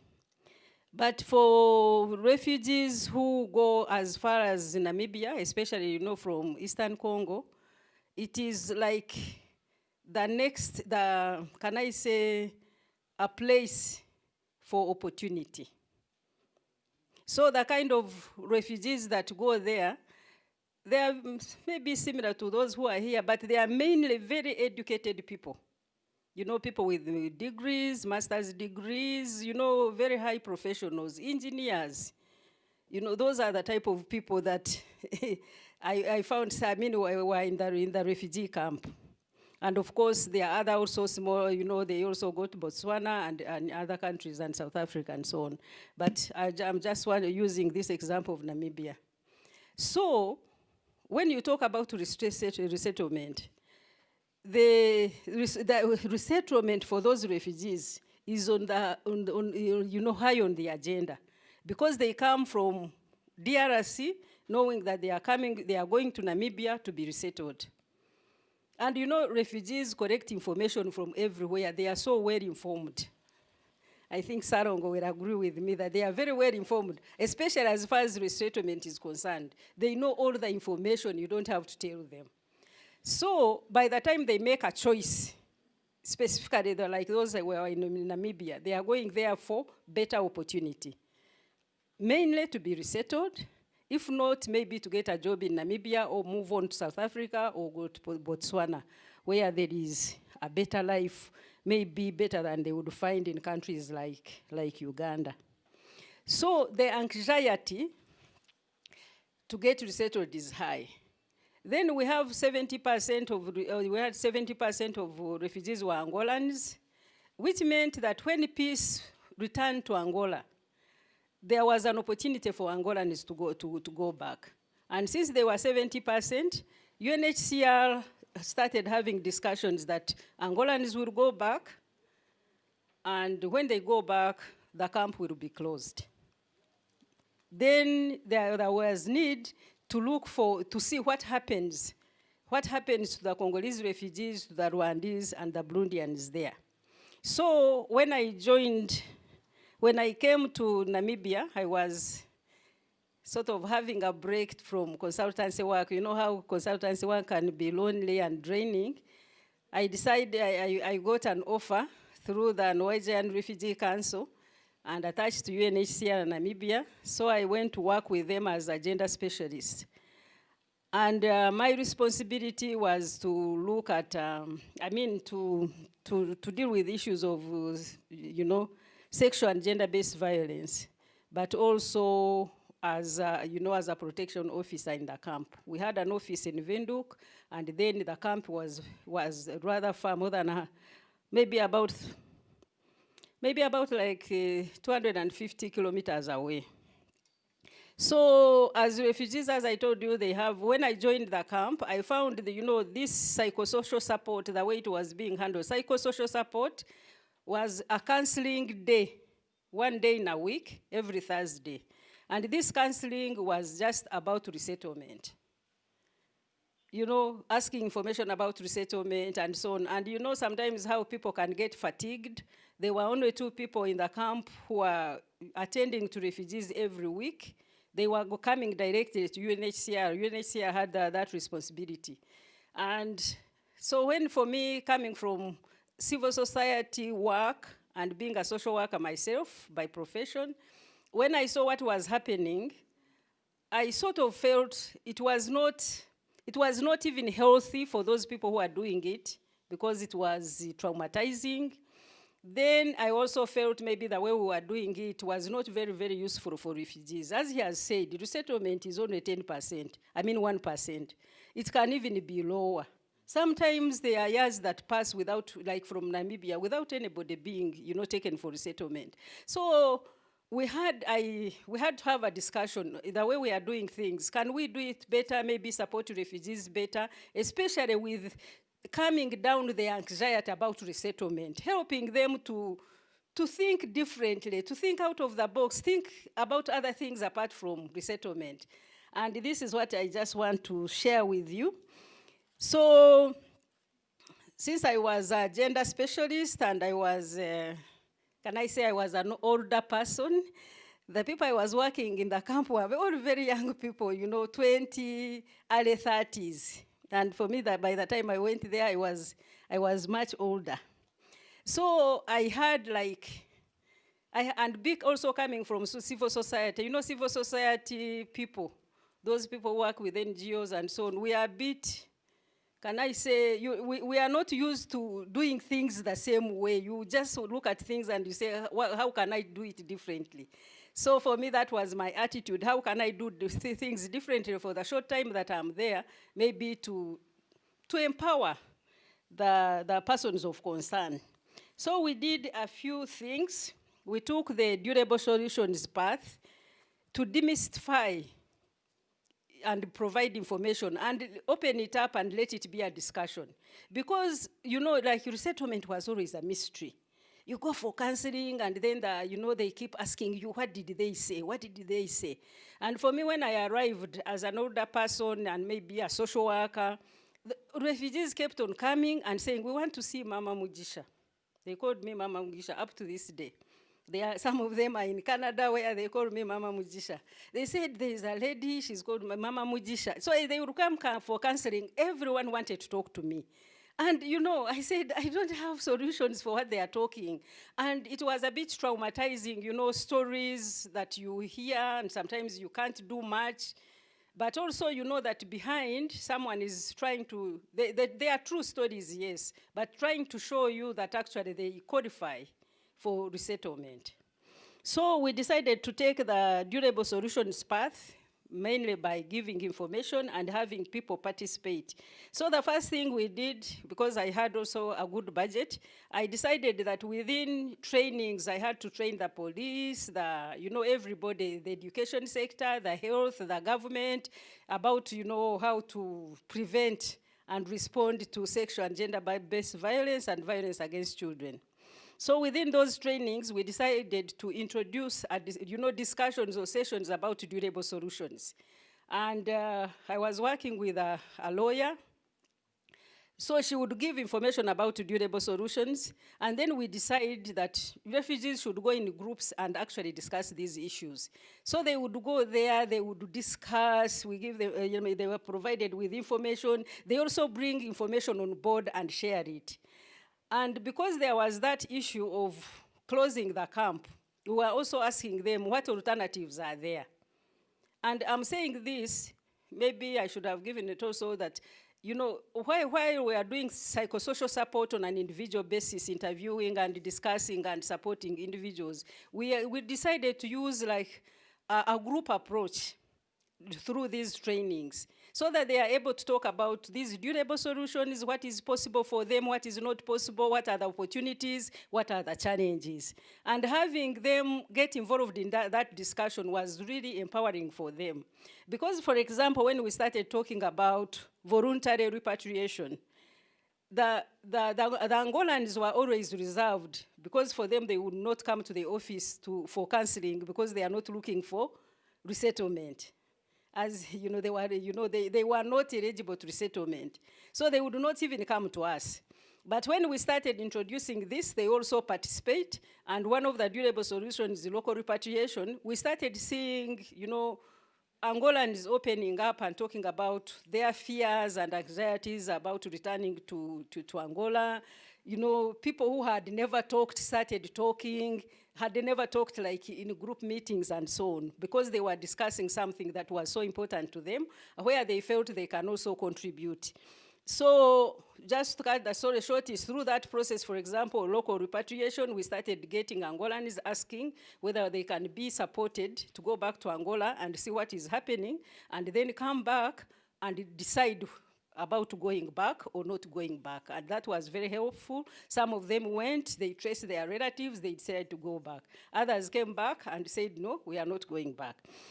Then the others was, you know, for example, that involving refugees to make decisions. Then we had this issue of local integration.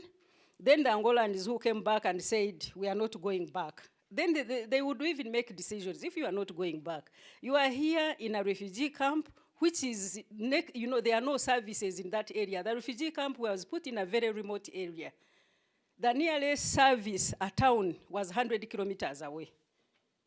Apart from the refugee shops which they had created themselves, the next town where you could get a supermarket or any market or to buy clothes or whatever was 100 kilometers away. Health facilities were also in that area. So they would discuss, we say, if you stay here, you know, what would you do? Stay in this camp? Well, health facilities, UNHCR will not be here, and so on. So they started discussing, they said, if they leave us here, you know, our children have gone to school. Some of us can stay here. Then we go to Windhoek or other towns where our children are working. But, you know, all those things they started discussing and finding solutions which were actually suggested by them. And very few of them, I left before the camp.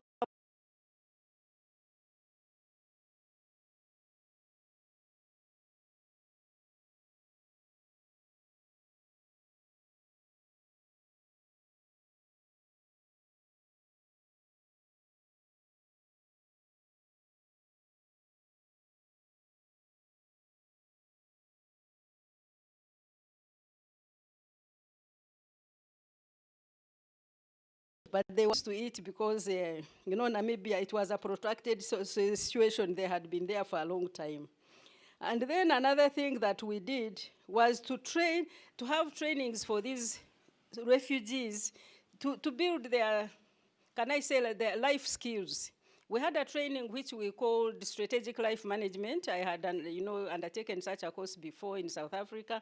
And then I introduced, some elements of this course and try to empower, refugees to start thinking of how they can do differently, how they can be more innovative and think, and think about themselves, plan for their future with whichever choices they made. So that one also, we found that it really helped them to come out of themselves, to feel useful. I remember we had such training and integrated with gender-based violence and so on, and then also getting the men together and talking about what we call positive masculinities. You know, men especially, men refugees get so traumatized. You know, Mary talked about it, but they get so traumatized because they have been made, the refugee situation sort of, steals from them their dignity. as men, as providers of security, providers of their, families. Now when they are in a refugee situation, it's UNHCR looking after them, it's World Food Program producing, giving food, and sometimes I don't know whether they still do it like that, that the ration card is with a woman, and so on and so forth. So men feel, he calls it emasculated. So they feel useless, powerless, and they get so depressed. In fact, most of the, before I went to Namibia, I had worked with UNHCR here.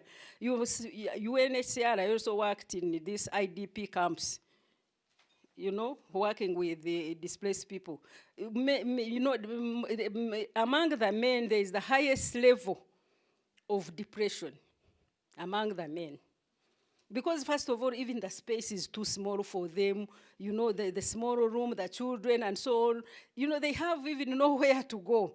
So we started having those trainings on positive masculinities and helping men to see how they can also participate in preventing gender-based violence, and we called them male champions against, male champions for gender equality, and they were having capes and T-shirts and so on, all written that they are male champions and so on. So that sort of lifted their spirit. They were able to participate, and that really helped. Is a different way of doing psychosocial support. Psychosocial support and helping refugees to be happier. I remember when I had come, they had also, this Joyce was the country representative for UNHCR. Now she had brought us a woman from Uganda. This woman is going to make our life very difficult, to make our women big-headed. I think you hear it from some, even here from refugees from South Sudan. They say when we leave Uganda, when we go back to Sudan, men will be men and women will be women. They say here in Uganda you are being spoiled.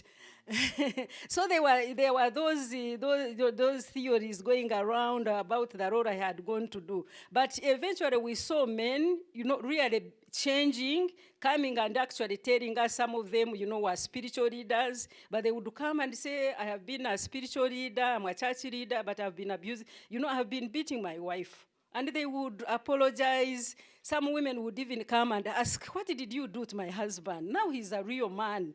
He's a real man, he does. So that sort of, changed the atmosphere in the camp from depression to hope. I think let me stop here. You have some additions later. Thank you very much. It was very difficult to tell you to stop since the topic is about men, but but yes. So thank you very much, Madam Mugisha, for that insight. I'm now going to ask Hardnet Tesfom, who is from Eritrea and is currently working with the Refugee Law Project as a community interpreter, to also share her insights with us on refugee resettlement, especially amidst the COVID-19 pandemic. She promised me she will use about 10 minutes, and after that we shall have a very good plenary. Hardnet, do you want to spray or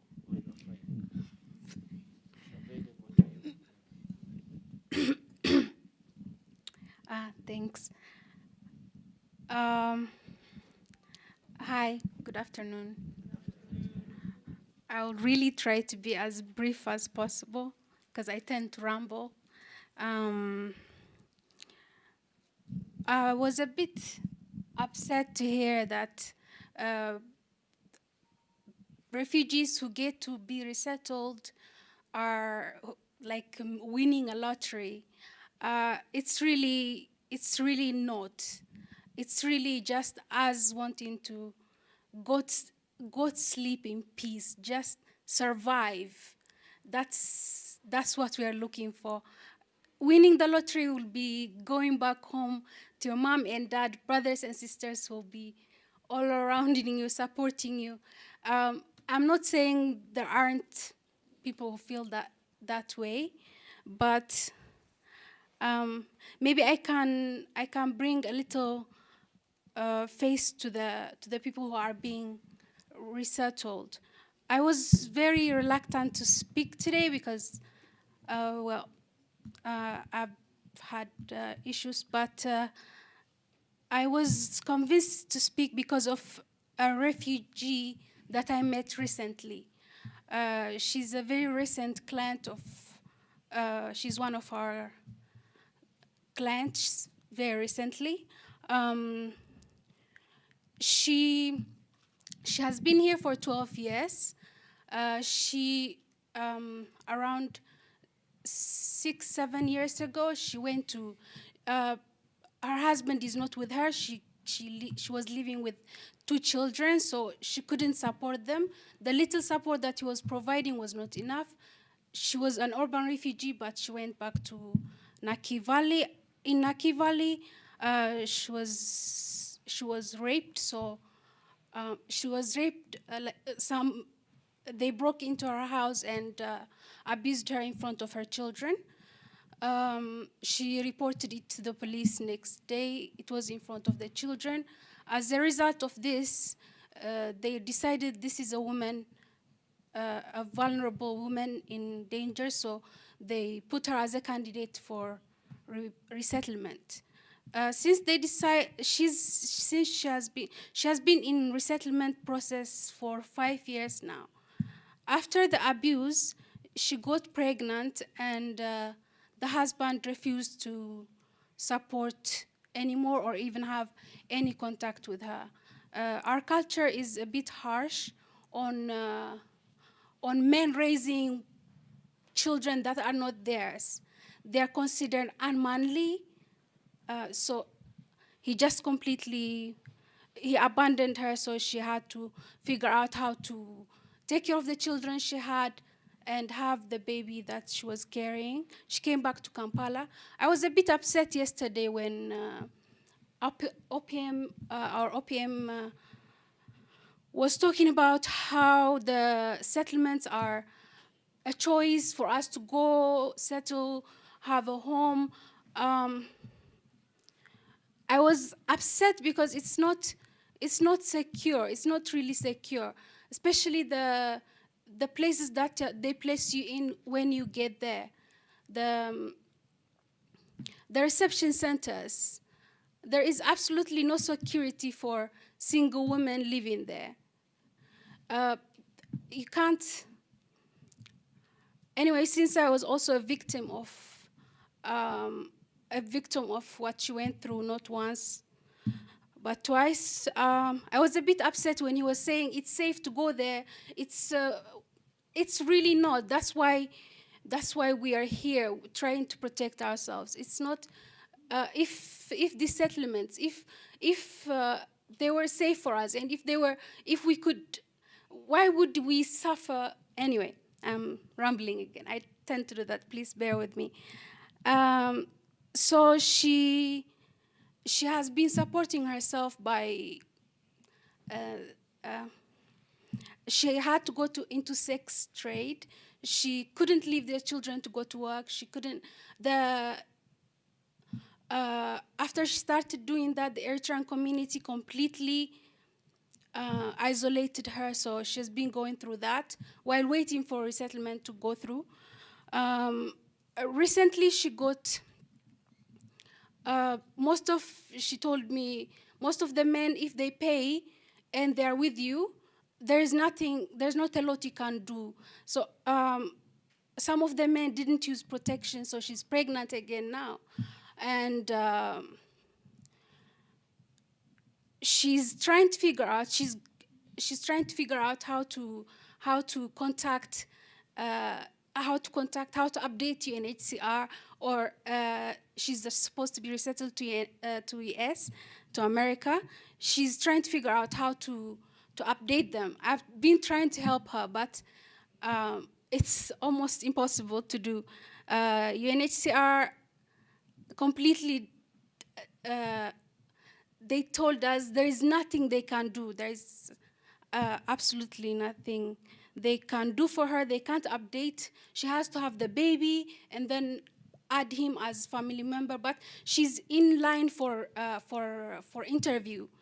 So if she's interviewed with a new baby, it means her resettlement process will be prolonged. But if she updates them now, they will interview her knowing how many children she has. So anyway, this woman, yeah, there was absolutely nothing we can do. We were completely helpless. She motivated me to talk today because, well, okay, as my personal belief is if you are part of a minority and if you are given certain opportunities, it is important to use them to support the minority that don't have what you are given. So I was given education, which I really appreciate. I was given great parents who supported me throughout, which is not what everybody gets. Some parents are ashamed of their children, some try to hide them, some see them as useless. I didn't go through that. So because I was given that gift, I've always believed that I'm not disabled. I don't identify myself with disabled people. I identify as differently abled, or that's what I try to do. But what happens is, even when you're trying to ignore it, problems they catch up with you. So maybe I could share a bit of what is happening. I left my country because I wrote a research paper on homosexuality rights in Eritrea. That was really not a smart thing to do, especially in Eritrea. Our country is fondly referred to as Africa's North Korea.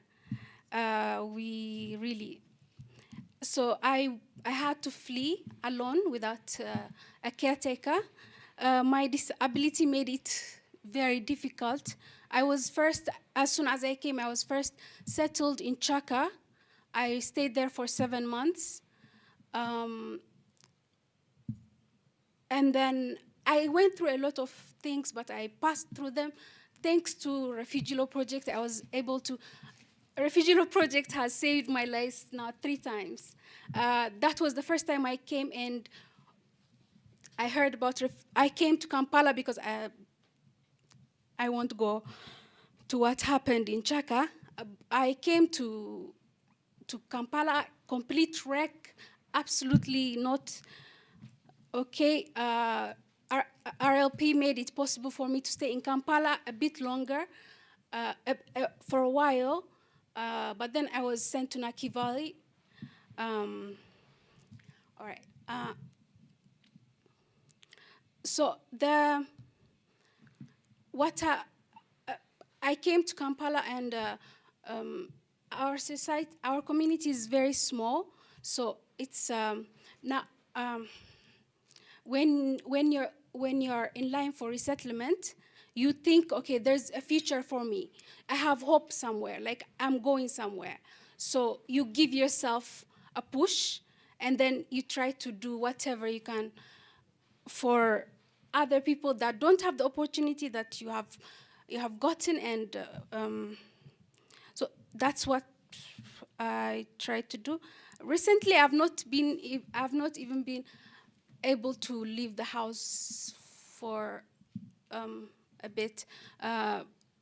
It's an adventure every time I get on a border. Some people have seen the way I ride. It's really dangerous for me to move, but that's the only way to move. Insomnia, night terrors. It's just been, at this point, we just need somewhere to feel safe. And if you are in line for resettlement, it means you cannot be where you are right now. When I came to Kampala, I went to my church and I told them, I have come back to my faith. I've changed my mind. Homosexuality absolutely is a sin. That's what I have to do. This is my society, my community. I have repented. How long am I going to keep that up? Am I going to be thinking, does this person know? Am I going to receive this and several other problems have made it really difficult to stay in Uganda. My line manager is, I think, somewhere here. What I've been doing recently is I would just give up at 4 a.m. or 5 a.m. I would just send a text, I'm still not asleep. I don't think I can make it to work. So how long is your boss going to put up with this kind of behavior? You not being able to leave your house for so many different reasons, and them having to put up with it. I'm supposed to be in a wheelchair. It's been a year and a half now that it was recommended that I should not be walking. I'm supposed to move around with a wheelchair because I have scoliosis, and moving is making it more difficult, like it's worsening. I have polio. It's worsening the condition. Sorry, I'm just trying to put a face behind the people that are asking to be resettled, or that we have decided to reset, that UNHCR has decided to resettle. I'm trying to put a face behind who we are, what we're dealing with. I have a job. That's me. There are other women out there that are dealing with what I'm dealing with, and they don't have a job. And it's just, maybe we have become desensitized a bit because we see so many problems, especially if you have been in this line of work for a while, you have seen so much, you become just, but the pain is, it's real, it's there. We do need someone to listen, someone to help, someone to just say, okay, they have had enough, please let them have some rest. Okay, I think that's, yeah, so the one last thing. The thing we have been trying to deal with is just trying to update our case. This is not only me, also the refugee that I was talking about. UNHCR is not helping us update our cases. If something new happens, for example, for this lady, she has now a new baby. She wants to update the resettlement country that is going to receive her. I want to update the country that is going to receive me. UNHCR is no longer receiving us. We've just been, there is no communication, there is no visibility.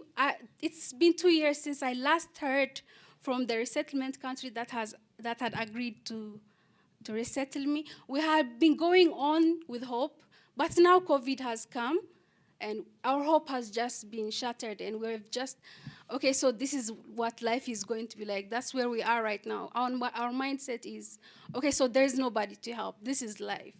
I don't know if I conveyed my message very well, but I think that's what I have to say. Thank you very much, Hadnet. Looks like I'm doing very badly as a chairperson because it's very hard to say stop there. I tried to manage with Dr. Himbisibwe, and I thought I'd done well. Then the next two panelists made it extremely difficult. But we'd like to thank Hadnet for sharing your story as sincerely as possible, and to thank RLP for the amazing work that they are doing. All right, I have 16 minutes left before I am booted off this seat, which I am enjoying quite a bit because of the stories I'm listening to. But I was given a bit of an extension of a few minutes. So this is the time when we get to listen to the interventions from the plenary. And the lady right in front of me, whose hand is not raised, had her hand raised before. So I'll ask her to go first, then your neighbor will go after. Then there is a lady at the back whose hand was skipped much earlier. She will also make an intervention. All right, then we shall come to that side. Yes, so let's start with the two ladies right in front of me, if a microphone would be made available to them. Thank you.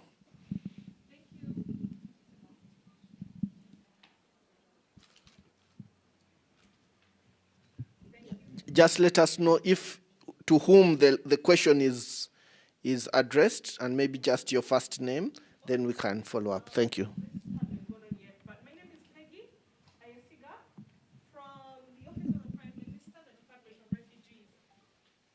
To Hadnet, thank you so much for sharing that insight. As a practitioner, we usually get so caught up in the structures and the policies and the legislation, and you've added a very human touch to the operation, and I'm very happy to hear those details, much as it's very, very sad. I'm so sorry that you had to go through that. Your trauma is valid. No one should make you feel like you're less. And let's have a conversation after this. My question is to Mr. Frank Ahimsiwe. Regardless of the various commitments made by countries in respect to burden sharing of distribution of refugees, the responsibility for reception and integration remains on the shoulders of select few countries, some of which are still developing. How do you think we can best leverage the burden sharing principle in light of resettlement? Because we all know that financial transfers alone will not ensure equitable distribution of the costs of receiving asylum seekers. Thank you.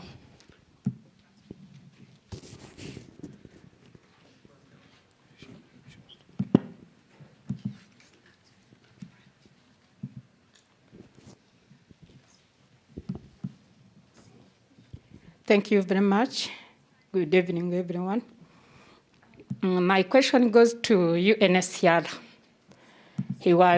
Madam, she was trying to set up the process, how they are resettle people or interviews they are passed through. Now my question is, when you have done with that interviews, and after our law, they tell you, you are not accepted in the settlement process, and you are like you done with it. But after law, they will tell you, you are not existing in that settlement thing. And they will give you a letter. When you read that letter, you are not understanding, because it's not official letter. Now, I have a question there. That madam, I want her to respond that question to me. I come back to my sister, Hednet.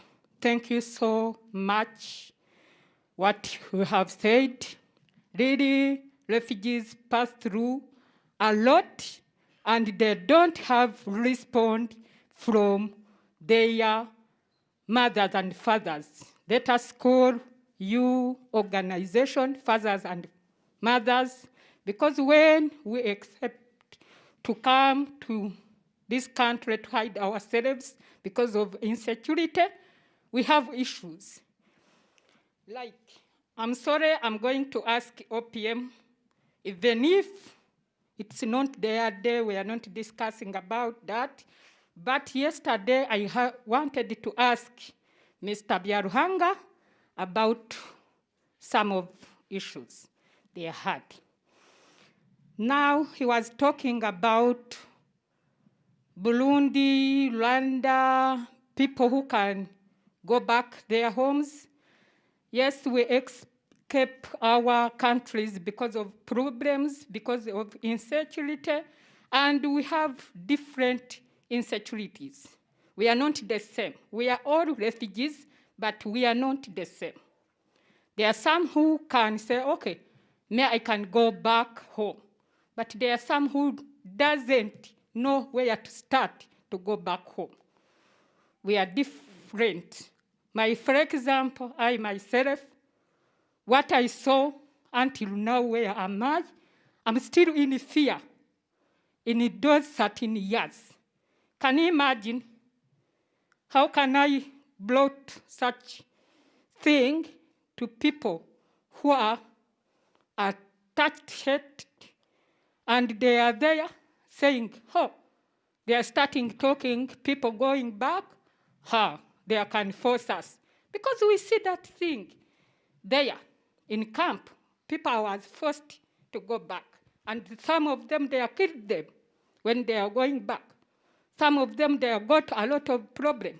They are coming back here when they are disabled. People who are raised to walk are themselves. But when I saw one person, I remember it was 2012.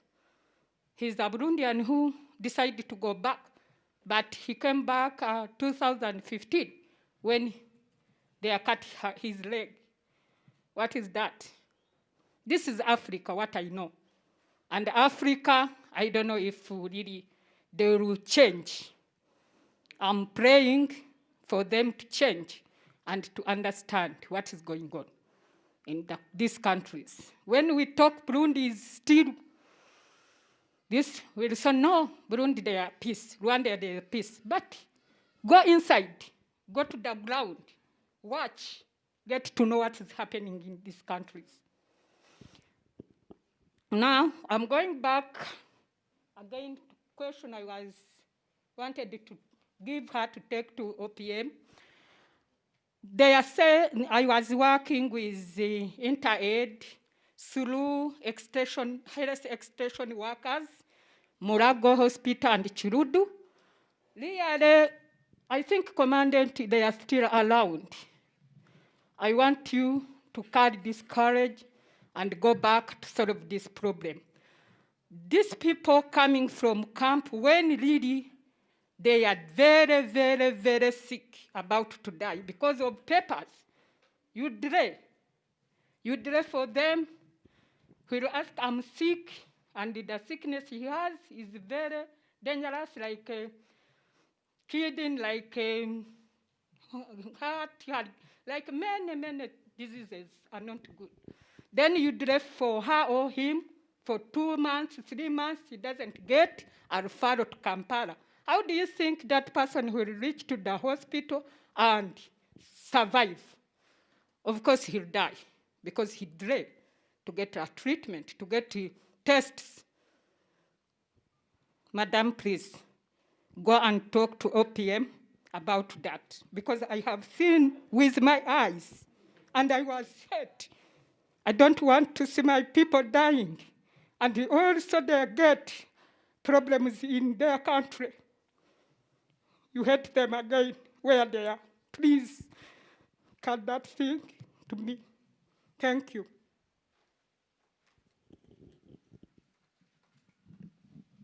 At the back, there is right there is a lady with a red mask. Yes. This side afterwards. Thank you so much. Cecilia is my name again. From Naki Valley Refugee Settlement in the Southwest. I had a lot of issues, but the speakers have tackled some of them. But I want to call upon UNHCR in particular, especially the lady who presented the process for the resettlement, to share that process, especially to the implementing partners, because they are the people who are always in the field on ground. They interact a lot with these POCs, so they need to know what clear and informed information to pass on to these people of concern. So please, and to the major stakeholders, let this process be known to them. And let us always inform whoever is in line for resettlement. As my sister Sophie said, we need to inform these refugees how long it's going to take for them to reach to the departure stage, because it is usually frustrating. My dear commandants, you can testify. People with whom I'm in the field always, you can testify. We have had a lot of issues. Someone reaches the stage of interviews, so they get so excited. You find they give out their belongings or illegally sell them off, and yet UNHCR's policy, they don't give non-food items twice.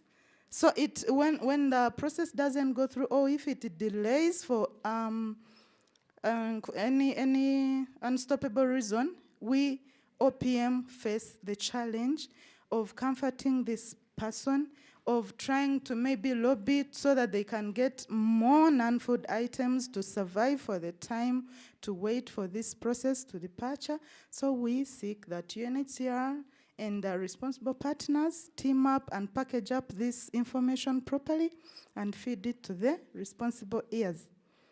Then we have going to the shrinking spaces for refugee resettlement because of COVID. Of course, it has really frustrated everyone, but of course, majorly the persons of concerns, and especially usually the marginalized group of people, like the LGBTIQ, etc., that group, whereby, of course, the Ugandan law, Ugandan government doesn't recognize that. I cannot fail to say that. So these people, when they are stopped because of this COVID or other issues, they get frustrated. So mental health and psychosocial support, we need to beef up. We need to create programs so that these people can fully be counseled or maybe motivated or calm down to be patient a little bit and see how they can cope until they go through that stage. Then I am calling upon my sister. Please, it is so disheartening. But personally, I work in Nakivale. I pray that we talk about that case so that maybe I can take it to my settlement commandant and we follow it. Because personally, I've not heard about it. If he has, I would like us, you and you, to share so that I can go back home and maybe involve my Kampala team so that we can see what is necessary to be done. Then there are some countries, we all know, this is the reality that is so true, but we rarely talk about it. There are some countries that are usually not eligible for resettlement because of one political reason or another. We all know some of these countries.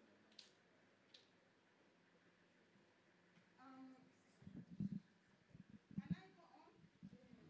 So we want us as, I call upon us as policymakers, as lawmakers, to look into the plight of these refugees from these countries that are not considered for resettlement, because since, I'm sorry, your name is really difficult.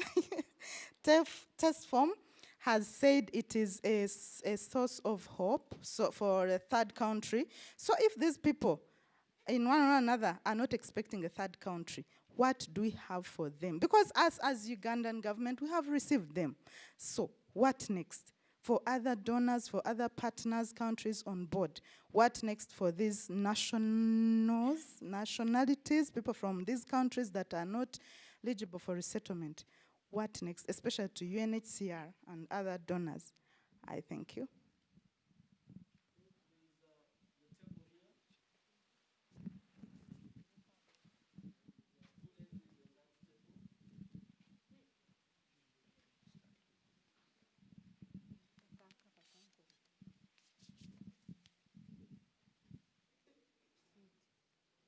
Thank you so much. Kebirunji Jole is my name, the settlement commandant Changwali. I think I do not want to, I have no question for anyone, but I wanted to have around 3 things being put into us, especially as Africans. I loved the statement that was made by Prince by Prince, of Madi. He said the future, the theme of this of this workshop is the future management of refugees. But I wish it would be changed to the future conflict management in Africa. That is the message we should preach so often, to see how we approach the cause root of what our brothers and sisters go through. There comes in the resettlement we are talking about. This one comes as one of the 3 durable solutions. So many times that we have attended most of these workshops, everyone is talking about resettlement. I wish everyone would know that this is not a solution for our problem. Our biggest solution would be voluntary repatriation. This would be a very, very peaceful, and I think the most appropriate solution to the freeing people in Africa. But what does it take for us to have voluntary repatriation, having these refugees go back to their homes? Everyone is thinking running to US is a solution, when sometimes it is the cause of all these conflicts of why our people are running from wherever they are running. And they are going there comfortably thinking it's a heaven. It's not a heaven. They could have been third, or they are part of our problem of why we are freeing. Peggy, as you look at me, we are government. I wish such kind of workshops are mobilized to support the government, to see how we take a move to different countries where these people are coming from on part of mobilizing. Can we have our people back? Can we put some measures to help them that even when they go back, even when we feel Rwanda, Burundi is peaceful, there are some people again, as they go back, they are again being fished. Can we stop? Can we see how we reduce that? It would be a solution. But the issue of saying, we have had some of the refugees. I don't want to term them as refugees. People fleeing from Congo who come in the name of refugees, but because they want to be resettled to UK, thinking there is something like greener pastures. We also they camouflage and we look at them as refugees. Because we have not sensitized our people about voluntary repatriation. Instead of talking about more of resettlement, let's talk about voluntary repatriation, and when things are right, people have the heart to go back. I have seen a few refugees in Changwali, very rich refugees. And they're also telling me, Commandant, I am struggling to go for resettlement. I said, what are you going for resettlement for? The children can go to school, can be supported to go to school. You have got some bit of livelihood here. You have a shop, you have a hotel, which is having a market, almost 100% market. Why do you want to go to USA? Why do you want to go to Canada? Because they have all lost the spirit of originality, of being back home at some time when everything is right, because of resettlement, thinking everything is green. But is it green as they think? Those who really know. So for such kind of training, such kind of workshops, let's begin to make a revolution. We start with ideas. Let's begin to preach the ideas of voluntary repatriation, conflict resolving at African level, and we see how things at one time they will work out. But if we continue with issues of resettlement, everyone is thinking the first day a refugee reaches in a camp is about thinking USA, not thinking about anything. I loved your speech when you said you helped those Angolians to realize that it's not all about resettlement, but it's thinking, how do we get back home? What helps us to get back home? Thank you. Those are my few deliberations, but it's emphasizing that let's not look on how the outside countries might help us, but the way we can handle our issues at African level. Thank you very much, Commandant. So it's now 4 p.m. I was given just 10 extra minutes after 4. I'm going to ask the next speakers to... Okay. So I'm going to ask the next people who I'll pick out to just go straight to that point so that we give other people a chance. Okay, so the lady in red, I'm sorry I can't mention your name yet because of the mask, but yes, go ahead, the lady in red. Just hit it home.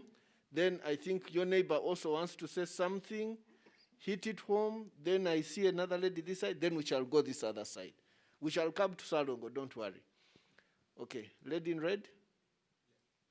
Okay, thank you very much, Chairperson. I thought you were going to say that we stop at that. Thank you very much. The person has just talked, but me, I'm seeing a gap is in the area of awareness creation. Way forward, like you've said, we go straight to the point. Yes. In terms of resettlement, we need to sensitize our refugees, give them information rather than them picking it from corridors. I'm talking from the perspective of a treatment and rehabilitation center for torture survivors. We've had many cases where you find like you're treating someone having a wound, someone is adding salt to a wound for it to be septic, because they have been told that when you're going to be resettled, your condition must be terrible, you know. We don't know where they get this information from. We've had some people even kidnap their own kids for someone to be considered as insecure. So I think there is a gap in awareness creation. Okay. Away from that, the last one, I just loved our theme, the future of refugee management in Africa Great Lakes region. What's the way forward in terms of livelihoods amidst the COVID-19 pandemic? Thanks to GRS, which has been receiving cases from our rehabilitation center, where we are getting refugees being kicked out of the house, and many of them are being exposed to other forms of violence, sexual violence. As we are looking at the future, what's the way forward? As us practitioners seated here, what are we planning? Thank you. Okay, thank you very much. Yes, the lady with the orange and black mask. I hope the color is the right one. My name is Charity. I work with Refugee Law Project. Commandant, I thank you for that passionate submission on thinking about engaging the countries where most of our refugees are coming from to be able to think of voluntary repatriation. But I think you'll agree with me that these countries, the way our colleagues, the refugees, are sharing, they are not safe. When we talk about DRC, it's a chain. The minerals in DRC, so many countries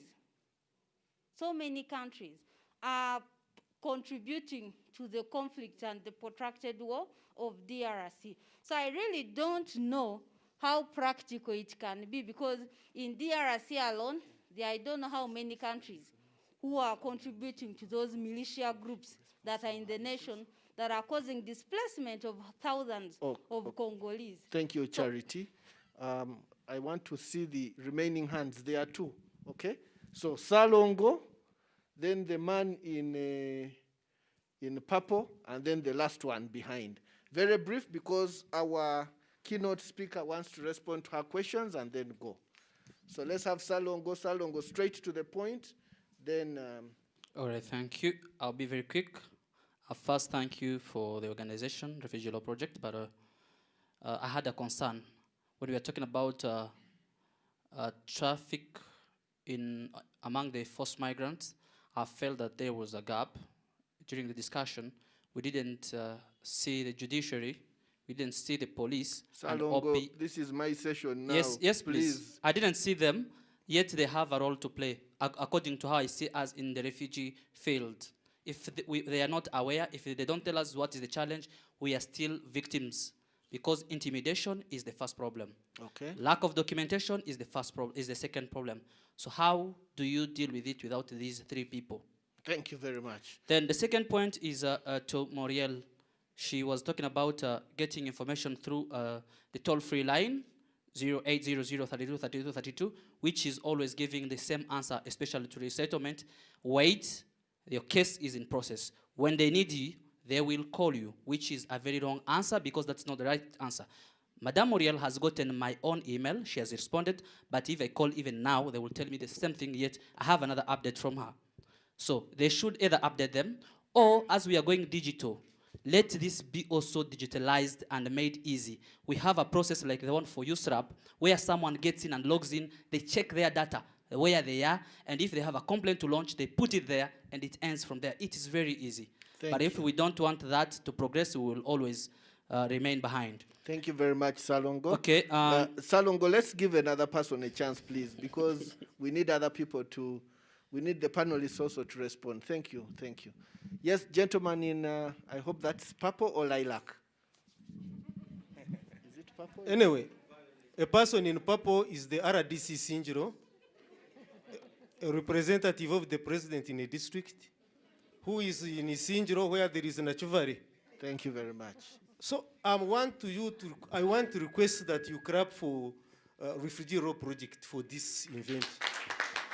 Some of the important players were not on board. For example, I had to create my position to the situation of addressing refugee questions and issues in the settlement there. We should also clap for you. Some of the issues there, I'm just picking from here. Even more bigger issues were addressed from down there, but without opportunity to come and share with you. For example, I want to thank Dr. Frank. He has put it right. There would be is still a question. For example, repatriation and other things, it is still a question. But I want to bring it to you and clearly say that the style of resettlement, when you look far back years of 2013 up to date, there is a very good progress. I want to thank government of Uganda for this take. And I want to bring and put away fears of some of our fellow brothers and sisters who are running away from the problem coming to Uganda. The problem is not only that Uganda, we are squeezing them, we are not caring, OPM is not minding, they are minding.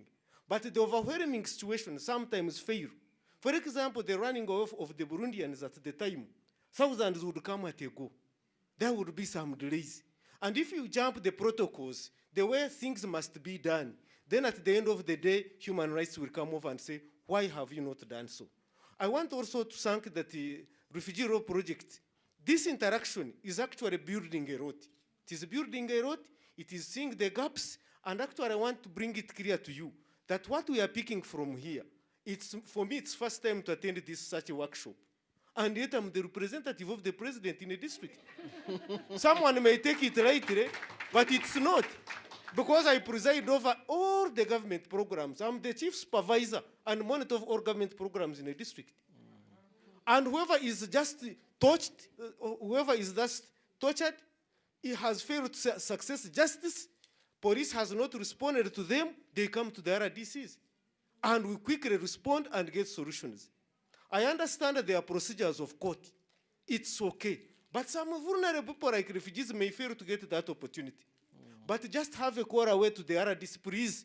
For example, there are many people we have helped. Some of them were sent away from the houses. They come to the RDC, I call the commandants and say, please, there is this one. He said, I didn't know. Consequently, we solve. So I want to thank Refugee Law Project for this vision. I want to thank all other players. And my fellow sisters and brothers, everybody is a candidate of becoming a refugee. Thank you very much, Mr. thank you. RDC, for putting it that way. Lastly, the gentleman with the black mask at the back, and then we shall have the responses from the panelists. We may not have time for more gentlemen and ladies. Thank you very much for this opportunity. My name is Liberanda Ishimiye, from Men of Hope, refugee from Burundi.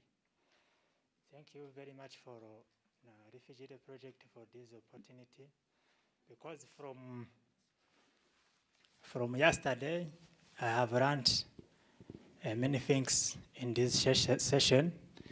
My question, because of time, I go through my first question goes to UNHCR about the settlement. In our meetings in our communities, we had ECHO said that there is a corruption in that area. Even Ugandans have been restored in place of refugees. I want to ask, the level of transparency do you make in resettlement for refugees is where? You can explain us the transparency which is there because of that issues of corruption in that area.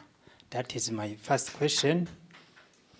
And about voluntary repatriation, I have to say something about our country. You can stand here and here in Uganda and somewhere else and say that in Burundi or in Rwanda or in Congo there is a peace, refugees can go back. But someone who can go, can go. But refugees, as my sister said, they are different. Refugee Law Project knows about some refugees have come tortured, has been victim of sexual violence. Those are not the same with those refugees who came with business, because business is failed or they have a fear of arrested by the police. They go to the Kampala police and they got to document, OPM, they got to document without being refugees, really refugees. Those, when the government appeal refugees to come back, those are the first to go back. And the UNHCR is just saying those refugees, and you have to start to talk with your community leaders. What is the situation in Burundi or here? Last time we got a visitor from UN. Please, the microphone, please. We can, Deputy Chair, Deputy Secretary General Binto Keita have come and have visited Burundian community.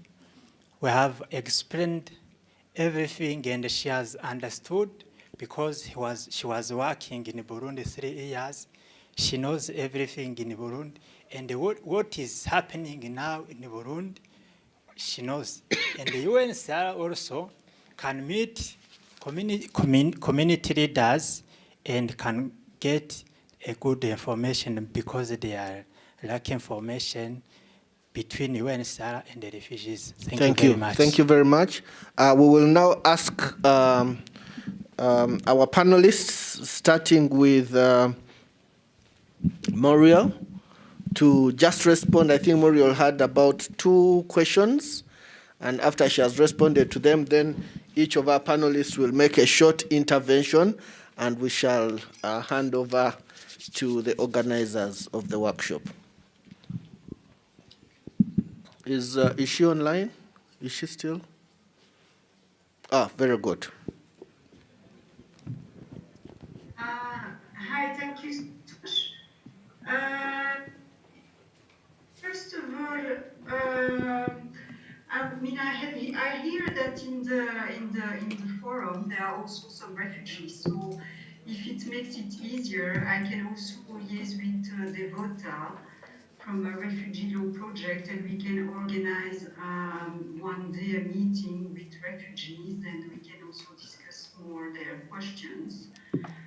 For you to know, every Tuesday in Kabusu Refugee Center, which is our urban partner, NRC, we meet the refugee there, and I go also there.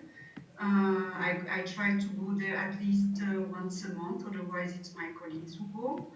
But we can also organize a similar meeting with Refugee Law Project to have maybe different type of people, and maybe we can ask all the questions. So I can liaise with Devota on that.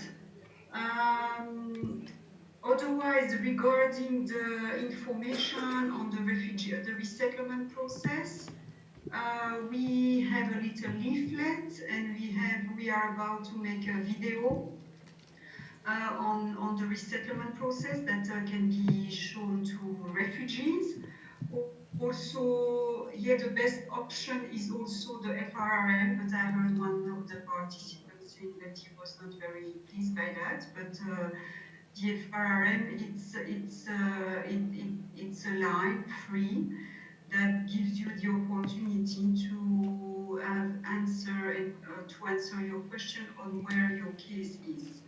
It's true that sometimes refugees think that they are in the resettlement while they are not, so maybe the helpline in that case will not be useful because they will just say there's no resettlement case, but otherwise they can provide you with information on your particular case. Regarding there was a lady who asked also a question regarding what to do when you have a newborn baby. So normally any change of family composition needs to be shared with OPM and to receive a new attestation. And once you have that, yes, you can also come. There is 1 day of consultation in each office where refugee can bring new documentation, and only for the refugees who have been submitted to a resettlement country or who had an interview, they can provide and update their family composition information. In terms of integrity measures, I would say that we have been quite cautious with this integrity measure, and over the last 2 years we have really strengthened our oversight, segregation of duty, and all type of measure and endorsement by supervisor to make sure that only refugees and those vulnerable can be in the resettlement process.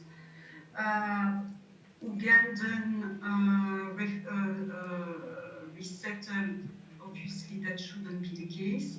If you have such an information, please approach the helpline or also approach the Inspector General Office, or IGO or Inspector or body that investigate any type of fraud. And please provide the information and the details, and we will look into the matter. It's something that it's any integrity issue or fraud or misconduct by staff or by partner. It's something that we are very concerned of, and that we will always review and investigate, or at least the relevant body will do so. So if you have this, please just report to IGO or report to the FRRM. If you want, I will share also with the organizer the contact and the number, so everybody can know that and follow up with report. I hope that I answer all the questions, but if not, as I say, I'm very open to have another meeting with organized by Dibota or the Refugee Law Project if people want to know a bit more on the resettlement process. Thank you. And general question on resettlement. Over to you. Thank you very much. We shall now go to Dr. Frank to make his intervention. Okay, in the interest of time, I will really try to keep my responses brief. Thank you so much, my sister Jessica, Peggy. Very good question, but I'm not so sure whether I have a clear answer because you're talking about, burden sharing and of course the costs involved and all that. I really don't know whether I wouldn't want to call for quotas or putting a formula on how these refugees can be shared, because even when they tried in Europe trying to see, okay, how do we share and so on, you could see resistance from these member countries. But for me, I would say, can we have a dialogue really? Can we see how to go about this? Because no one is saying that really hosting refugees or trying to process a resettlement is really cheap. It's the cost involved. I can even understand at the level of Uganda as a developing country hosting more than 1.4 million refugees. It's not a simple thing. It's a burden. It comes with so many issues really. And so for me, the issue I want to raise that if a developing country Uganda can face this challenge, then our other rich countries really, why don't they step up and see what they can do in trying to address this this challenge of refugees? So for me, that's what I can say. No clear formula, I don't know, but I'm sure if there is a will by member countries, round table, UN, I'm sure we can have a dialogue and see how to go forward. Because whether we like it, these are obligations that we have. We have, this was under 1951 Convention, 67 Protocol, 1969 OE Convention. So really, there are responsibilities, and we should not run away, but face them. The other area were comments, so very, very briefly in 1 minute. Cecilia from Nakivare, she says there's drinking space, marginalized groups. Then, of course, people are frustrated, and there's a need for mental support. That's very true, because this COVID situation has been very, very traumatizing. So if someone was about to go and then you are told you just have to wait for long, you are hearing experience of many years of waiting. So I can imagine being in that waiting, mode. You're not so sure when things will work out. I can imagine the impact on the mind. I really liked my sister Kebirunji Changwari, commandant, really. I wish this was very possible, addressing the root causes. I wish really these brothers in South Sudan, Riek Machar, Salva Kiir, could really sit down and agree on some of these matters. But we can actually see disagreements, and the whole population are coming to Uganda and other countries. So how I wish really this was very possible on addressing these root causes. Then it would save us all this trouble of talking about resettlement, I don't know what. Things would work. But you have seen many times, really, even when you go into political solutions, peace processes, peace settlement, you sign an agreement today, the next day people are doing other things. And so that commitment, peace processes, peacemaking, this goes to the whole idea, the whole project of nation building. It looks to be problematic. Looks like really the nation building project is causing us all these problems. And I'm not so sure whether really we have arrived. It looks like we still have to go through all these, tensions and so on. Yes, awareness creation, sensitize refugees, give them information. Yes, RDC. I think the issues you raise are very, very, instrumental. But for me, what I read from you, constant engagement, and what Refugee Law Project is doing really, this is part of the story. And if we can have these engagements, then we can really get a way forward. But for me, as I end, I like the experience of refugees, really. I'm a researcher, so listening to, say people of concern or refugees, it's also another good experience. I get to listening, and, people that have gone through difficult situations, tough situations. As a human being, I also put myself in those shoes. I'm like, oh my God, this is tough. You see, so for me, I want to say, of course, sorry that all these things have happened and people have had to go through these tough situations. But of course, this is another reminder that really we have to, like Commandant was saying, really, it challenges us to see how then we look into the root causes. If this was possible, then really we would avoid all these tough situations people have gone through. Thank you. Yes, we'll now listen to Madame Mauda. Okay, thank you very much. There were no specific questions to me, but I would just like to pick on some of the issues that I've said, especially the lady, our colleague, sister, who said that refugees are different. That is very true. Refugees are different, and there are different factors that make them leave their country. And this is the experience I shared. This is what we found out, that even in Angola, where I thought that there was now peace, some people could go. Some went and some couldn't because of their differences. And then they opted for other situations. And then even in the case of UNHCR, like Namibia, I told you that the refugee camp was closing.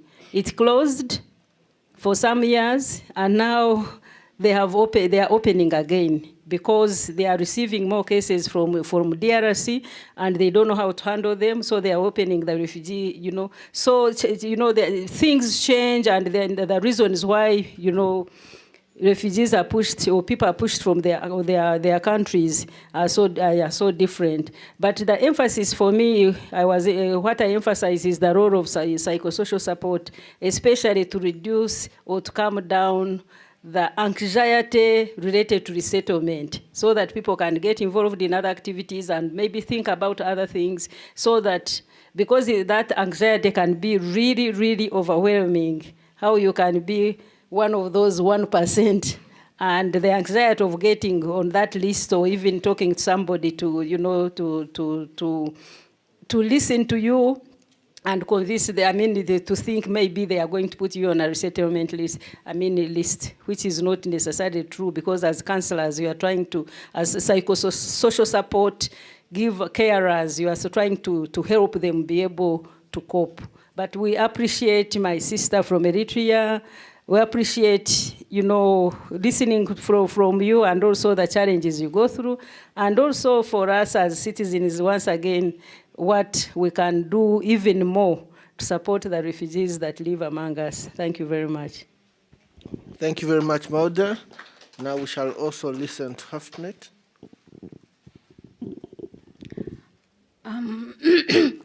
There weren't really any questions for me, so just last comments. I wish we had you in our settlements so that the men could feel like men, could be occupied, and I don't know, they wouldn't use women to feel masculine or whatever, because you can't put yourself in their shoes and see that they're idle, they don't feel like men, they're not providing, whatever. But women are the ones who usually end up being. So I wish we really had you to make our men in refugee settlements to feel like men other ways than. Another thing, just last, UNHCR, please engage with us. The people who are waiting for resettlement, you don't get any communication, you don't get any feedback, there is no communication. And UNHCR is who we have to talk to, there is nobody else. So please engage with us, listen to us. I think that's all I have to say. Thanks. Thank you very much, our panelists, for a job well done. I know that these issues run deep, but join me in thanking Muriel, Frank, Maude, and Hadnet for really bringing out these issues regarding our topic, resettlement of refugees. I know the conversation has got to continue, but for now I'll hand back the authority of this table to those who gave it to me. Thank you very much, Refugee Law Project. Thank you.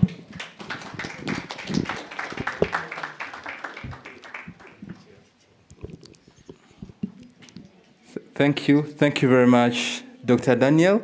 Let's give them a bigger hand clap as they take back their seats. How I wish time was adjustable. We would really have loved to have all the questions.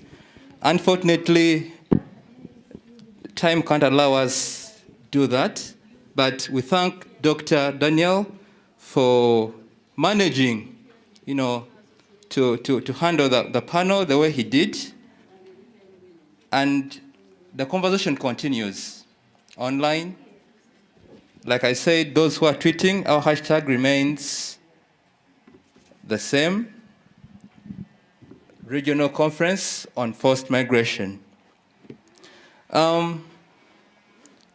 Looking at our program, it says we should be out of this place by 4:30, and I want to assure you we'll do our best to stick to that. By 4:40, according to this program. So we will try and stick to that if we can. And apologies just in case we exit by a few minutes. So allow me invite Madame Devota to give us the key recommendations. Then she will invite Patricia to give closing remarks. You're welcome, Devota.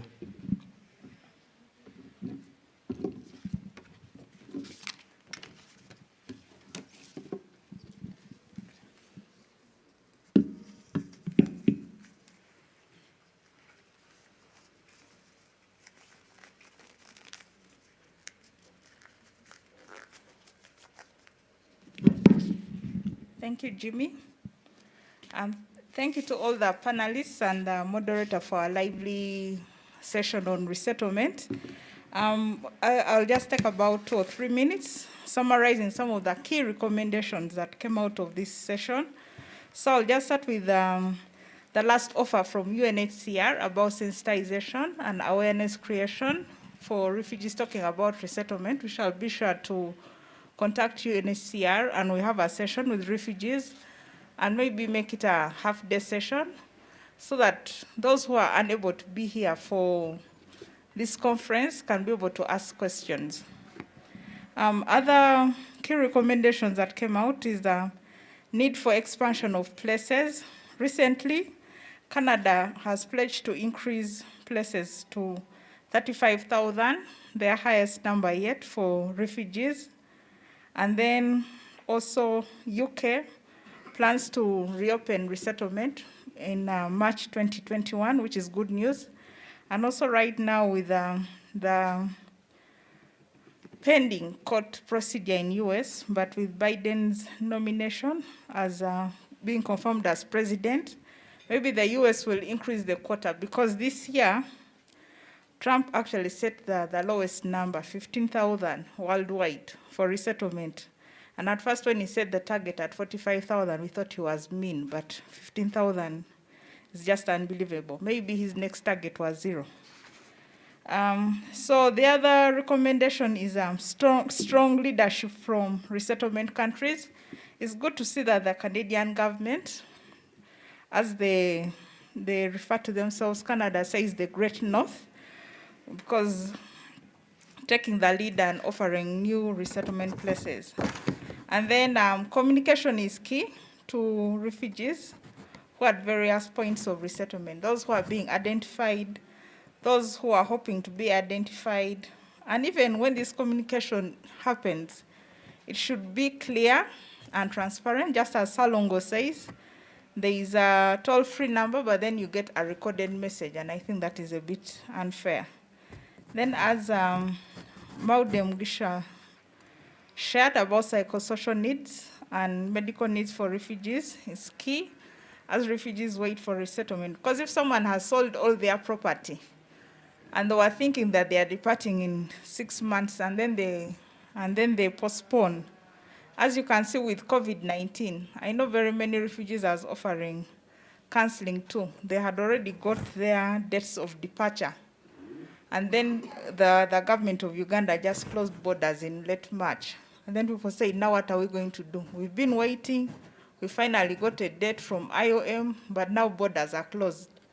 And now with borders reopening, they're still waiting for resettlement dates for departure. But again, because there are various procedures, they will have to go through medical screening again.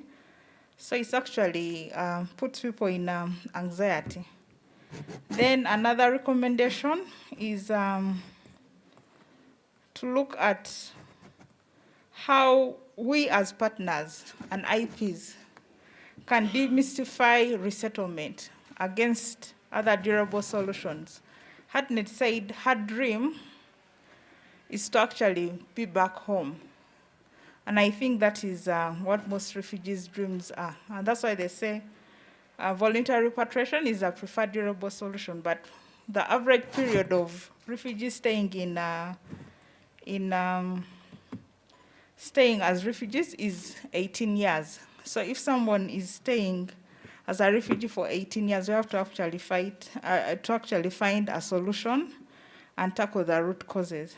So with these few words on the recommendations, I'd like to invite Patricia Atim, lecturer in School of Law, Makerere University. She's our focal point person. She's a very big supporter with us, to come and give the closing remarks. And thank you for listening.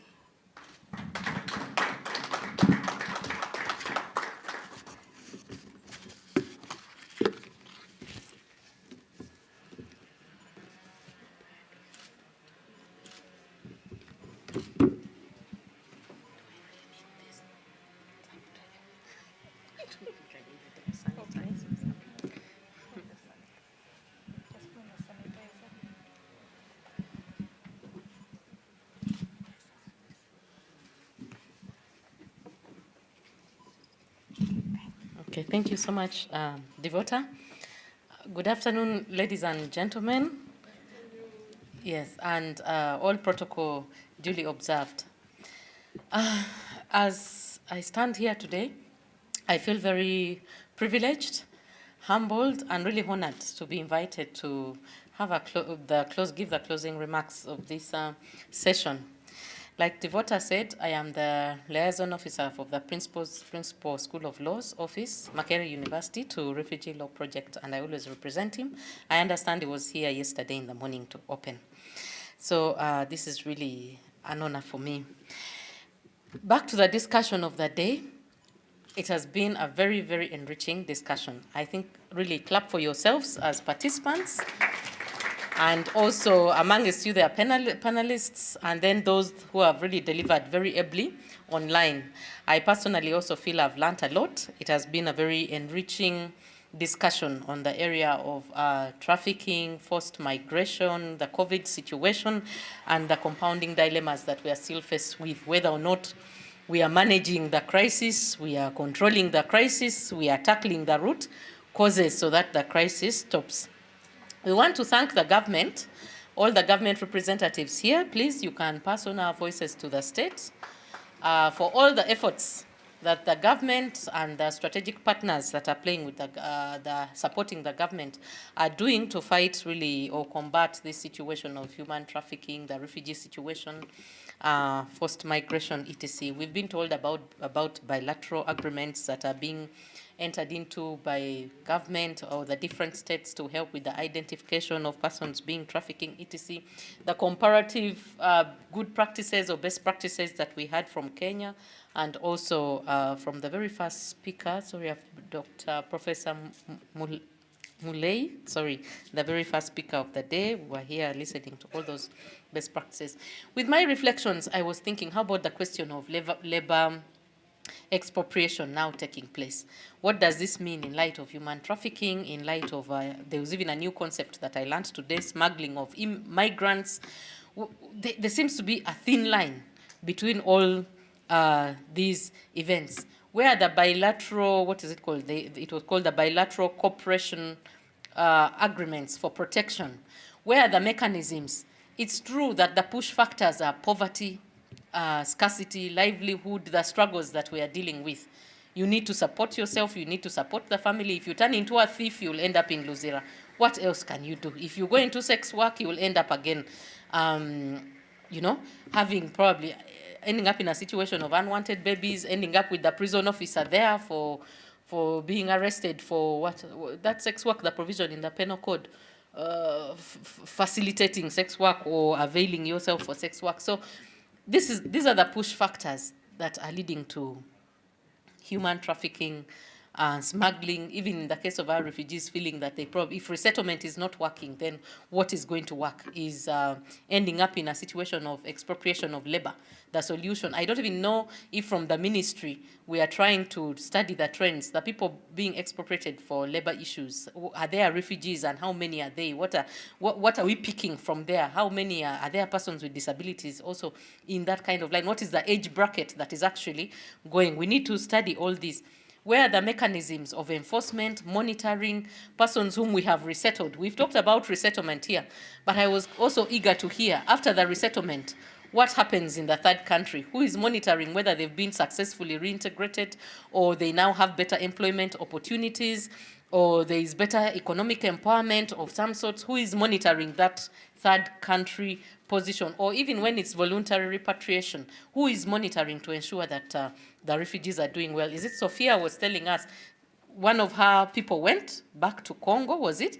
Came back disabled with the legs broken. Burundi. Yeah, came back with the legs broken. Who is monitoring that? Who broke the legs? And why were the legs broken? Is it out of an illness, or it was another form of perpetration that led to that? So those are some of the questions that I remain pondering, even as we had the discussion. Now, and then I was thinking, you know, the Professor Dr. Patrice, who talks about capitalism and market, the commodifization of humans as commodities. And then I really was so mesmerized when he said love. Love has never been conquered by capitalism. I was happy and beaming, only for Nen to come and stab a dagger in my heart. He told me even love has been commodified. People don't love you when they have no money. So do you know what Onen just did to me? Killed the beautiful answer that Dr. Patience had proposed. But then And then, is it Jimmy? Dr. Jimmy then left us with that question. The alternatives. Can we do away with capitalism? What was there prior to capitalism? The alternatives, we have the torch, the ball is in our courts to question, to find out what are the alternatives before capitalism, even during capitalism, or if they can ever be post-capitalism or moderated capitalism. How then can we mitigate, can our leadership, our governance mitigate the effects of capitalism and ensure that the rights of their people are continuously protected amidst all these challenges? And then we think about livelihood. I think last year we had a similar conference. I don't know whether it was the third, I've forgotten, or it was another conference, but organized by Refugee Law Project at the Skies Hotel. We talked about livelihood. We talked about some of the vast lands that we see. For me, I come from northern Uganda, so when I'm driving home to Gulu, I see a lot of land in Kiriandongo. As you drive, we mentioned things like how possible it is to speak to the powers that be, RDCs here. Is it the RDC? Is it the landowners? So that there is some level of cultivation of that vast land that is just covered by shrubs or bush, that the refugees can use it, merely use it. Maybe we get development partners to buy the necessary equipment, because we've been told they are supplying guns. They are only sending money to buy guns, according to Dr. Patience. So now we talk to them to also supply money to buy agricultural equipment, so that people in the refugee camps, we can cultivate all that vast land that appears to be idle, and then we produce food, and it improves issues of food security, issues of livelihood. I don't know how far we've gone with that discussion. Maybe we shall continue with it in-house with RLP. When you talk about mental health, the issue of mental health, just 1 week ago, I was doing some field study in Barara Hospital, Gulu Hospital, provision of mental health care to persons with mental health challenges. And the question of provision of community mental health care. Everybody has to move to the main hospitals. Mama Maria was telling us, in Angola, the distance from the refugee camp to the city center where they could find a health center was over 100 kilometers. That is the same situation we are finding in our own region. Maybe it's not 100 kilometers, but the question of availability of services within the communities, so that people can cut on costs of transport amidst the COVID. You know, transport costs have gone high. Even movement alone, you are exposing yourself to risk. And then these are people already dealing with so many mental health challenges triggered by so many factors. So how do we move services closer to the people? And it should not be only medical services, because even with the few strategies being made at Mbara Hospital, the doctors were telling us we can only take medicines a few times. We don't have transport as a hospital to do community outreach, to provide community mental health care. So once in a while, we only take medicines. So where is the counseling services? Mama Maria was telling us people want more than the medicine.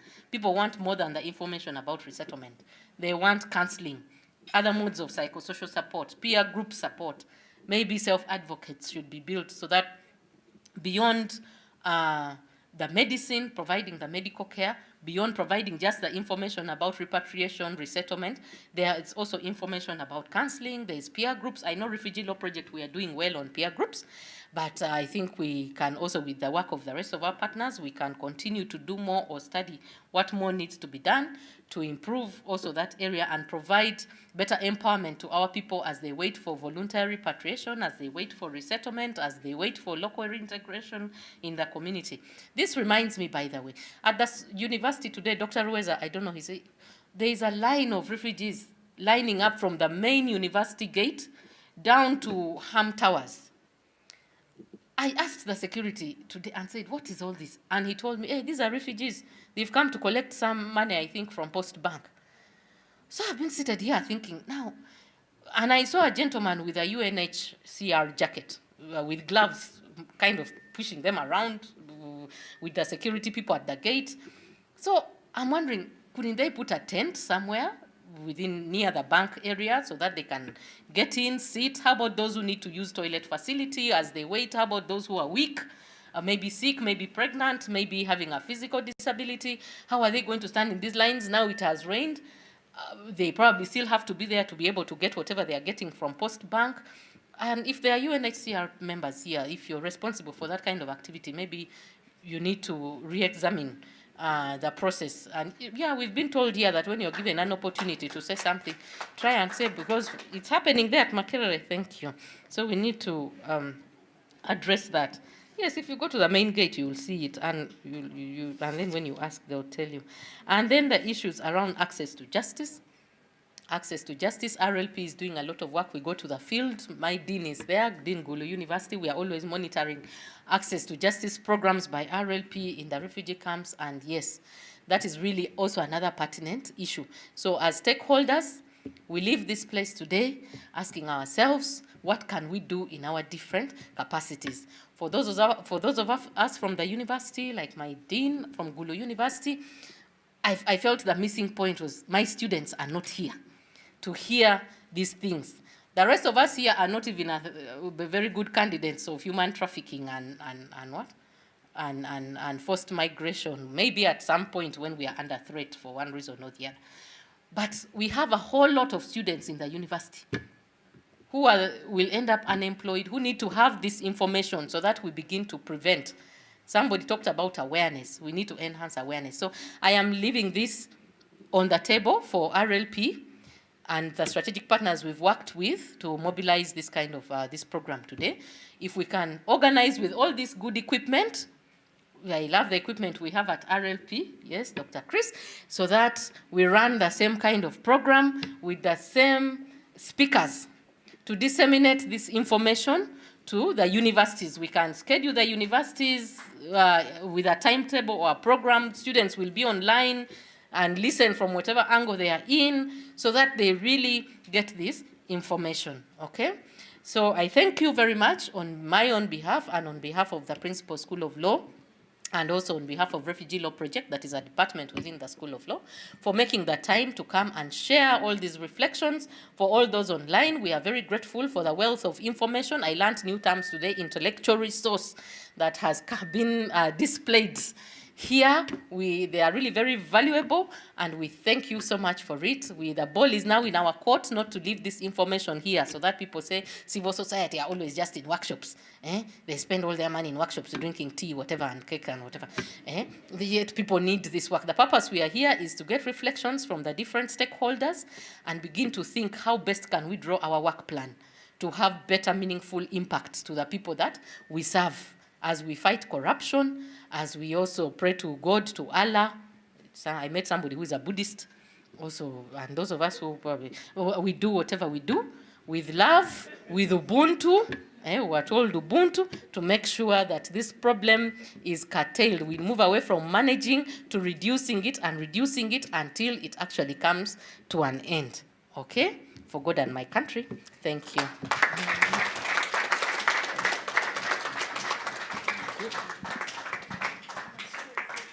Thank you very much, Patricia Atim, for always loving us and being part of us. You know, it's been closed, and apart from administrative announcements, there's nothing much I can add. But thanks a lot, Patricia. Like you heard, she's a very busy lady, but she has always created time to be part of our engagement. We thank you so much for that. You know, we are 21 years old as an organization. Another parent would say you're old enough to go by yourself, but Makerere School of Law, more importantly through Patricia, the focal person, they've always been part of us, and we can't thank you enough for that. A few administrative announcements. There are participants who are attending only today. They might not be there tomorrow due to various reasons.